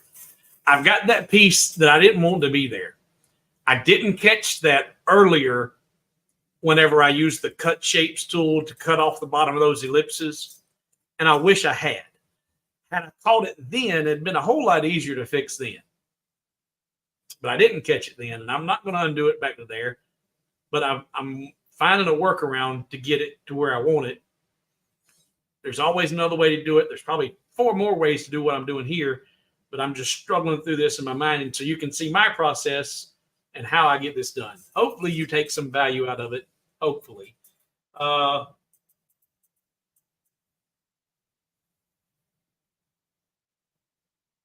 going to switch back over here. I've got that highlighted. I'm going to go into node editing. And since I need all of those to go away, I need every bit of that to go away. But if I just select all of them and hit the D for delete, then that does something also unwanted. I don't want to lose that part of the arch. So I need to undo that. If I delete those and leave that one's got to stay. And I want this one actually to come to there. So select those and the letter D. That cleaned that up, and that brings that straight down. So that'll be a mark cut out. And actually, now that I fixed that, I don't need that lower line. So come back here, select that blue line and delete it. I'm going to leave this one over here because I need to do the same thing over here. I'm going to take that one temporarily and drag it over here. Done. Grab that, go into node editing. That one's going to stay. This one's going to drag over to the corner.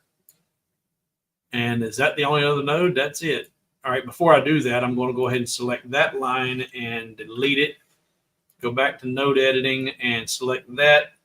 And when you're using node editing and you need to delete a node, single node, or a group of nodes, do not use the delete button. Use the letter D. The letter D in node editing is to delete nodes. If you hit the delete button, you'll delete that entire layer or that entire selected item.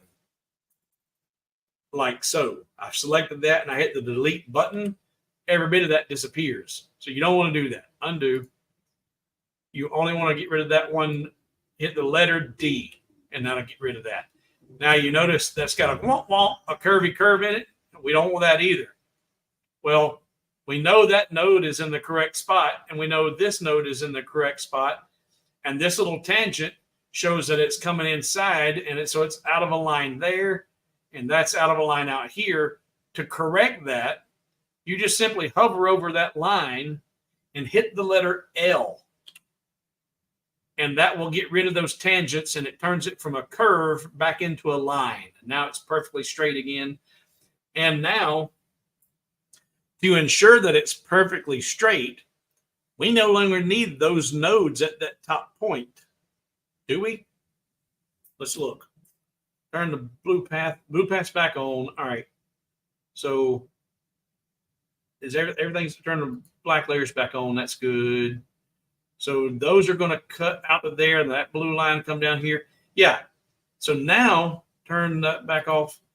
Now that I can actually just select those two nodes and hit the letter D and delete those. And that just cleans it up and makes sure that there's no movement, and that's a straight line from that point to that point. I've got that little curve here that I don't have here. Turn on my black layer again. So that needs to happen. So now what I need to do is put that back in, put the black layer back in line mode, make it easier to work with.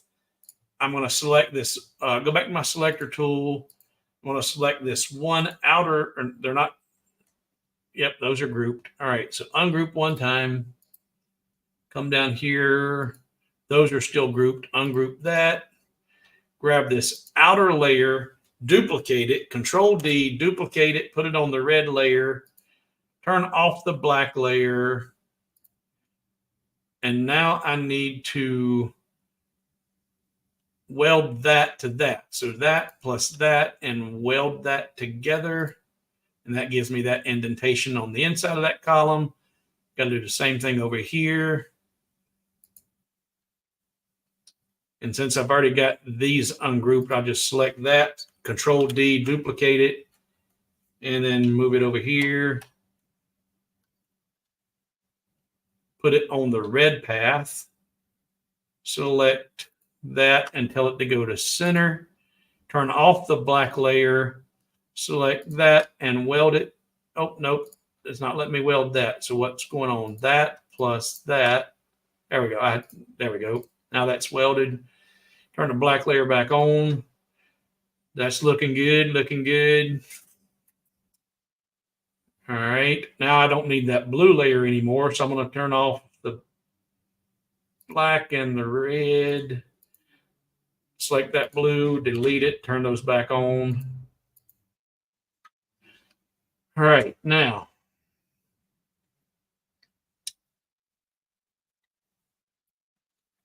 looking pretty good. What do you think?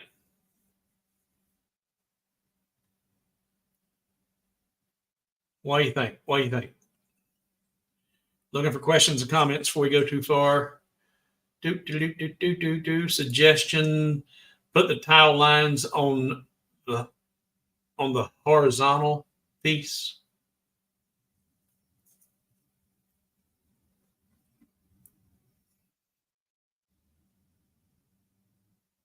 Not sure I quite follow, but I'm thinking. Can you smell it from where you're at? It's burning. Because what I'm thinking about now, whether I do tile or do planks, lines, I also want to create that perception of depth. If you're doing the lines vertically, you don't want to have them from the tapered end toward the center as you go out to create that perception of depth. If you did them horizontally, going from the tab back to the windows, then you would want to have the distance between each of those lines get a little bit closer to each other. The further you go away, that would create that perception of depth. I don't know if those concepts are what you're talking about, Jesse, but that made me think of that.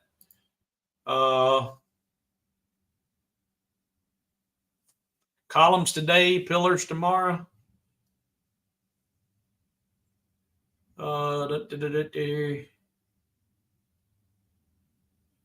Yeah, Scott, they're killing me. We've had a few drop off. We're down to 60 now. We've had 10 people who said, I'm done with that. I finished the design a while ago, but they wanted to see about trying to make it more elaborate. And I've got a little. My stomach's not eating itself yet, so we're playing a little bit. Yep, D button, the letter D for deleting the node. D button, not the button, but D button. Hit the button. Hit the button. Which button? The button. Which one? Sounds like Lewis or Abbott or Abbott and Costello. Which button? The button. The button. Yes.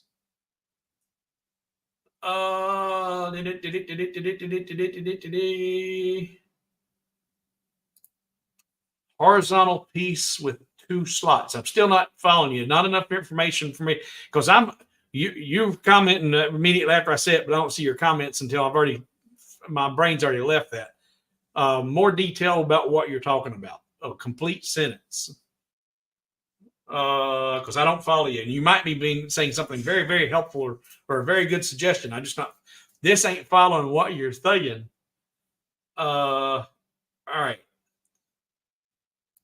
And thank you for watching. You might have to watch this in 3 or 4 episodes. All right. So let's see here. All right. That he's going to be there. That's going to do that. That's going to do that. Now I got to get those on a layer. When I get to a position like that, sometimes immediately the theme from Jeopardy comes into my head. Ding dong, ding dong, ding dong, ding, ding dong, ding dong, ding, ding, ding, ding, ding, ding. How you gonna do what you gonna do? What you gonna do when you do what you do? All right, we got a complete sentence here from Jesse. Put the ornament together and engrave the tile floor on the oval horizontal. Oh.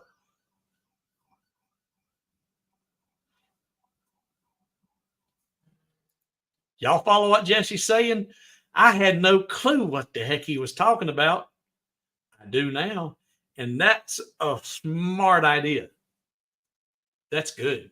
I like that. I like that. I like that a lot. I'm so glad that you put that in a complete thought because that's a very good thought. Yeah, I like that. So if anybody's not following, and that I like that. He's talking about putting the horizontal lines on this piece, and that could give you the slanted, and they're going to be really, really small, not a whole lot of them. That could help create that depth perception. I like that. Yeah, I like that. All right. Problem with that though is I'm so far along with this piece. Let's see. I got a toolpath up here. Get rid of that guy. And for right now, we don't need this anymore. Get rid of that. All right. What do I get when I select all of this? All of it but those and those. Group all that right now. Control D, duplicate it, move that over here. What have I got? I've got a shape that looks like that. All right.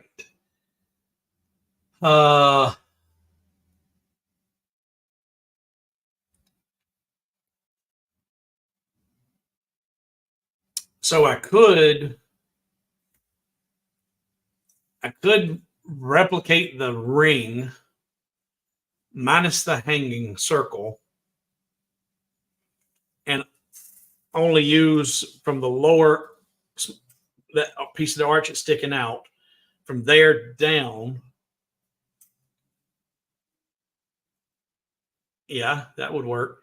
But the problem though, and I wish I had been smart enough to think about using that horizontal piece that these pieces are snapping into to do the wood planking on first before I got so far along with this design, because right now I've got the this image, if I lower, let's see what it looks like if I lower it down up to that height. It might work. Well, see, by lowering it down, now these are not going out here far enough, but that could be easily fixed. If I lower this down to where these guys are on the height of where that would snap in, about like that, he's still, everything could be taller. This now is too low. There's too much space up here. And I don't know about just stretching it. Let's see. Don't look bad.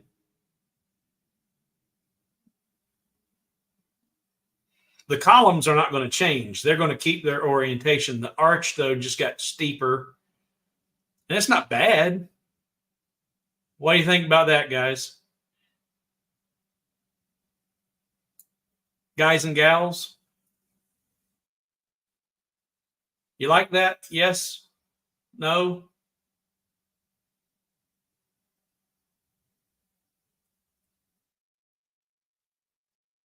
Jesse says he likes it. Jesse, I'm sorry. Jesse, is Jesse a he or a she? Because that could, I don't want to be, I don't, you may have told me once, I think, but I can't remember. Chris says it looks better. Yeah, you lose some of the it brings the columns closer to him, and that's not a bad thing. And it makes everything bigger and thicker and wider. It's not a bad thing. Stacy digs it. I like it too.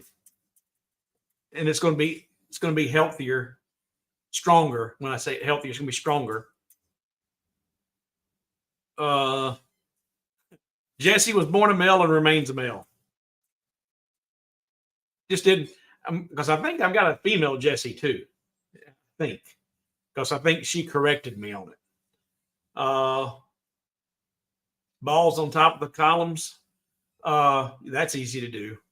I was actually thinking instead of, because we're getting elaborate, we're getting nuts. Why not just get nuts? What I was thinking of, and I don't know if that's what's supposed to be in the original, because let's go back over here again. Here's the artwork that was sent to me originally. This was Barry's artwork. And I don't know, Barry, did you draw this or did your wife draw it? I keep saying you did, and maybe she deserves the credit. But these, I guess, are supposed to be columns. And these 2 points that are on top of this, what I was thinking about was flames. You know, because sometimes they didn't have electricity back then. So, you know, putting balls up there are easy, but maybe, I mean, since we're doing all this engraving anyway, if engrave and put a little pan down here and put 2 flames in the pan sitting on top of the column. Barry says his wife deserves the credit. All right. So flames, yes. Victor likes the flames. Victor also said balls to begin with, but now he's changed it to flames. All right. Guys, we're 3.5 hours in. It's amazing. I love you. I do. Oh, my goodness. All right. So if I'm going to do flames, I'm going to shorten my columns. And to shorten my columns, I select just that. Go into node editing. I can't go into node editing because everything's grouped. When you got it, when you select a group and you try to go to node editing, you will not see any nodes. But if you are careful,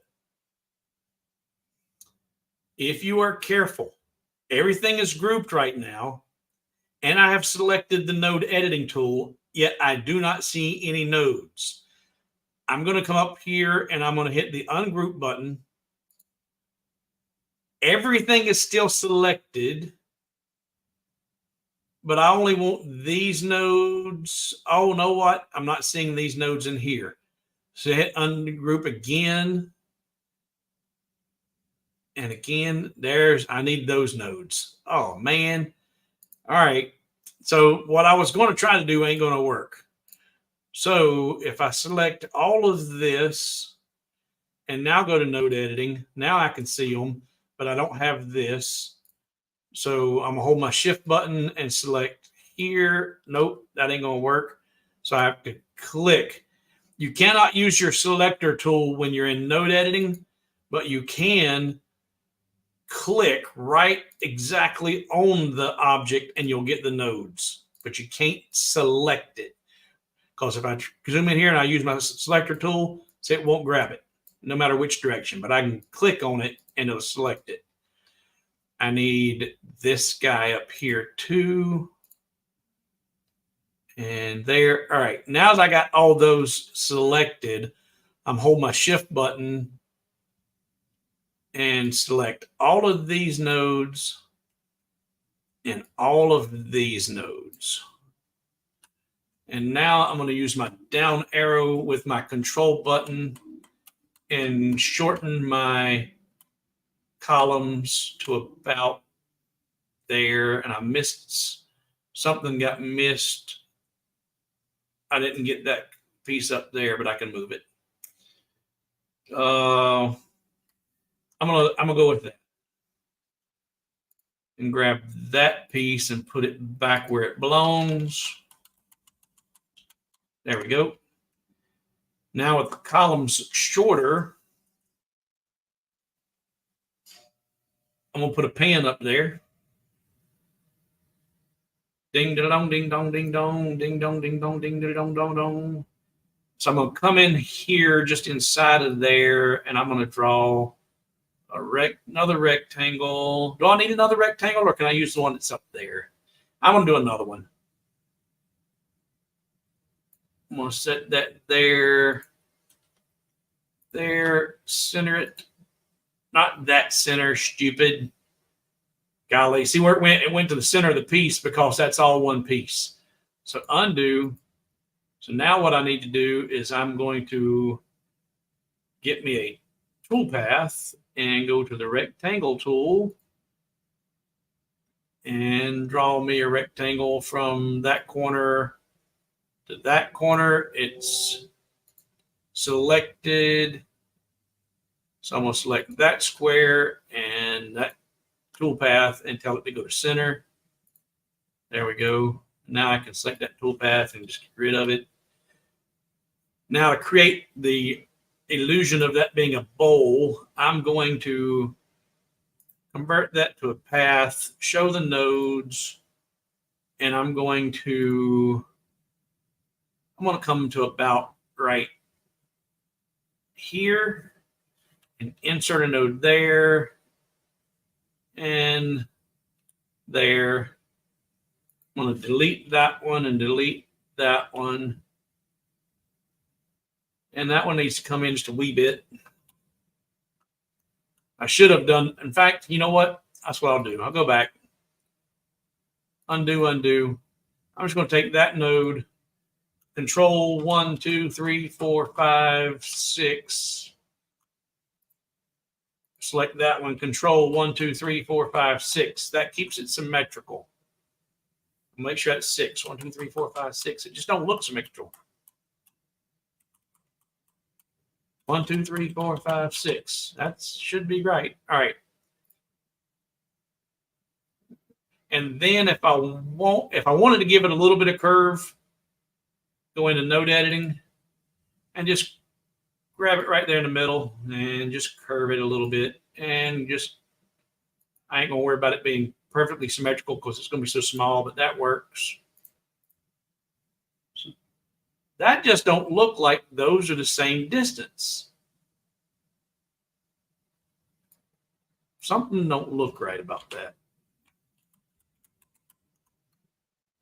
That don't look symmetrical to me. And you know what? This is why I typically don't draw both sides of a shape. Because the symmetry part just drives me nuts. I just move those the exact same amount of distance and they should be symmetrical, but they don't look symmetrical to me. To make sure they're symmetrical, this is what I'm going to do. I'm going to come up here and I'm going to draw me a rectangle.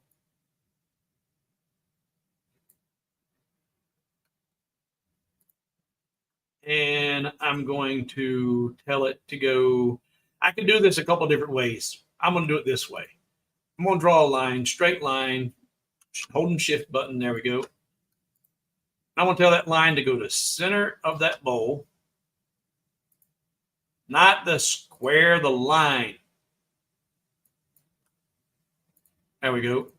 Now I'm going to take this piece and drag it to that line. So that's half of it. Now I can get rid of that line and say A, subtract B, grab it. A, subtract B. And now Control D, duplicate that, flip it, Alt Shift H, weld it.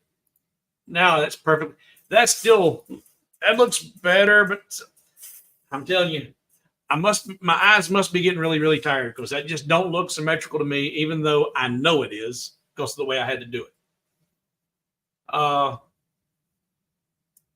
right. So now I've got a bowl, and I'm going to need to put that back in center. And when you move your cursor around, if you got it right there, if you can see, I wish that I was able to make that part of the cursor bigger, but my arrow is enlarged, so it's easier for you guys to see.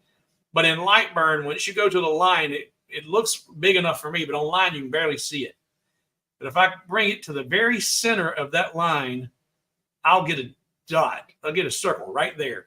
A circle appeared. That's the center point of that bottom of that bowl. So if I select it there and drag it down here, now I've got that line again. I don't have a circle, but if I come across there, I just got a circle. That centers that bowl over that column. A minute ago, I drew a rectangle path and centered it. So I just showed you another way to do the same thing I did a minute ago. And that's actually what I just did is actually quicker. But that puts that bowl there. Now I'll say Control D, duplicate that bowl, move it over here. And I'll move it up so I can grab it and not have to move it as far. And that little square, the movement square, is the center too. So you can come right above it, grab it, come down here, scroll across. Do you get that as a little circle? Now that's centered up. Now I need to weld that. Then I need to go to my blue layer. I don't want that all on. I want that back on red. Deselect, go to my pencil tool, get the blue layer, draw a straight line from there to there. Come over here and do the same thing. Selector tool, weld the bowl to the column. Deselect, grab my pencil, grab the blue layer, draw a straight line from there to there. That will engrave a straight line, giving you some definition between the bowl and your column. Now I need a flame. All right, so I'm going to do the same thing again. I'm going to go over to Google. I'm going to do a flame SVG.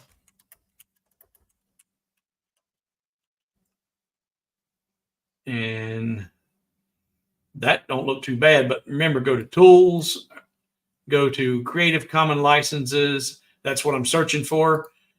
Creative Commons licenses is turned on. That's good. That's good. So, but those are for sale on eBay. Don't want to get anything that's for sale. I'm going to come down here and find, I'm going to go with a black and white one. And that says licensable. So we don't want to take anything that's licensable. Let's come up here and we'll tell it free.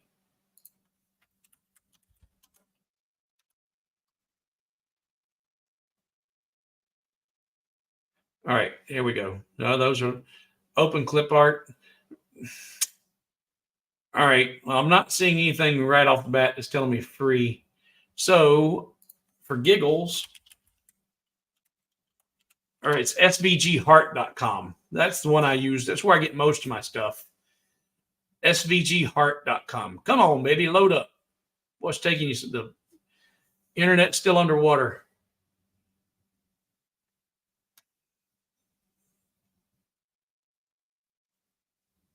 All right, you're timing out. Must have got a bad server. Let's try it again. svgheart.com.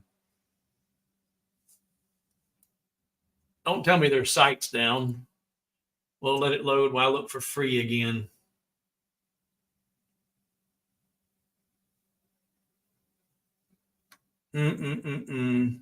Uh,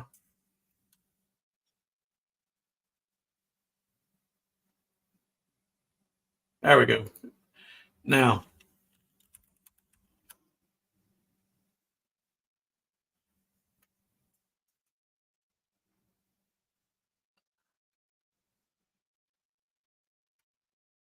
all right, that works.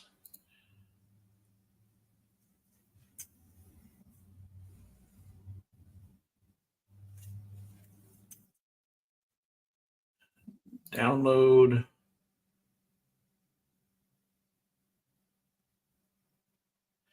And you see that? Well, go away. Go away. Thank you for subscribing. I am subscribed to this channel or this website, Heart or SVG. I always invert it though. SVGheart.com. You get all kinds of good stuff in here, and it's free to subscribe. But I did subscribe. I am a premium subscriber, so I've got even more to choose from. But you can get some really good stuff in here. That it's a free account that you don't have to pay for, and you can get stuff that you can use. It's not copyrighted. You don't have to worry about anybody wanting to come up and smack you around if you use it. And guys, be careful about that. Just from an artist standpoint, I like on here. When I get done with this, I'm going to give this file away to you. But if I haven't gifted something to you, and if I find out that you bought one of my files for $4 and you're going out now, you're just giving it away willy nilly, that's going to piss me off. It's going to make me upset. It's how I make my money. So don't be, using other people's artwork just willy nilly. Make sure you got the right to use it, especially if you're going to be selling it. All right. So now if I go back over into Lightburn, and I tell it now I want to import from my downloads that file, open. Where did it go? There it is, way up there. What are you doing up there? Go away. Selector tool. Oh, I just seen something. Now I hate when this happens. And that's why this flame is way up there in the corner. I couldn't see it, so I had to keep scrolling out to find it. That's because something strange downloaded with it that has something to do with the ID of that file, I'm sure. Because now if we look, there's this in line mode, and it probably had some description, and it's grouped with the flame way up there. So if I had not seen that, if I just seen that, I was like, ungroup it. Now I can grab just the flame and come down here and work with it. But that stuff's still down there. I don't want that. So get rid of that. Delete it. Now, if I grab this flame, put it on the red layer, and let's bring it over here. Shrink it way down. Shrink it ain't.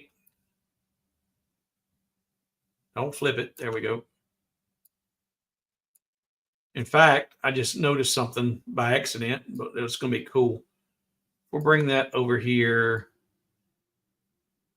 and it's almost fitting the contour of the bowl perfect, which it can be a little bit smaller because, in fact, you might want it to be just for the looks.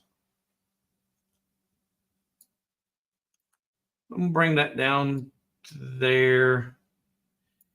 Now, I'm going to duplicate this once and move it over here. Then I'm going to duplicate it again and leave it where it's at. Control D. Hold my shift button and select my bowl and weld it into place. Ah, okay. Now, well, that's easy enough to fix, though. Actually, we'll just undo because I'm in fact. See, right now my flames are on the outside of the bowl. I don't need to see that, and I'm going to lift the flames a little bit to get that right, or I'm going to lift it or lower it. I'm going to lower it to get those inside the bowl a little bit further. That's too much. 0.0125. Okay, and there we go. A little more. There we go. All right. Is that only one? No, it's two. All right. So now what I want to do is A subtract B. Is that? And here again, I don't know which one I want to do. The Boolean. So I'm going to take one of those. I'm going to grab that other duplicate out. In fact, I'm just going to delete it. Get it out of the way for now. There's the original. Hold the shift button and select that. And I'm going to go to Control B and get my, do I want the, yep, that's the one I want right there. The union. Now I can say, okay.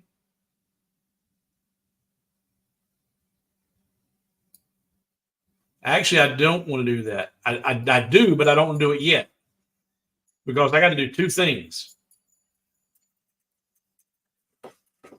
I need to have I'm going to engrave these flames. We're going to have this is going to be the cutout, the silhouette of the flames. Then we're going to I'm going to do an offset of this and bring it inside of that, so there'll be some little bit of marking or whatever to create the you'll see the flame. At least I think I want to do an offset, but I need to have the first piece here where those overlapping pieces are inside the bowl. You don't see those, the union I just showed you.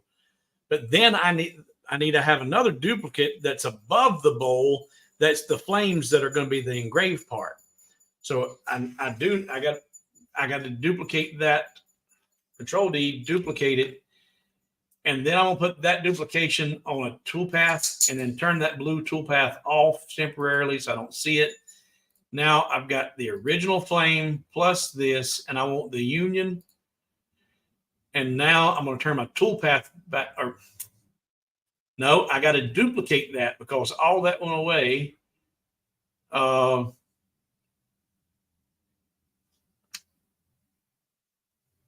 Or if I'm going to do the offset, maybe I won't have to because there's always another way. Turn that toolpath back on. I'm going to select just that toolpath, and I'm going to shrink that toolpath. Nope, can't shrink it. Undo. Offset. Dummy. That's still below the bowl. Too much. 0.2. That might work. Do corners. Let's see what that looks like. Say okay. And I delete the original. Put that on the engraved path.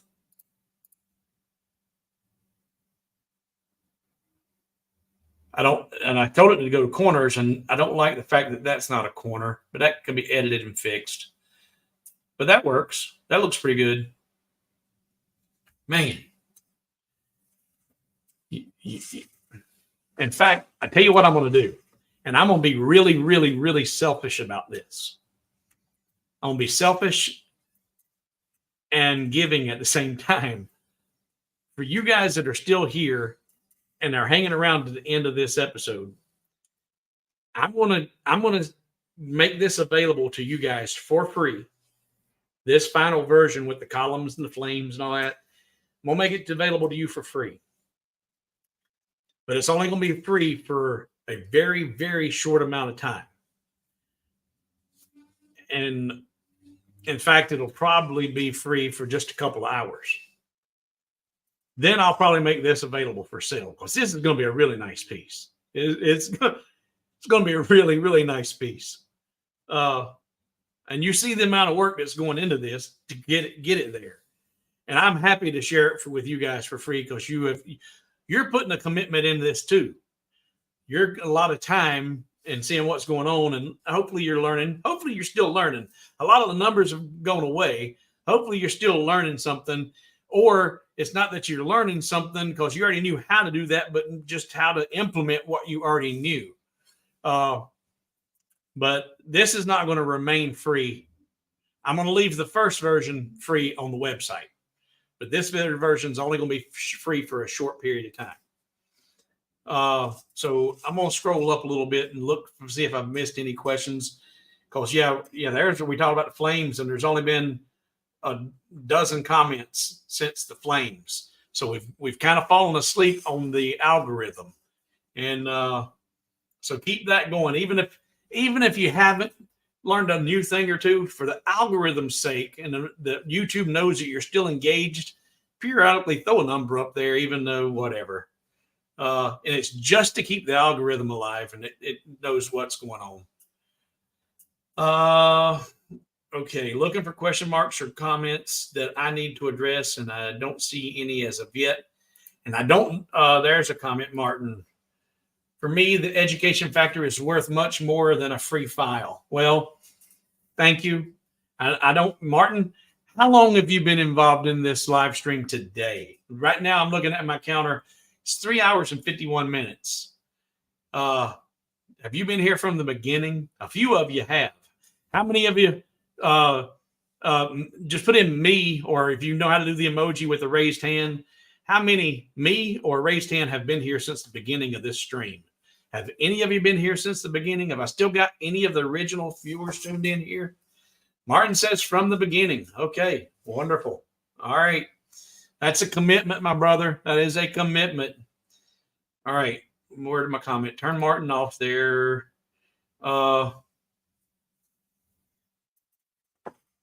Let's see here. All right. Been here for 3 hours. Yeah. Grafton Gene, I remember you've been here. I think you missed a little bit of the wasting time introduction. You've been here for the meat. That's good. Been here. Yes. And Stacy, you missed the jibber jabbering. All right. I'm going to mark my spot. And now we'll move over to the other column and recreate what I just did. Ding, ding, ding. All right. Now I need to, and now what I want to do too, what I said a minute ago to break it up a little bit, I'm going to mirror this flame so it's not identical over here. I'm just going to flip it so it looks a little bit different on this side than that side. It's the mirror image, but it's not, and it's still symmetrical, but it's different. So now I'm going to take and move it over here to the center of that puppy. About there. Now I just got to remember what all I did over there. It needs to be duplicated. Control D, duplicate it. Put it on a toolpath and turn that toolpath off. Then this needs to be duplicated. Control D. That plus that. Welded up. And then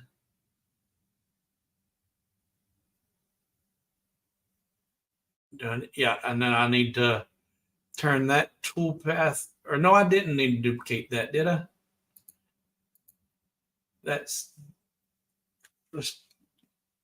don't think I need it. I don't forgot what the order, but I got that. Did I do a straight line over there? No, I need to put a line across there. I need to close my bowl off. I'll do that. That looks good. Turn that toolpath back on. Select that toolpath. Do an offset. And OK. Delete the original, which I could have done when I did the offset. Put it on the the blue path. Put that on the blue path. That needs to be on the blue path as well.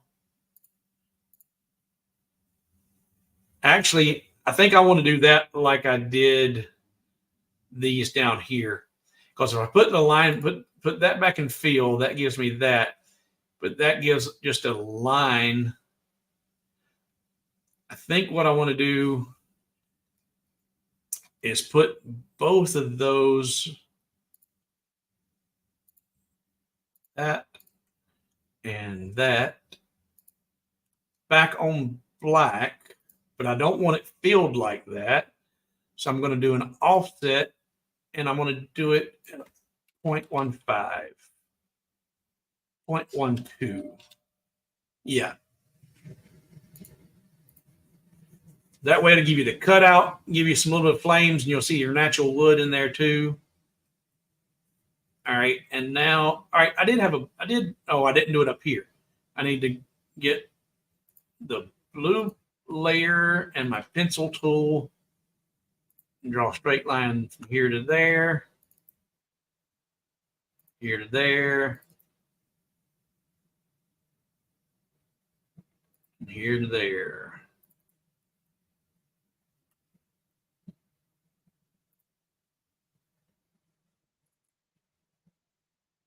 I didn't take that one below the, but it's in there a little bit. That might be a little bit fragile. I forgot to lower it, but that's all right. It ain't gonna matter. It ain't gotta be perfectly symmetrical over there. All right, but that will mark my top of my bowl, bottom of my bowl. And actually, as small as it is, that may be completely irrelevant, but hey, it's done. And now, again, reminder, this is not a tested file. I don't know how it's going to work once we get done, but it looks good. Oh, let's see. What else? All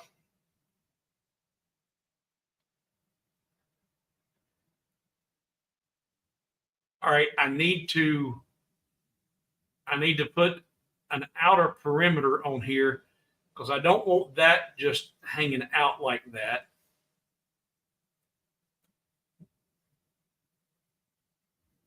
So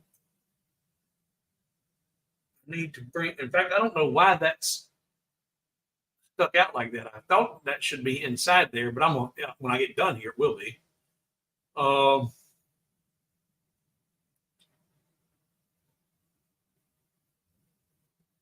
ooh, ooh.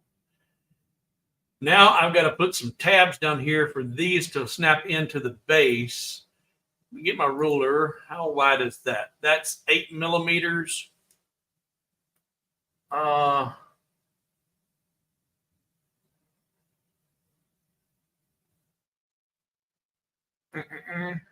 right. So now what I'm thinking, what I'm contemplating is I need to get tabs and or a tab on that back layer, the column layer with the arches that will slide down into the base. So in my thought process right now, do I want to put a small tab on the bottom of each column that would snap into place? But since that column is only 8 millimeters wide right there, then that tab is going to be 6 millimeters or so. But so that's only going to be a small area of connection. So over time, is that going to be too fragile? So do I just put one big tab across that whole thing that would put the whole thing in there? That would be more. That'd be more strong. That'd be stronger. What do y'all think? Individual tabs on the bottom of the columns or one tab?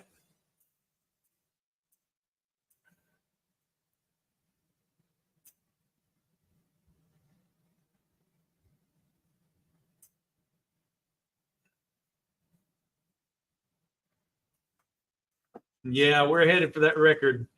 Yeah, Terry. I ain't believing it. I ain't believing y'all doing this to me, but hey. All right. So the majority of the initial input there is one tab. All right. So if that's going to be the case, then I'm going to need to do, in fact, I'll duplicate this. Go away. I'm going to duplicate this one, Control D, duplicate it, and bring that over here. And is that the size of my, yeah, all right. So, all right, so I'm going to do one tab that's going to fit there like that.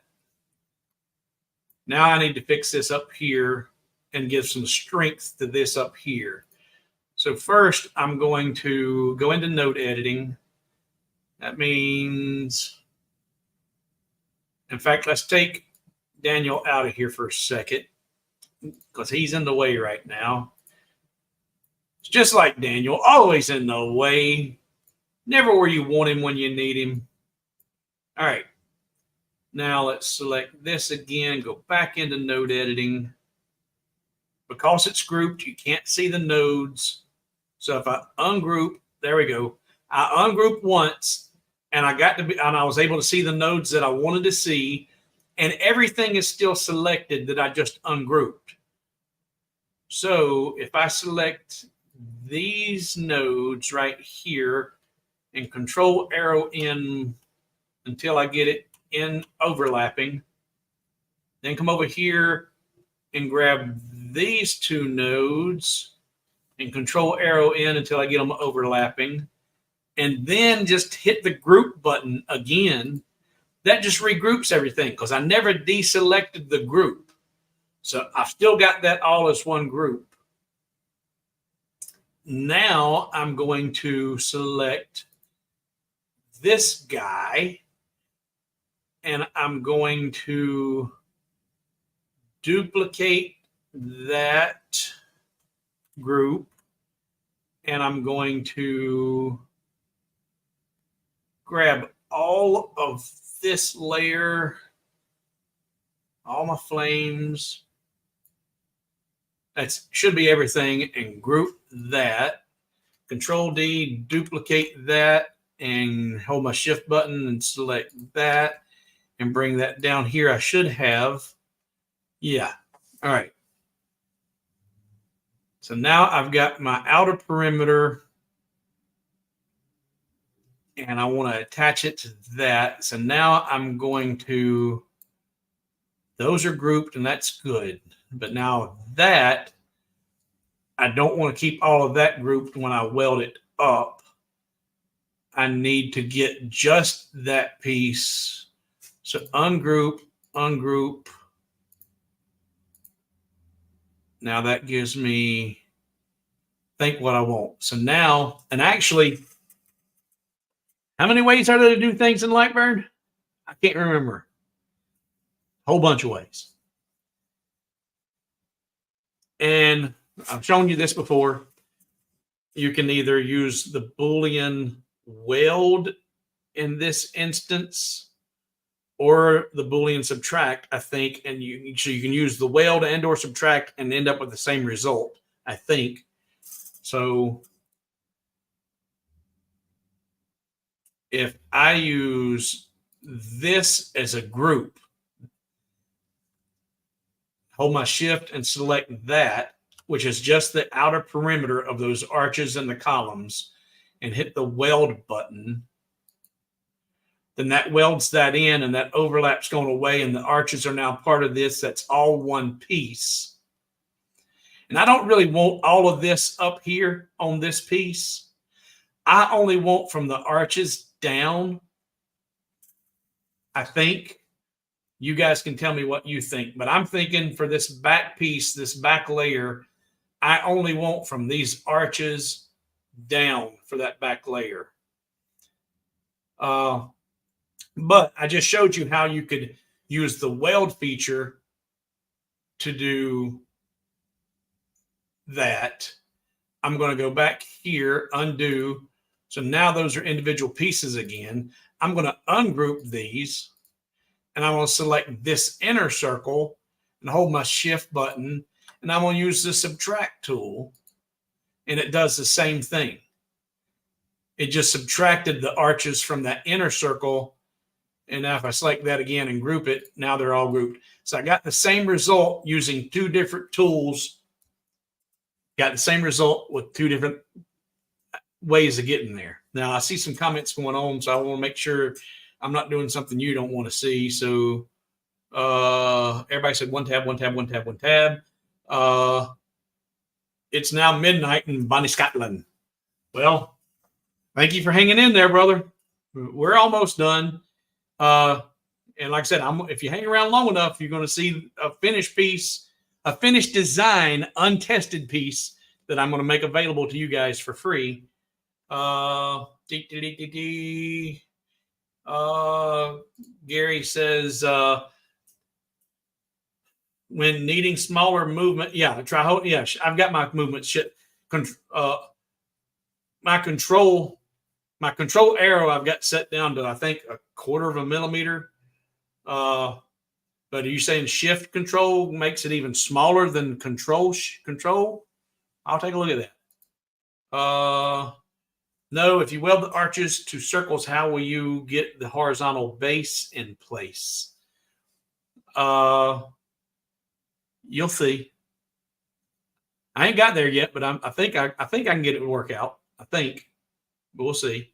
All right, I'm gonna mark this spot and let's go see if Chris has got a valid point that no, I've just screwed that up and it won't work, or am I going to be able to get? Because those pieces couldn't be. These individual pieces here, they could not be free. They needed to be attached to something. So, yeah, I can still do that. All right. So what I'm thinking I'm going to do is, there's the tab. That's the size tab that I need. And it needs to be, come to Papa. It needs to be right here.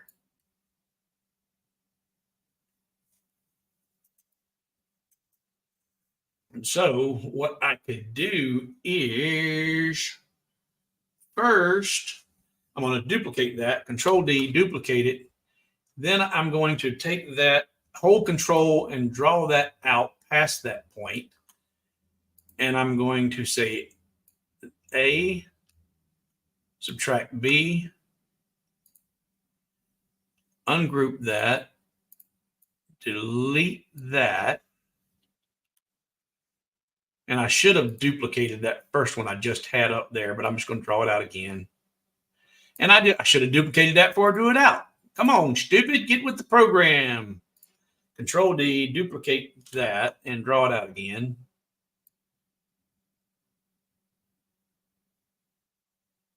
Is that going to work like that, or do I need to take that up? I see what you're saying now. It's no. This is going to work. It's going to work. So I'm going to draw that in a little bit.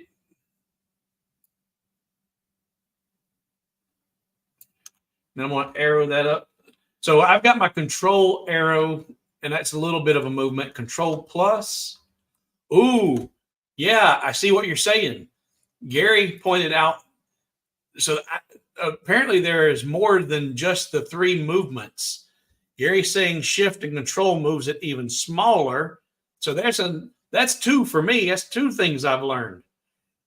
So yay me, yay you. Thank you, Gary. All right, so for those that don't know, in your gear settings, you've got control arrow movement, and shift arrow movement. But what he just pointed out is if you hold control and shift, it moves even smaller, but it doesn't have anywhere to set that increment.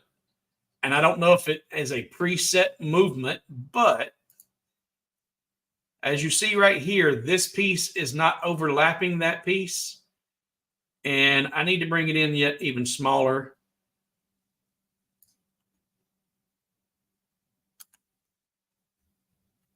That's better. And here what I did is, if that's selecting the whole control and up arrow, that was too much. The whole control shift, which I can't set that movement for, but that brought it up just a wee bit. That's cool. Thank you, Gary. All right, so now with that there, that's overlapping on both sides. That's going to change if that's got to stay at that height. Okay, Chris, I see what you're saying, but I think I'm still going to make it work. Or am I? I see what you're saying. That's going to be an issue. I thought I was going to be able to do that and then drop that. But when I dropped that, because what I was thinking is I could take that and move it down to the bottom of there, give or take. But that's going to lift the whole thing up and make that alignment be misaligned. So, yeah, that won't work. But those couldn't be just free hanging. They're going to get broke off. They had to be attached to something. And I'm planning to get rid of this top part of it anyway. All right. There's more than one way to skin a cat. Huh.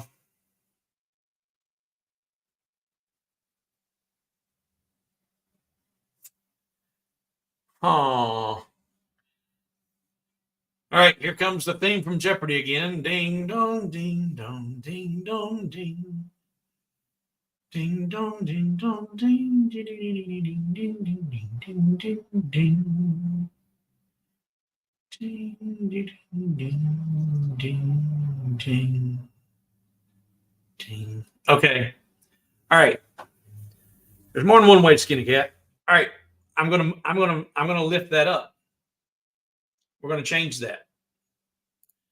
We're gonna make it better. We're gonna make it better. Let's undo that. Let's go back to here.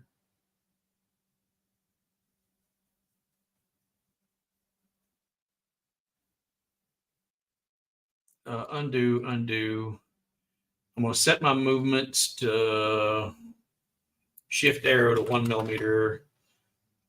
Shift 1, 2, 3. That took it up to there. That's the bottom of that. So now what I'm going to do is take that and align it to the bottom of that. Alt Shift V. Yeah, that'll work. That'll work. All right, so now what I'm going to do is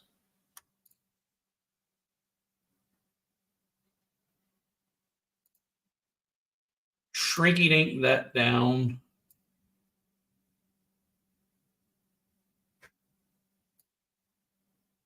And then I'm going to, let's put a radius on there of 3 millimeters. And then, because this really is not going to be seen, but I feel like it needs to be there for structural integrity.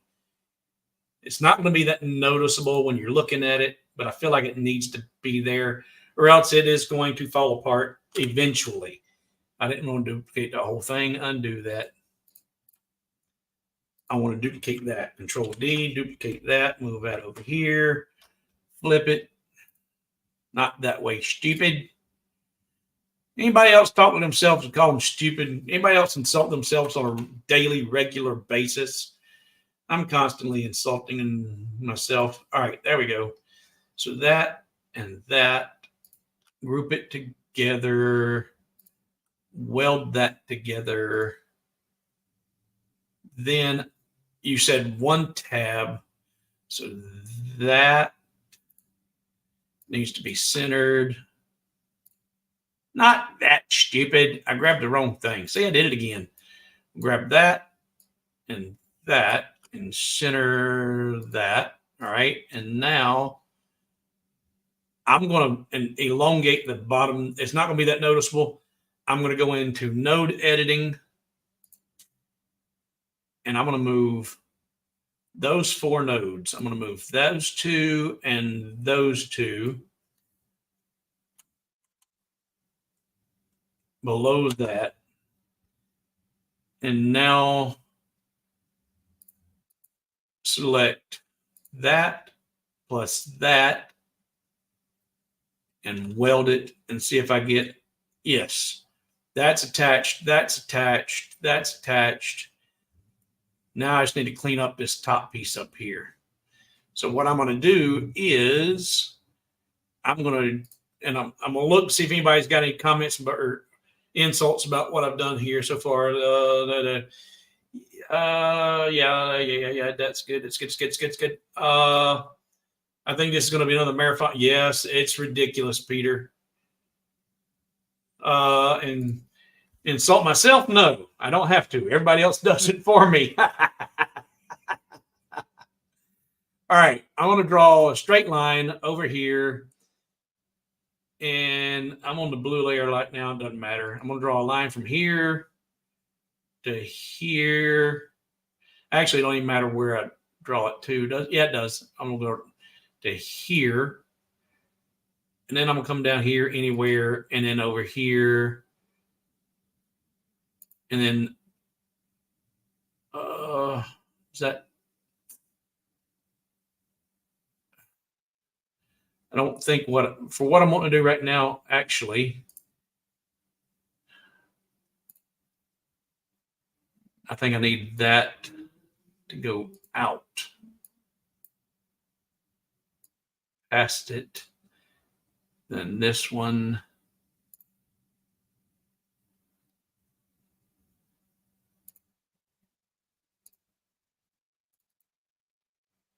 I think this is going to work. We'll see. We'll see. Node editing. Now here, I'm going to give it a little bit of curve, or is it? Yeah. I'm going to give this a little bit more curve there, and I want to drop these two down.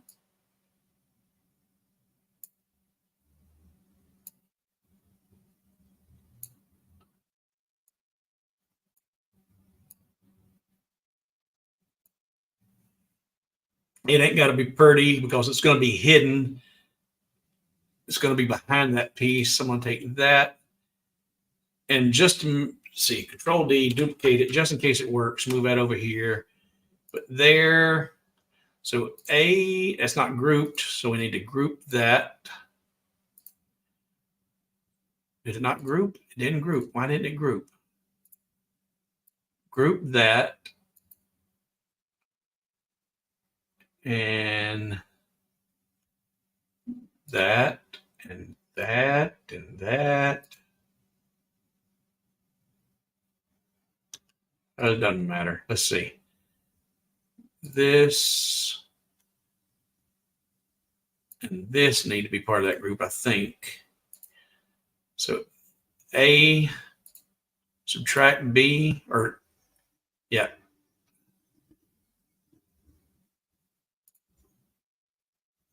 Nope. Nope. I don't need that inner piece in there. Undo. I need to delete that line. Okay. Reminder, square ends on flames. Yeah, up here. Yeah. And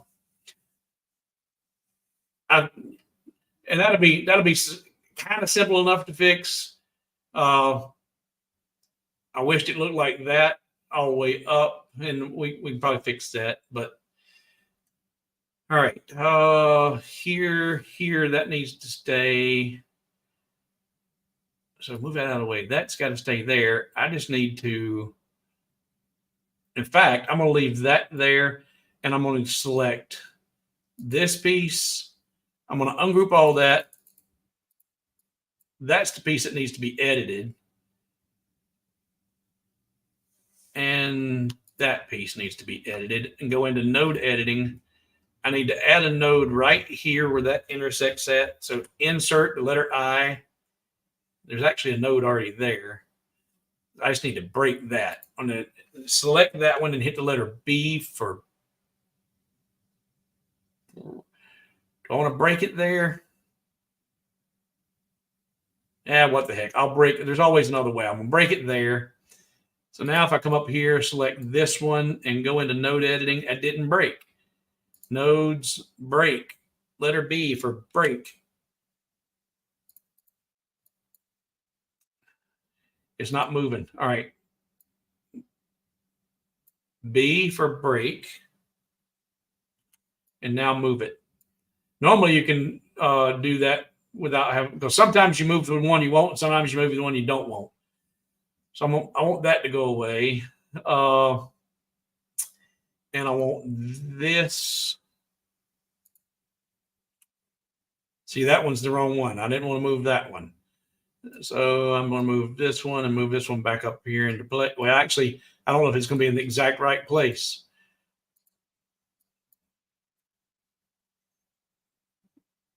So I'm going to do another node edit, insert a node there, and I'm going to break it there. So now it didn't matter. And now I can just hit D for delete, and that'll put it back where I want it. That's exactly where I need it to be. That's exactly where I want it to be. But now I need to take and draw that node over to here, and then I'm going to bend this curve up. Not that. Dummy. Node editing. Bend that curve up to about there. It doesn't really matter. About like that. That'll work. That's already done there. So that can go away. That's connected. And I know there's another way to do this. But right now, you guys have got me burnt. Come on, selector tool. Come on. You got my brain working on overtime.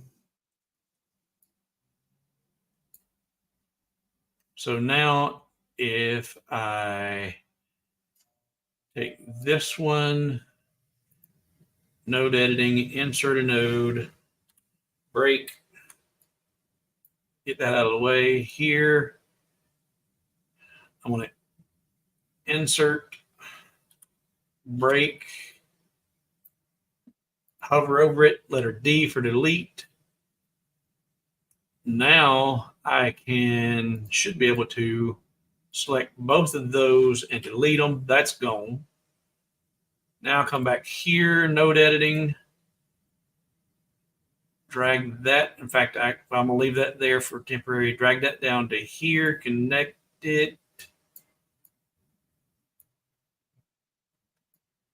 Connect it.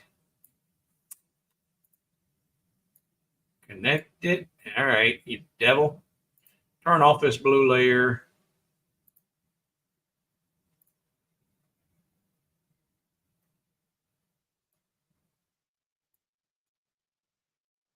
There we go. And now I'll drag that up. Well, with that node. Oh, the node didn't go. The node's not where it needs to be. Golly, undo. What happened there? What happened? What happened?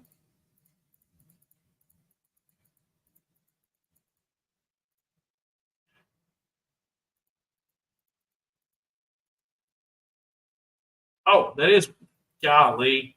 That's where that needs to be. I need to, sorry, ladies and gentlemen. I lost my train of thought and didn't know where I was at. That needs to come down. Undo. Insert, break, delete. Now I need to drag this.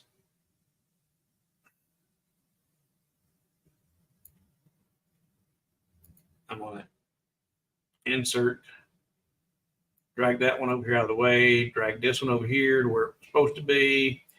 Now drag that one down to that intersection, bend the curve. That needs to be where it was at. Make that a corner. Now bend this one.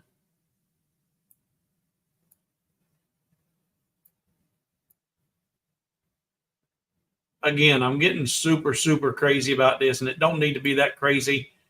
Move that back over here. There we go. Now that's in the right spot. I don't think I need that anymore. I just need to clean that up. That needs to break. We'll do it up here. Insert, break, and make sure that's deleted, and then to connect them to, there we go. There we go. We got there. Good golly molly. Delete those. All right. Now, these are wider, but those are the same width as what the perimeter is going to be, and that's going to be hidden behind the perimeter. So I don't think it's going to look that bad. I think that's going to work out all right. All right.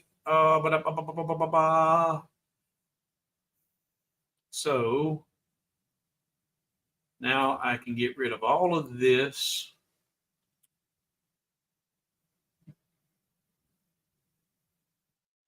I can get rid of all of this. I'm going to group all that for a second and I think that's all I need. That should fit into that tab. It does, or that slot. Now I need to fix Daniel. He's going to fit in there. And this slot doesn't need to be that big for Daniel.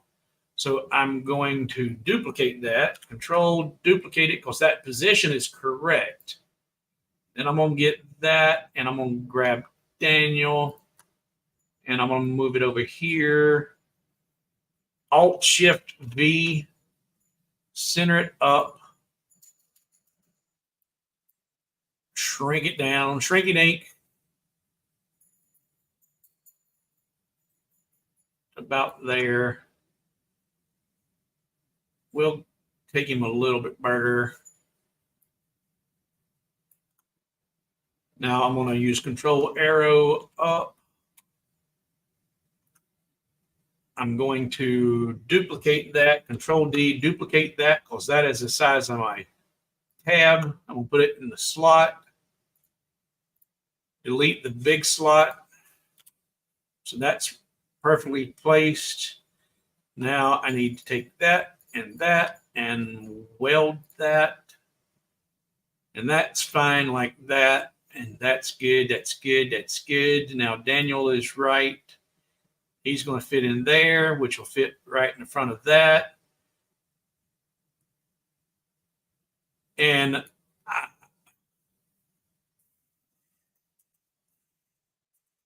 I don't know that it's necessary to do the marking of the wood planks on that top piece. Because if you're looking at this head on from this profile, then you're not going to see the floor planks anyway. But we got 60 of you still here. We're 4 hours and 27 minutes into this live stream. Do you want to see how I would radiate the planks out of there and put the plank stripes on that horizontal piece, or do you want me to finish this up and get it ready for you to download?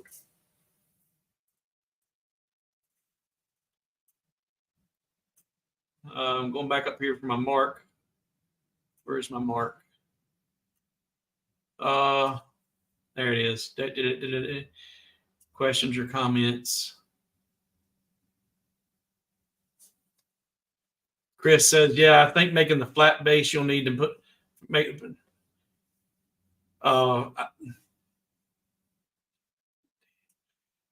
what do you think I overcome any obstacles you think you had, Chris? Maybe on the top. Yeah, Daniel could, it'd be awful small in that arch. But do you think I got past any hurdles that you were seeing, Chris?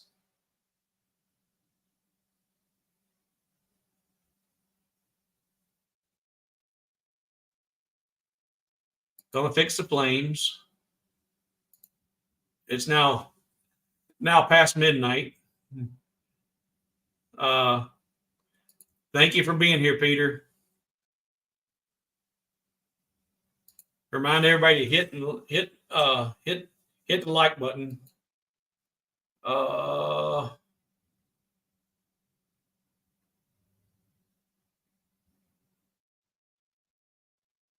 Yeah, I need to eat. Yeah, but hey, I think they're open for a while. I can still get there.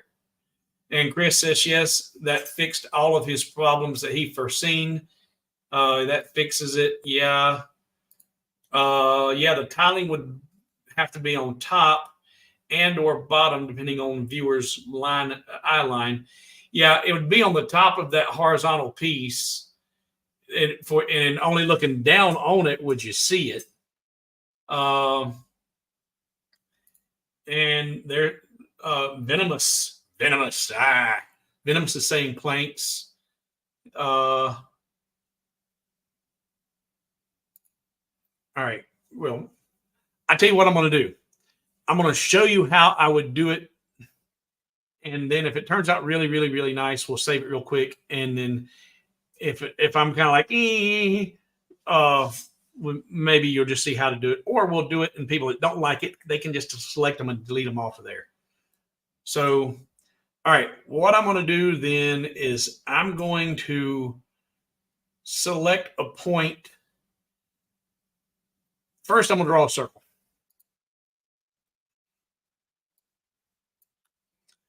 Now that I've got this random circle, I'm going to select my horizontal plank there and tell it to go to the vertical center of that. Now what I'm going to do is I'm going to draw a straight line from this center of this circle, and I'm going to bring it well past that horizontal plank and end it. And now I'm going to take, I didn't want to do that, selector tool, select that line, select that circle, and go to my circular array tool. And I'm going to tell it I want how many copies. I'm going to keep increasing my copies until I get it to about the size that I want. And I think I might do about that right there. Just what looks good. I think that looks good. Those are my individual, and actually I'm going to take it down a few because I'm going to do it to there and say, okay. I've got my group results on and select results.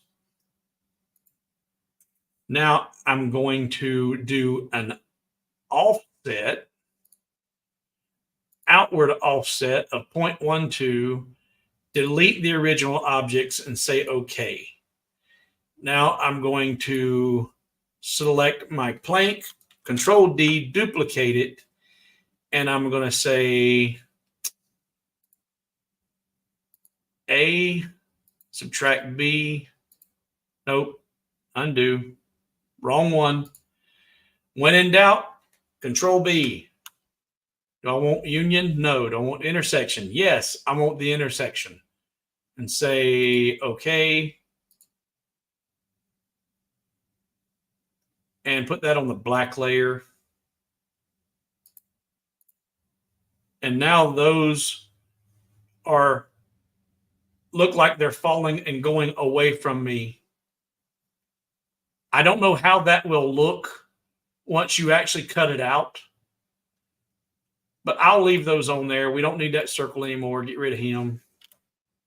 I'll leave those on there. And if you guys download this and then find out that, okay, yes, that actually looks really good, great. If it don't, then you can always just select that group and delete them. All right. And honestly, how long is that line right there? Ruler. Chris, I'm not going to worry about that. I would if doing it at this size and at this scale in a 4-inch ornament, that little straight line on those flames is 1/2 millimeter. I don't think it's going to be that noticeable. But if someone was going to take this file and scale it up and not make a 4-inch ornament, maybe this file, because this is going to be a pretty nice file when it's done. If you want to scale this up and make a multi-layered piece on a 4-inch round or something, then that's going to be noticeable. So while we're fixing things,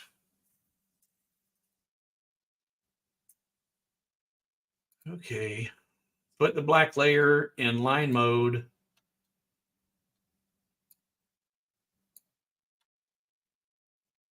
Ungroup that, go into node editing, and I'm going to insert a node here by using the letter M for middle, M for middle. It puts two nodes in those two lines in between the original placement. I'm going to take and select both of those. I don't know, I want to see here, take those and move them up. One, not that far. 1, 2, 3, 4, 5, 6. 1, 2, 3, 4, 5, 6. Grab these two and these two and bring them 6. And that one needs to come down, actually.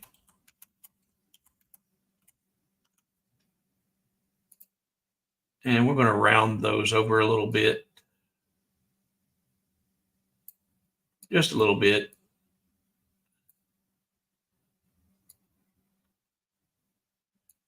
The flames, it ain't got to be symmetrical. Fill line.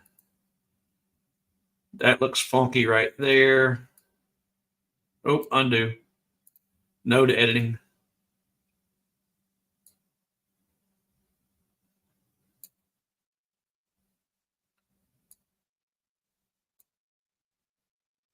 That's a wee better. That's a wee bit better.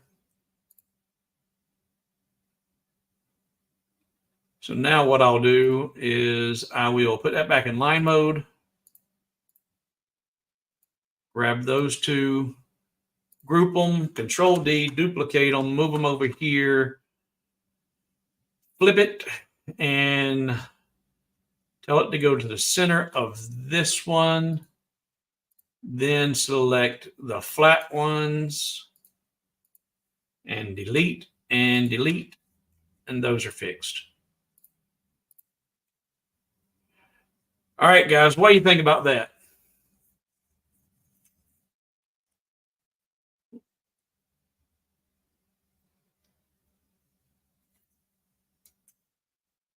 Any suggestions from the peanut gallery? Anybody got any recommendations, or what do you think, Chris? Do we color this one finished?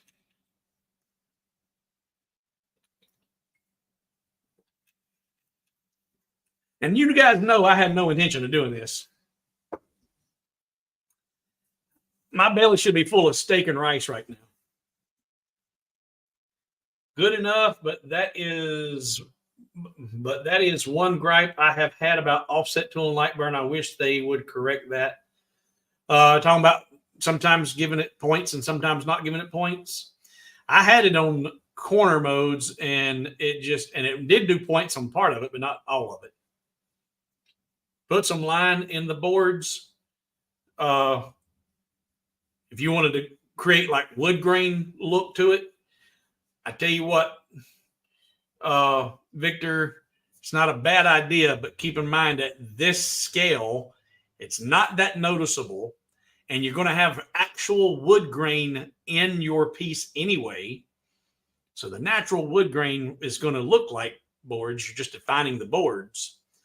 If you're going to make this larger, if you were going to scale this up and make a really big piece, then yeah, I would probably do exactly what you're talking about, Victor. I would, in fact, just for giggles real fast, I'm just going to look here, wood grain.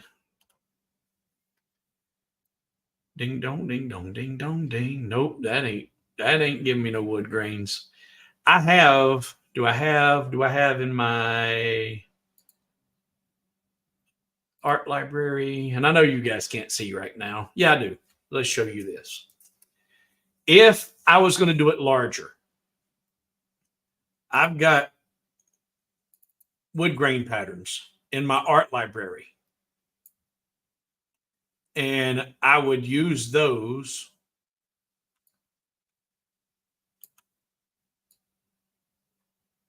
In fact, for grins and giggles.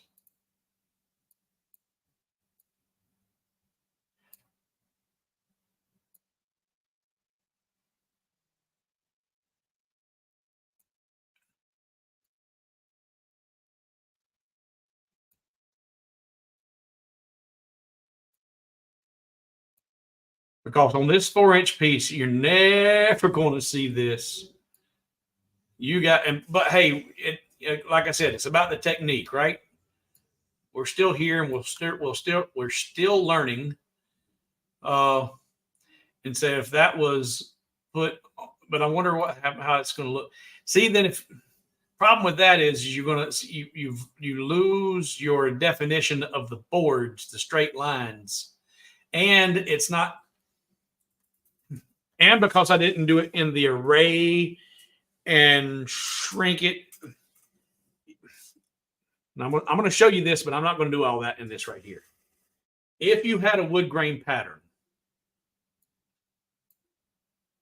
and we bring that back kind of horizontal. If you were to, does this one? No, that just skews it one direction. I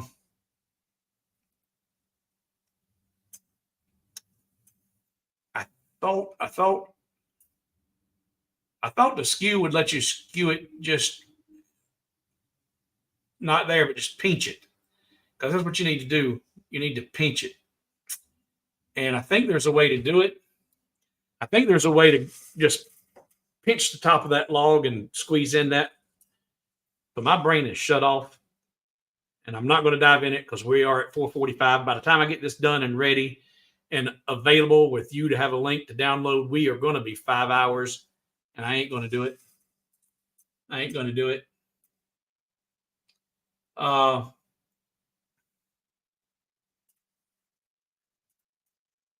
So, and Steve's telling his age. Steve says he was in the peanut gallery on Howdy Doody a million years ago. And probably the majority of the viewers that are still here in this stream right now know exactly what you're talking about when they talk about the Howdy Doody Peanut Gallery. Does anybody not know who the Howdy Doody Peanut Gallery was? Use the warp feature. Thank you. I knew there was a tool. See, now you reminded me. Damn it. I just woke the dog up. Sorry. She's looking at me like I'm stupid. All right. So some of you don't know what the warp tool is. So we'll show you the warp tool. I knew there was a tool. I just forgot it because I don't use it that often. So that's selected. In fact, warp selection, 4 points. Do I want the warp tool or the deform? We'll try the warp. I'm going to grab that one and bring it in, and grab that one and bring it in. Yep, the warp tool is what I want. So that's the pinch. I just pinched it. And by doing that, it makes it look like it's getting further away from you. So the warp tool is on your tools, underneath resize slots and selection, warp tool. Golly. All right, now, if I bring that down here and I rotate it like so, but you still lose that definition of each individual board.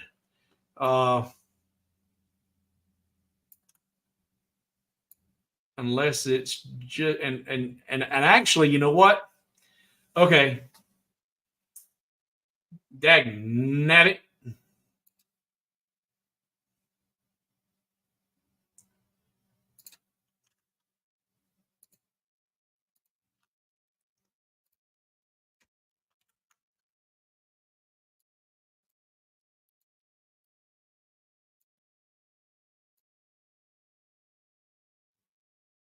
This probably ain't going to work the way I'm just thinking.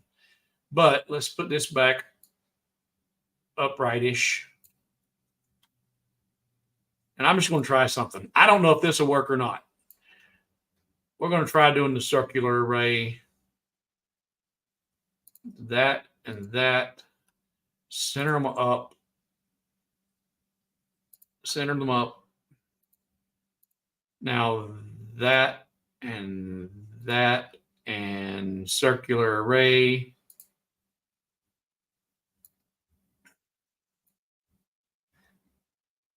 I need to move my piece up.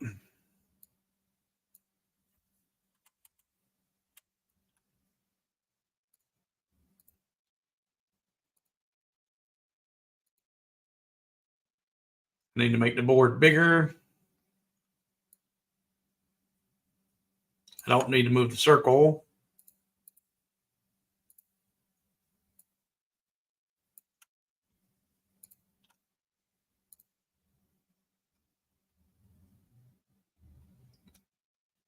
And I'm going to see what does 38 give me, 39, 40. That looks pretty good, about like it. But I've got all of the same board, and that just looks fake as crap. I would need to use multiple boards to make that look right. But I'm going to do this right now just for you guys and say, okay, I'm going to delete that circle. I'm going to turn off that. I'm going to ungroup that, duplicate that, Control D, turn that back on, select that, Control B, and it's got a lot to process. That's not what I want. That's what I want. And say okay. And actually, I now need to cut out the slots. So turn that off for a second. Grab both of those, group it, duplicate them, show, Control B. Okay. And now you got a wood grain floor.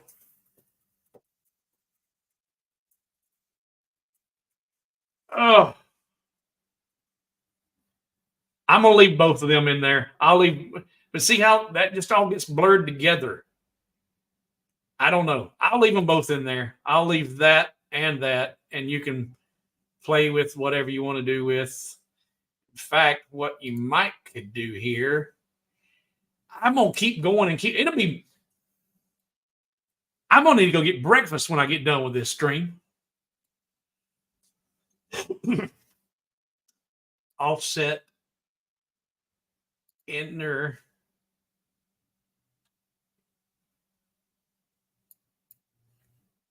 .1, delete the original. No, that didn't work. Undo.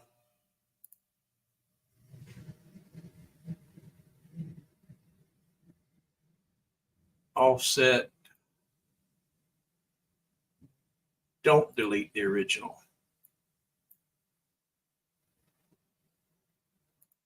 That worked. That made all that smaller. You could even do it even smaller.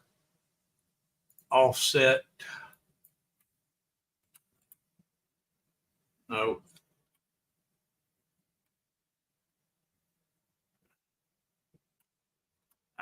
Come on now. Yeah.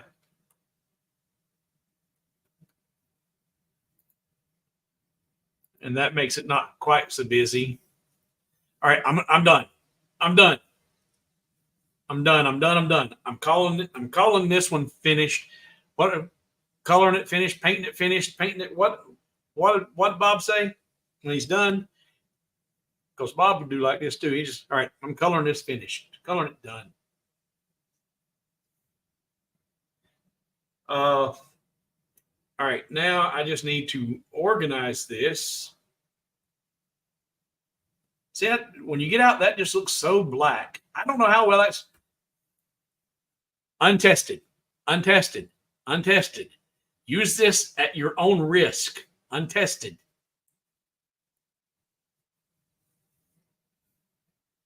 Oh, we're gonna break the record, Terry, because I've still got another few minutes of this. In fact, let me ask you this before I do this, because this is for you guys. This is going to be free for you watching right now only. If you're watching this 5-hour deal after the fact, you should have been here for the ride if you wanted this for free. This will be available for sale on my website, but you won't have an opportunity to get it for free. These people have invested a ton of time, and they deserve something for that. And I appreciate you for being here. So of you that are watching right now, if you buy this later and download it from the website, it will be available in Lightburn, DXF, Adobe Illustrator, and SVG.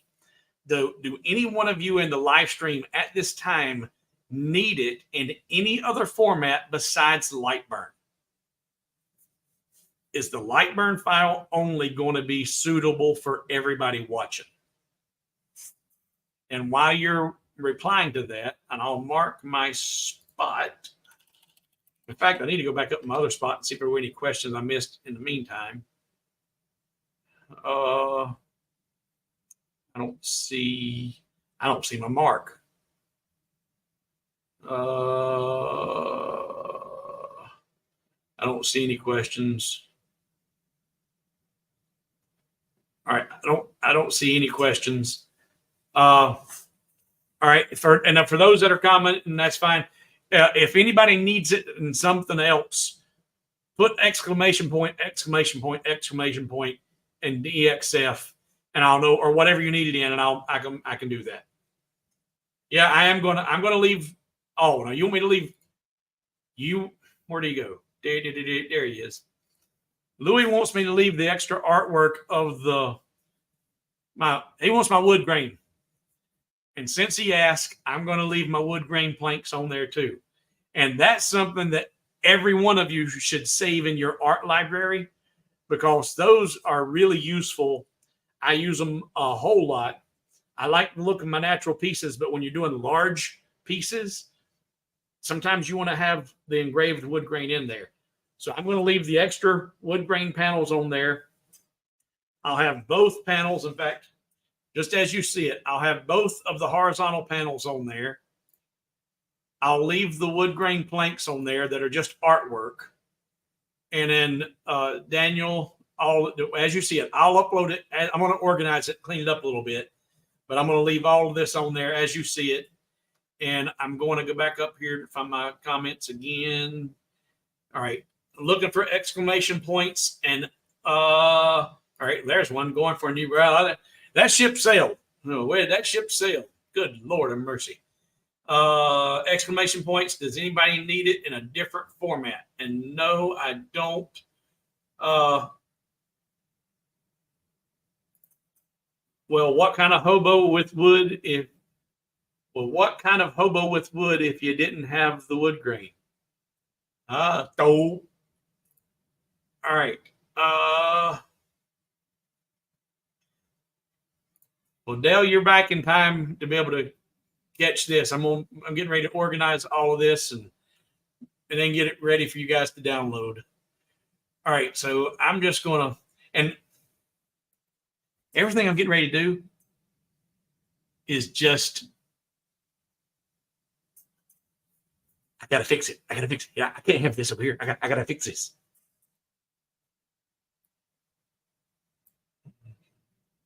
And right now I'm going to group, because you can't do anything with this piece at all as far as resizing anything. So I'm going to group that. Oh, I got something. Yeah, there's some oddball up there. What is that? Undo.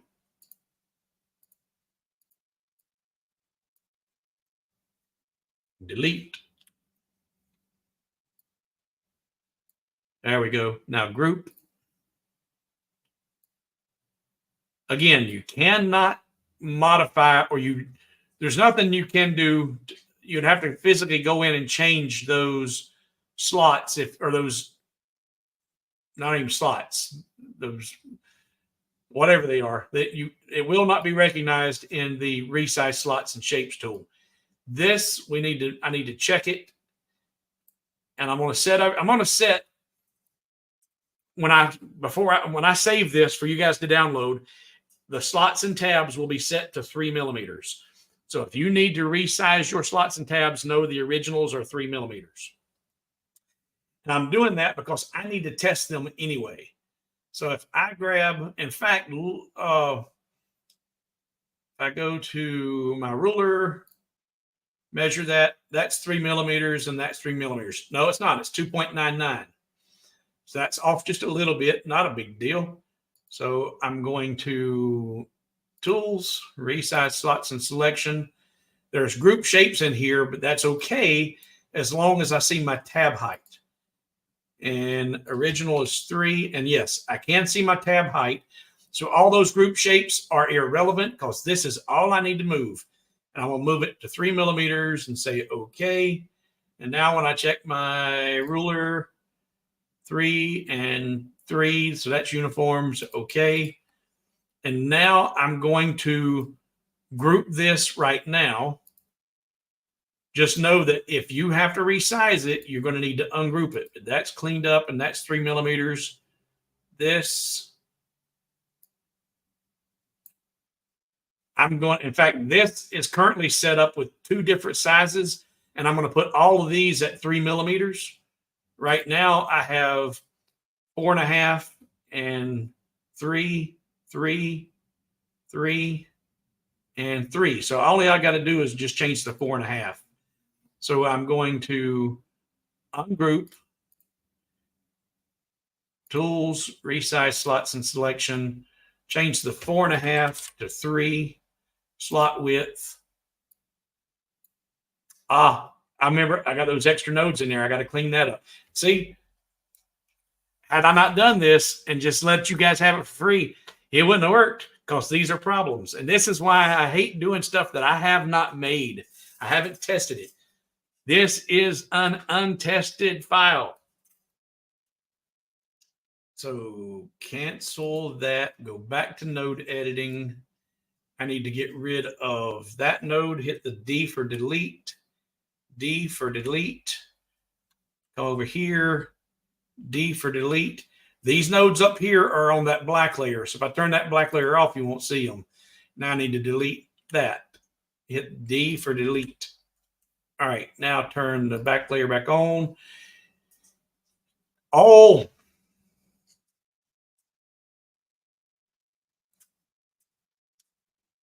Because I had those slots set at 4.5 on those there, when I changed this to 3 millimeters, those black lines are going to be short. They're going to need to be stretched. These are things that I look for before I ever sell a file. So just getting this ready for you guys to have for free is going to take even a little bit more editing. So I'm going to Tools, Resize, Slots and Selection, slot width. I need to change 4.5 to 3 millimeters. And if you notice here, that's showing it's wanting to move. This is showing it's wanting to move. These have got your arrows, but these up here shouldn't move because they're already 3 millimeters. So I'm going to say apply. And like I said, these lines didn't quite make it, but that's okay. I'm just going to do line mode, and I'm going to just grab them and drag them down. Because if they're just close is close enough on this little bitty piece.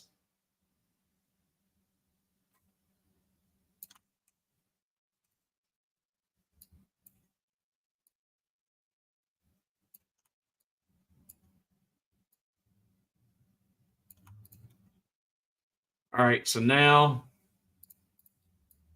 what I just do, I want to do that and group all of that back together.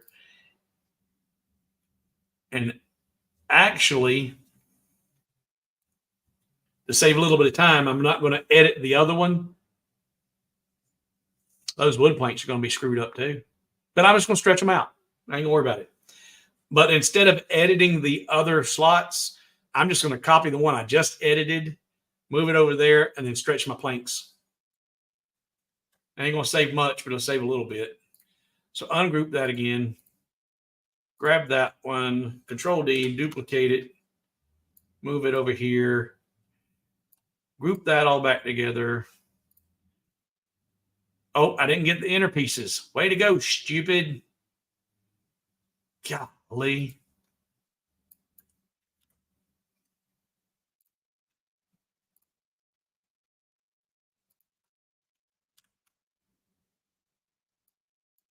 I said it'd save time, but by the time I get through screwing up, I won't have saved any time. All right, now that's grouped. I'm going to put it on a blue toolpath. Then I'm going to tell it to come down here and center up.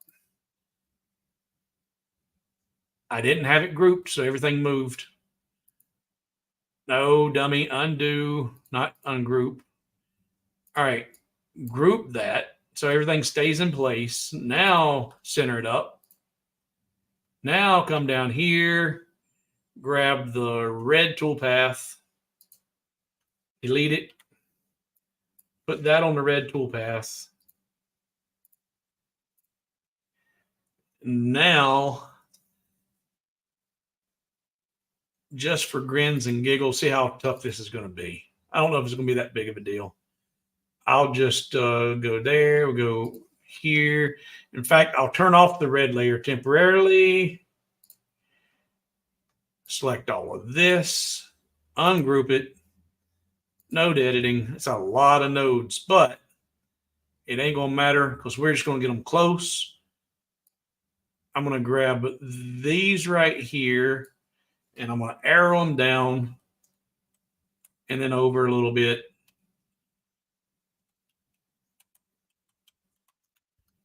And then I'm going to grab these over here. And the fact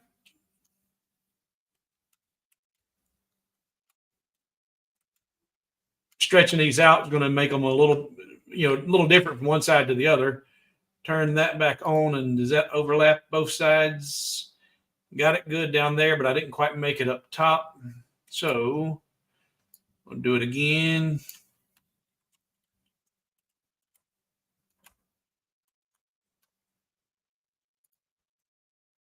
Come over here. And I'm going to zoom in nice and tight and grab all of these.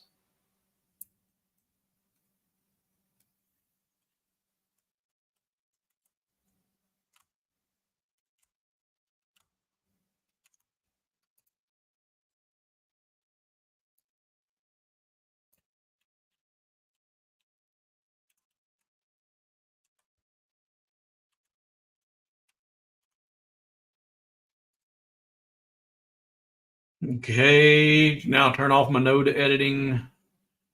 Group all of that black. Duplicate that line and hold my shift button and Control V.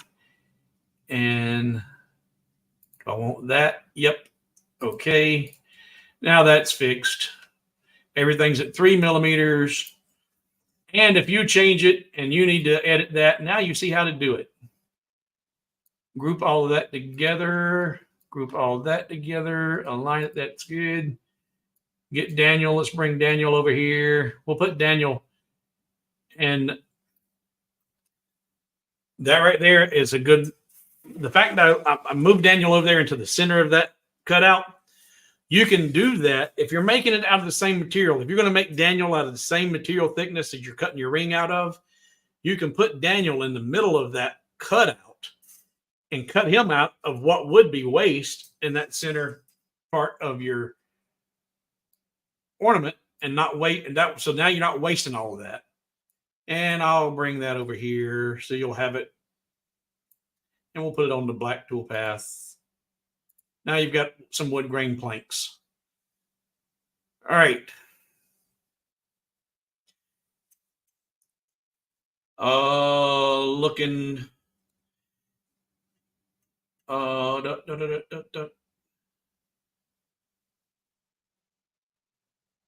right, I'm looking for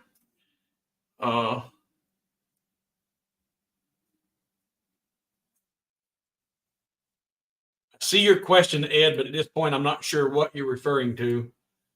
All right, so I don't see any exclamation points about needing it in a different format style. Anything you missed, we saw created, so we know how to undo it and fix it.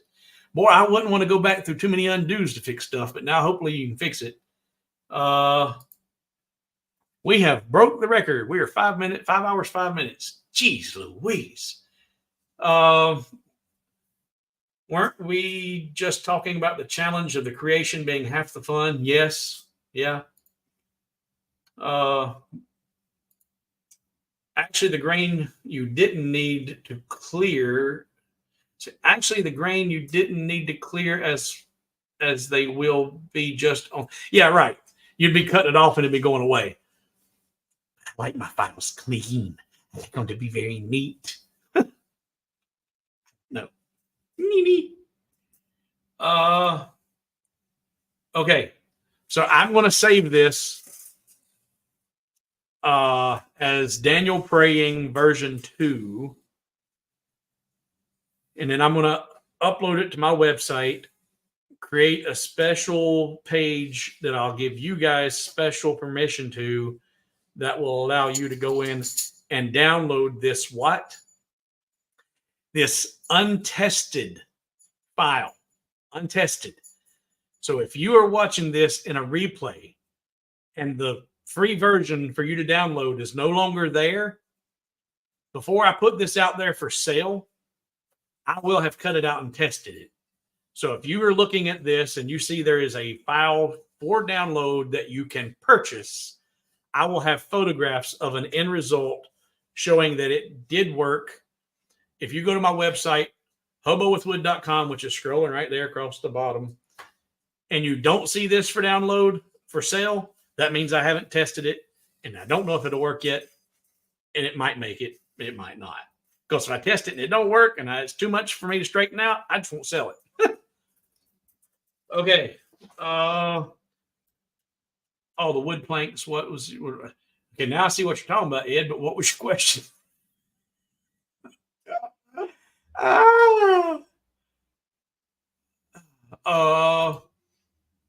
What if you put it in line mode? The line plank.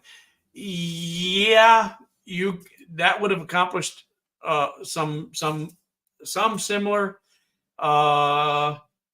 So what it's saying is right now that looks really, really busy. But if we select and deselect, it's all grouped. Ungroup it. Well, that is line mode. Put it in fill.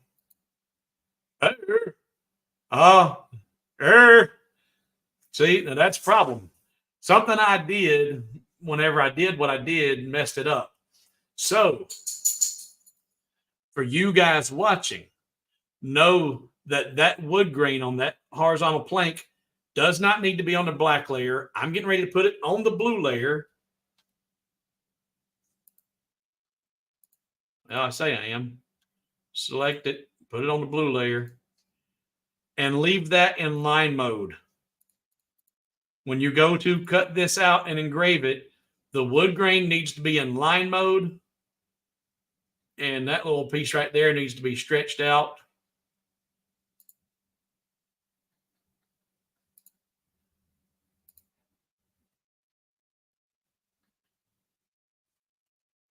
Oh, I see why now, because there's an extra copy going around there. That don't need to be there. Well, what's that?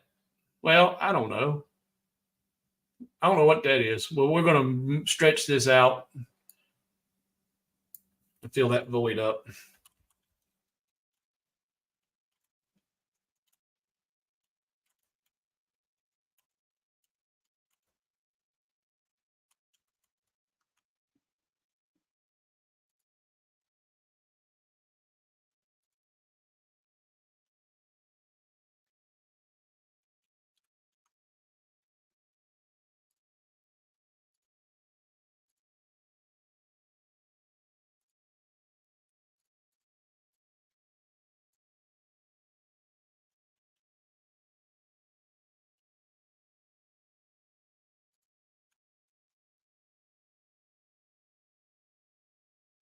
Oh, group all that back together. Now A, track B. Now what? Now what? Now I want just the blue or just the red.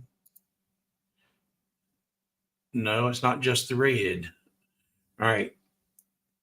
Golly bum. Undo or turn that off. There we go.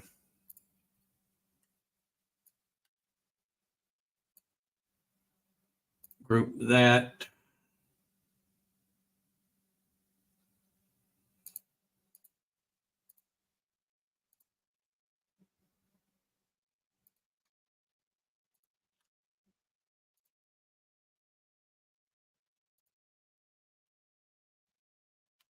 Make sure I only got one layer there. And I do. Them's good. I need to, do I have more than one up here? Yep. Delete that. There we go. That's one layer. That's one layer. All right. Group all that back together. Now, when you have to go resize your slots and tabs, you're going to have to change your ungroup everything.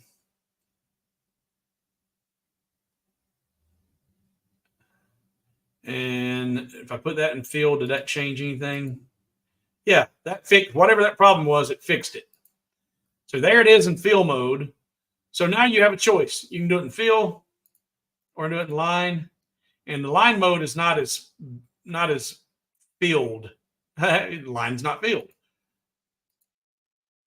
You'll see more doing that in line mode. So I would consider doing that in line, leaving it on the blue layer, done, done, done.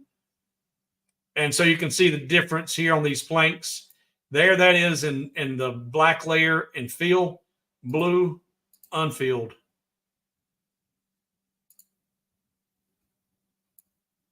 Unfilled, line mode. There we go. All right, I'm going to save this like this. File, save as, e-commerce, and we're going to do Daniel Praying V2, not at 2. V2. I want to copy. I'm going to capital. Got cap locks on? Yep. V2.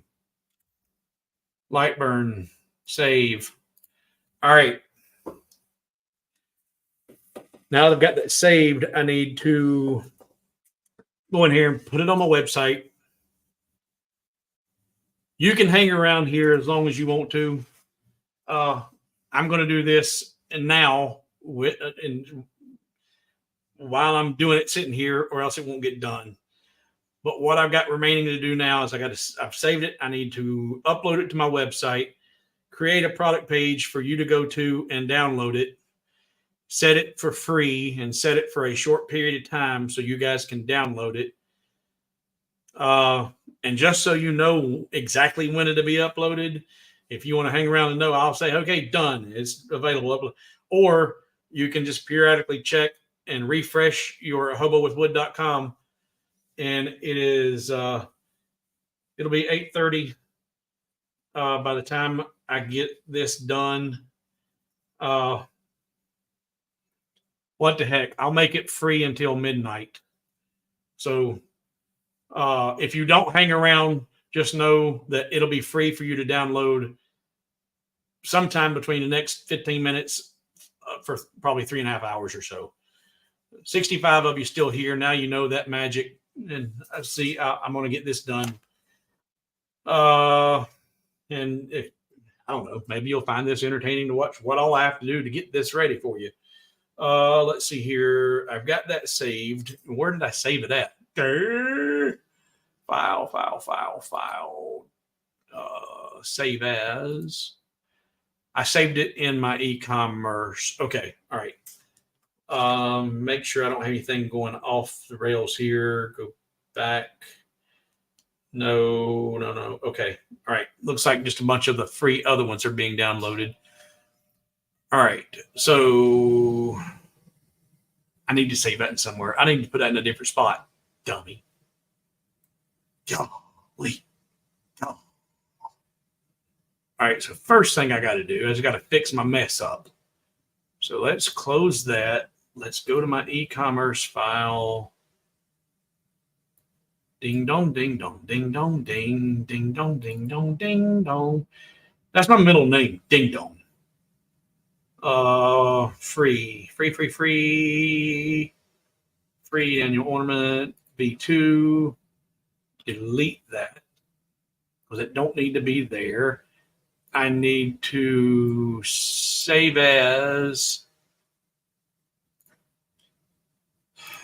desktop e-commerce, new folder, Daniel version 2. Open that folder, copy this. You know what? Since I'm doing this, I'm going to go ahead and do it in the other formats. I'm going to do it now while I'm doing it. Save. I don't know if I did everything I was supposed to because I interrupted myself. Now, export.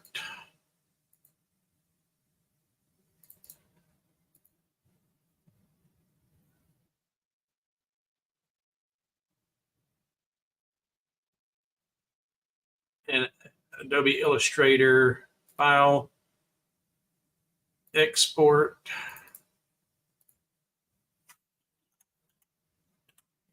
DXF. Export.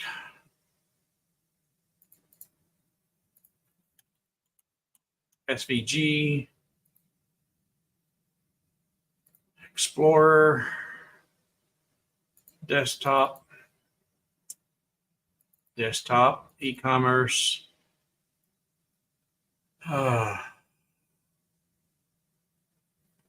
Daniel V2. Daniel V2.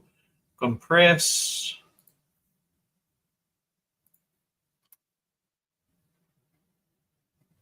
What just happened? Didn't do what I wanted to do. Something didn't go right. Something didn't work right. Oh, wait a minute. Because I just exported all those and I exported it to the wrong folder.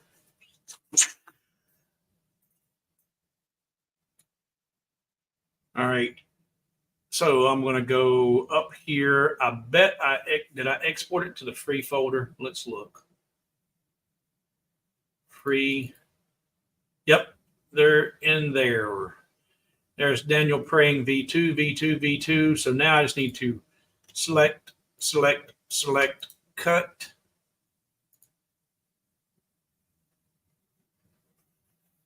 Delete.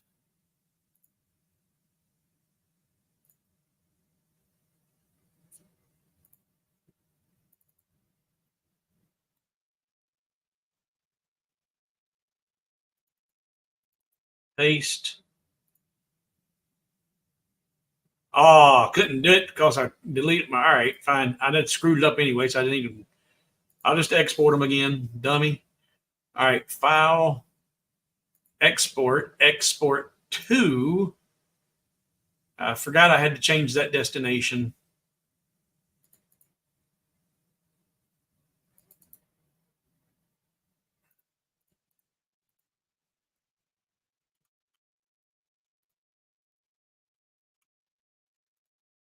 SVG, file, export.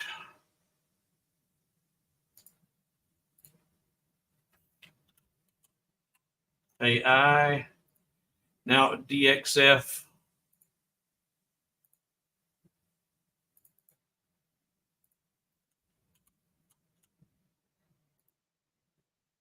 Now go look. Did you get it right this time, dum-dum?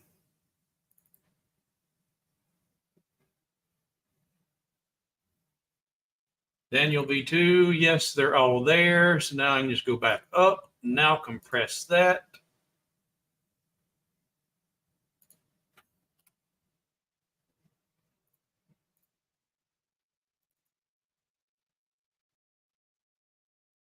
Double checking. That's good.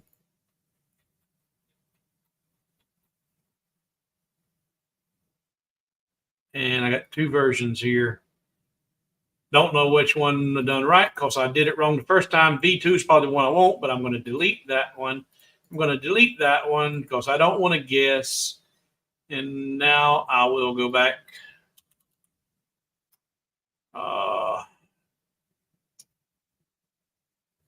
Booey.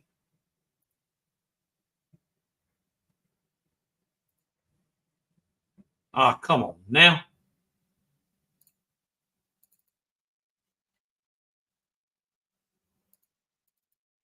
That's all of them. Now compress it one time. It didn't warn me there was one already named Daniel V2. There we go. That's right. Now that that's done, you got to go to a website. We got first upload new media files.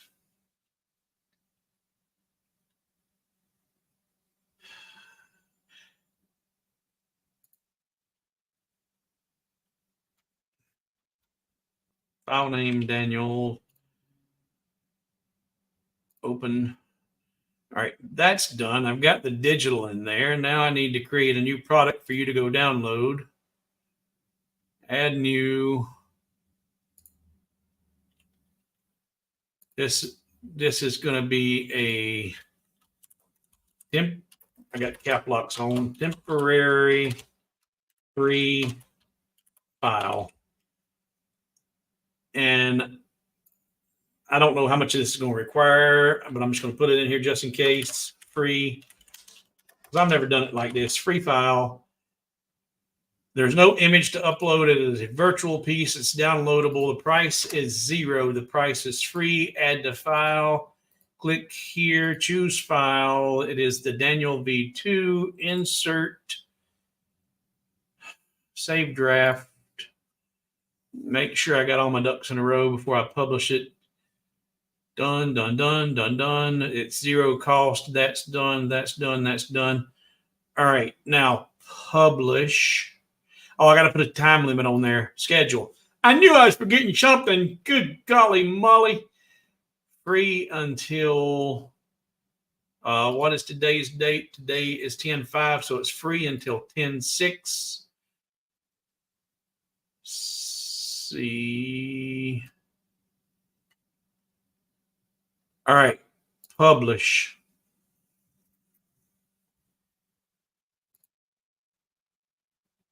Refresh. Okay. Boys and girls that are still with me, if you go to hobowithwood.com, you may have to refresh your browser. You guys give me a thumbs up that you see this temporary free file.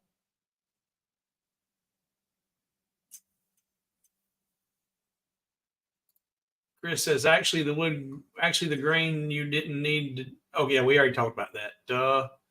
Ed talked about, yes, I went too far up when I was looking for questions and comments. Exclamation. Yeah, well, I tell you what. Lower right corner. Not sure about what talking about there.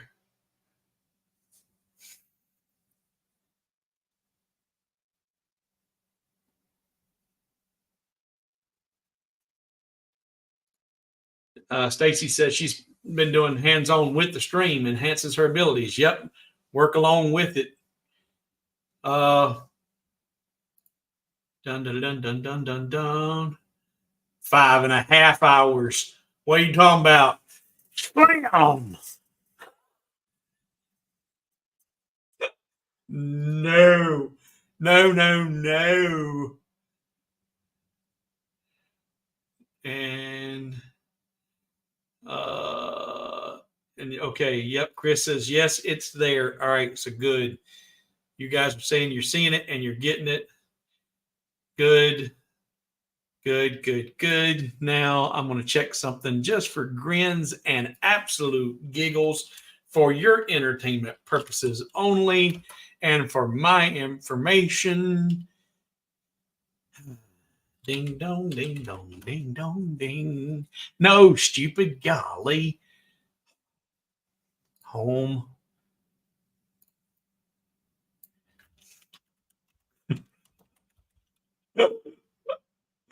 Oh, no. No. Come on. All right. You're just going to be difficult, aren't you? Yep, there we go. Come on. There it is. Let's see here. Switch. Hours. Closes at 9 p.m. It's 8:25, and I ain't gonna make it. Dang it. That's all right. I'll do it tomorrow. I have to have my steak and rice tomorrow. Grilled cheese for me tonight. Oh wow. Yeah, I don't see it. Henry says, I see the file on your site. Good. And download both of them. That free one's going to, the regular free praying with just a single arch, the one that's going to be easier to do, less difficulty. I feel like it should work without any problems, even though I still haven't tested it either. I'm going to try them both. And then I'll get photos on the website once I do.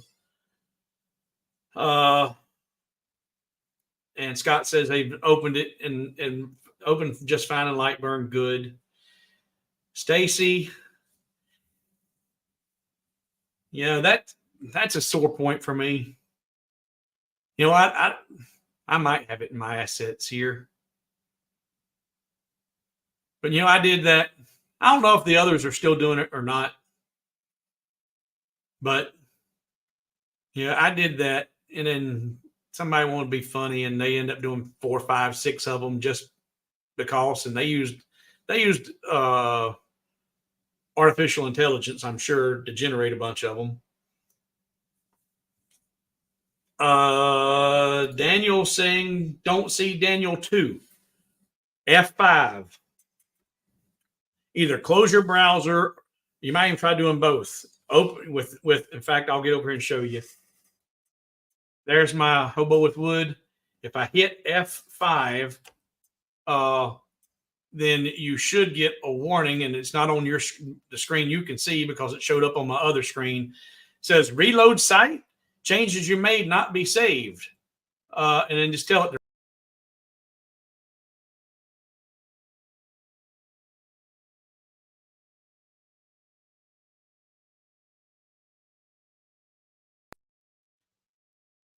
Can you see me? I don't know what happened. It reloaded it F5 the wrong thing. Boy, oh boy, oh boy. I hope you guys can see me. Switch over. Can y'all see me? Yeah, there's 61 of you here. All right, good. Boy, I thought I just lost you.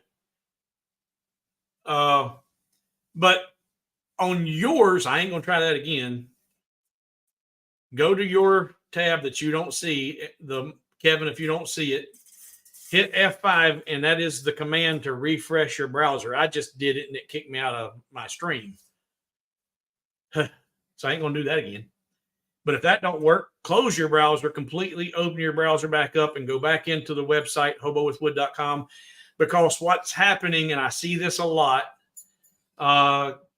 some people don't get it because of some of the settings they have in their computer. And when you load a website you have been on, it doesn't always load the most previous one. Sometimes you have to force it to reload, and F5 is what should force it to reload that software, that web page.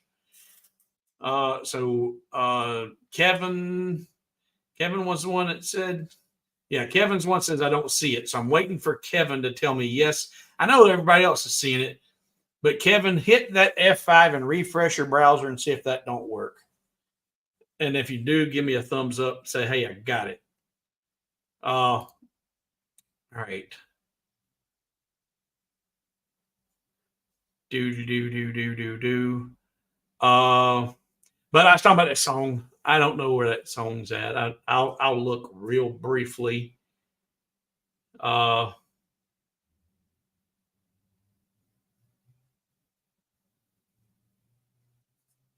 do I save the planks in the art library? All right. Easy. Real easy. Switch. If you've downloaded this file and you've got those wood planks, you don't have wood grain over here in your file. I do, and I've already got it there. But what I'm going to do is say you don't have it. First, you're going to click on New. Here in your art library, click on New. And you're going to, where I'm hoping you have a Lightburn art library already, and you know where all of your Lightburn library art files are stored. Because if you don't, then this can be a little confusing. But I have my Lightburn library art in my Lightburn art library folder. There's all of my Lightburn art files. So there's where all of my files are at. So that's what you're going to be looking for if you have a large Lightburn library art file. Then when you click on New. Now you come over here and you give it a name. And I'm going to call this one Wood Grain 2. And say save. And when you do that, it will populate a new library in here. Then you just select those and you tell it to import graphic from project and give it a name. And it's going to now it's wanting to name it that file up there, and I'm just going to name it planks and say okay. And that's going to bring those planks into that library you just created.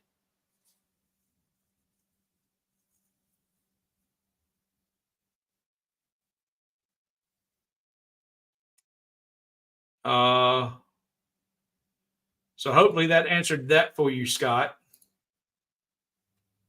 Let's see here. All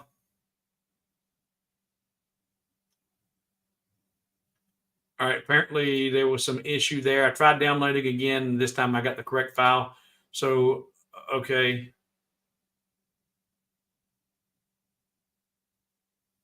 All right, so whatever the problem's there, you guys figured it out. 5.5 hours in. Oh, my God.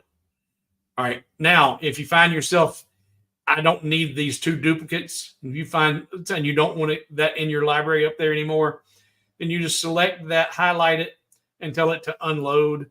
Now it's no longer there, but it did not get deleted. It is now still in your files. So I'm going to go in here and I'm going to go to my desktop and I'm going to go to my wood grain or my Lightburn folder. I'm going to go to my art library and I'm going to go down and find that Wood Grain 2 right there. And I'm going to tell that to delete. So now I didn't just remove it. I removed it and deleted it. All right.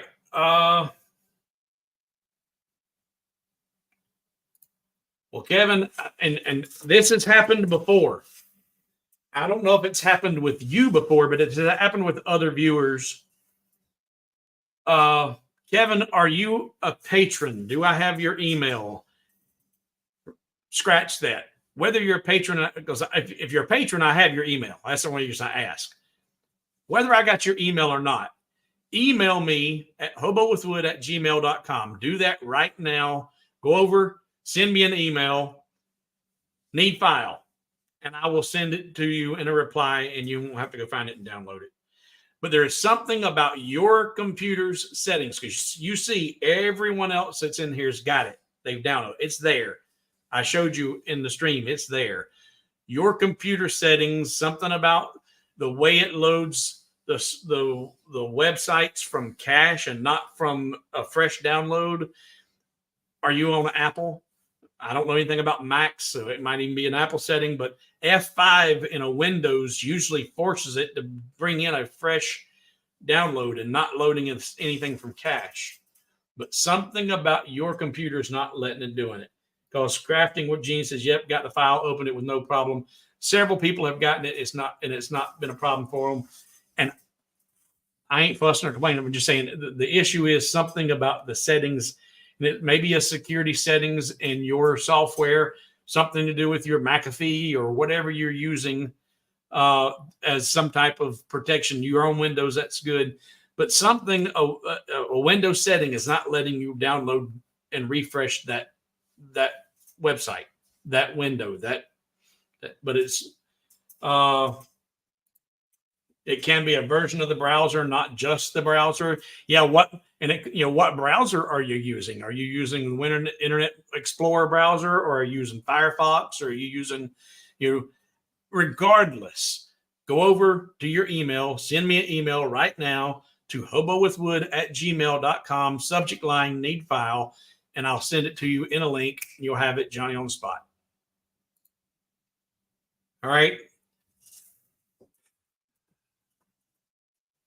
5 hours and 36 minutes. Yo. Yeah. Holy. Have we had fun? Have we learned anything?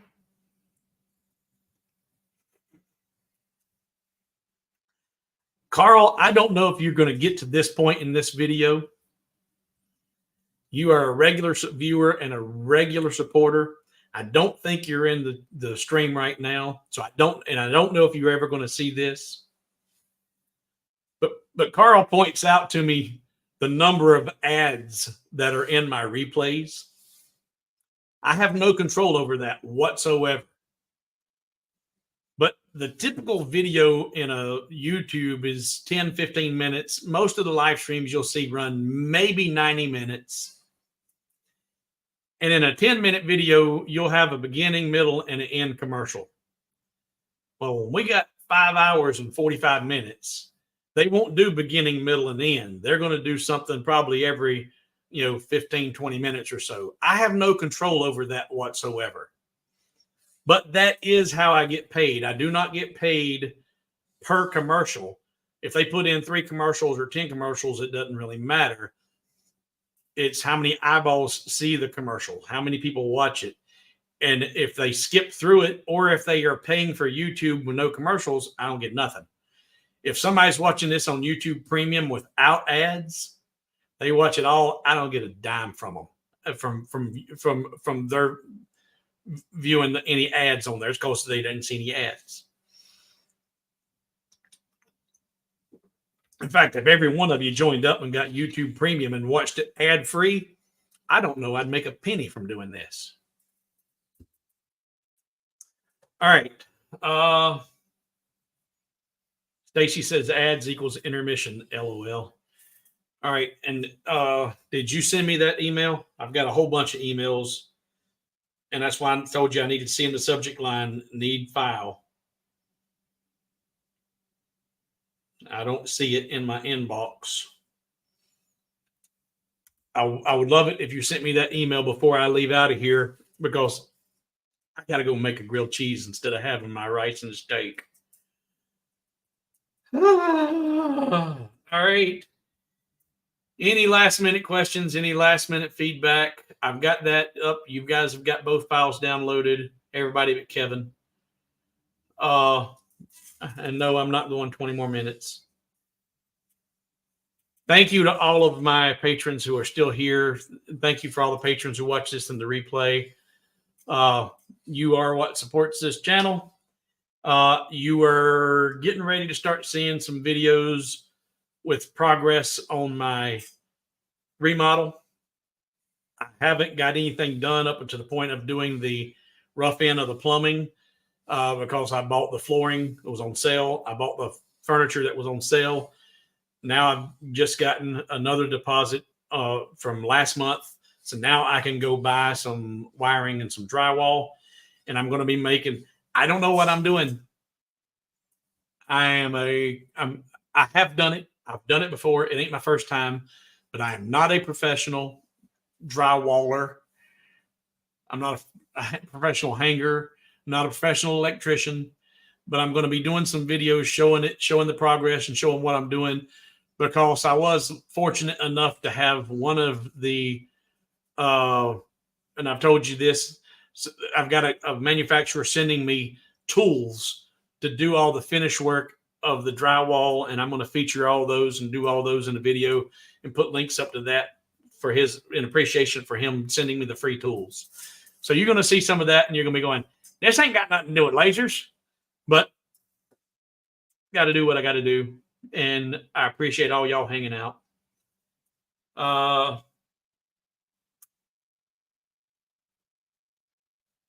And no final questions. You have a grilled cheese and I think I'm going to have some macaroni. Oh, well, you know what? Man, I wish you wouldn't have said that. But I can go to the grocery store. It ain't too late. Now that you say that, I think I'd like to have me some shells and cheese because I had a grilled cheese last night. But the shells and cheese, that's sounding pretty good. Yeah, and Bob's World saying it could be your firewall that's stopping you. It's something that has to do with the security settings on your computer, Kevin.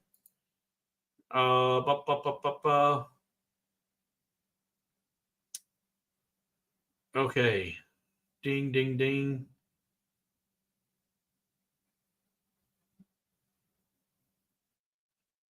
Dale, I don't talk about what's going on too much on here as far as details, but I'm working on the house. This house has been a church. It's a 1901 or built in 1900, I think. Actually, it's 1900 or 1901. It's well over a century old house, and for the last 30 some odd years, this house has been used as a church. They took two walls out of the center of the house and opened it up and made a huge sanctuary. And I'm sitting in what would have been about the last row of the sanctuary. So it goes, 40 feet that way. But when they took these walls out and they remodeled the house to make it a church, they took the full bathroom out of the house. There's no shower, no tub, no nothing. There's just a men's room and a ladies' room. And I'm taking what was the men's room, which was actually the outside storage building on the back porch originally. They turned that into the men's room. But I've taken out more walls and putting in a shower and making a full bath where there wasn't one. And I'm going to be moving in here. I'm going to be moving out of the RV. I'm not going to be traveling for a while. So since I'm not going to be traveling, I just decided I'm going to sell the RVs and I'm be stuck here. Still going to be a hobo. And when the time presents itself and I'm able to travel again, I'll just get another RV. No sense in letting those deteriorate and depreciate sitting in the driveway. But I'm remodeling the house, putting a bathroom in the house.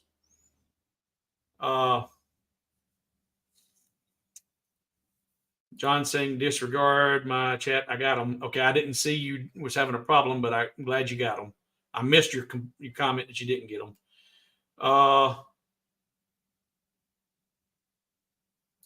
Now Kevin says, well, crazy as it is, all I had to do is log in to the site, and there it was. And I've seen that too. Because you have downloaded, you've been on the site and you've bought before and gotten free before. So that's another thing to keep in mind, Kevin. Anytime you go to my site, to be sure that you're getting access to all of the most recent files, log into your account on the website, and then you'll see everything. And that might be something crazy on the back end of my site, but other people have bought from me before. Maybe they were already logged in, they've saved in, and they were automatically logged in. I don't know. Just remember, you need to be logged into your account to see the most recent stuff. Okay. Excuse me. 5 hours, 45 minutes. We're calling it. I'm going to intentionally log out now, get out of here so we don't go 6 hours. And Stacy, you still on there? Yeah. I'm going to do this for Stacy real fast. I'm going to look. I don't even know if I can find it. But let's see here. Here. No, stupid. Yeah, there.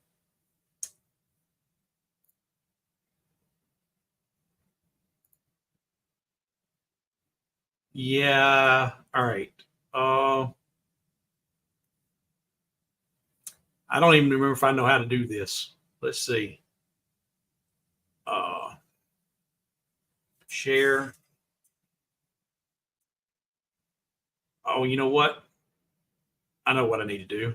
I need to do I need to do this. I need to present, share screen, share entire screen, share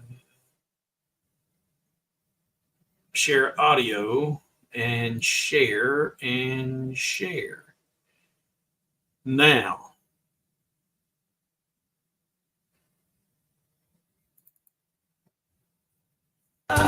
just I hold on you to the falling day to laser lots of wood.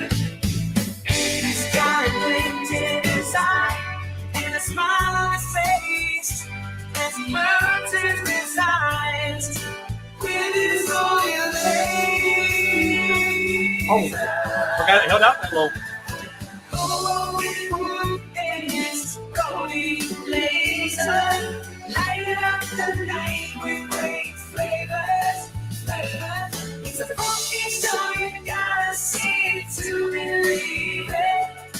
Oh, with wood and his rolling laser.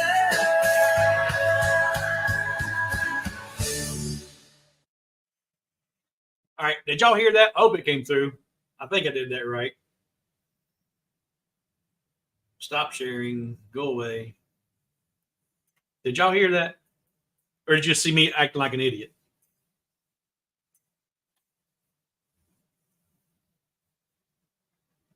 Yeah, you heard it. All right, good. That was for you. I don't bring it out anymore because the dummies want to be whatever. All right. Good night, y'all. I'm going to the grocery store instead of going to the restaurant. So, wow. Bye, y'all. End stream. End stream.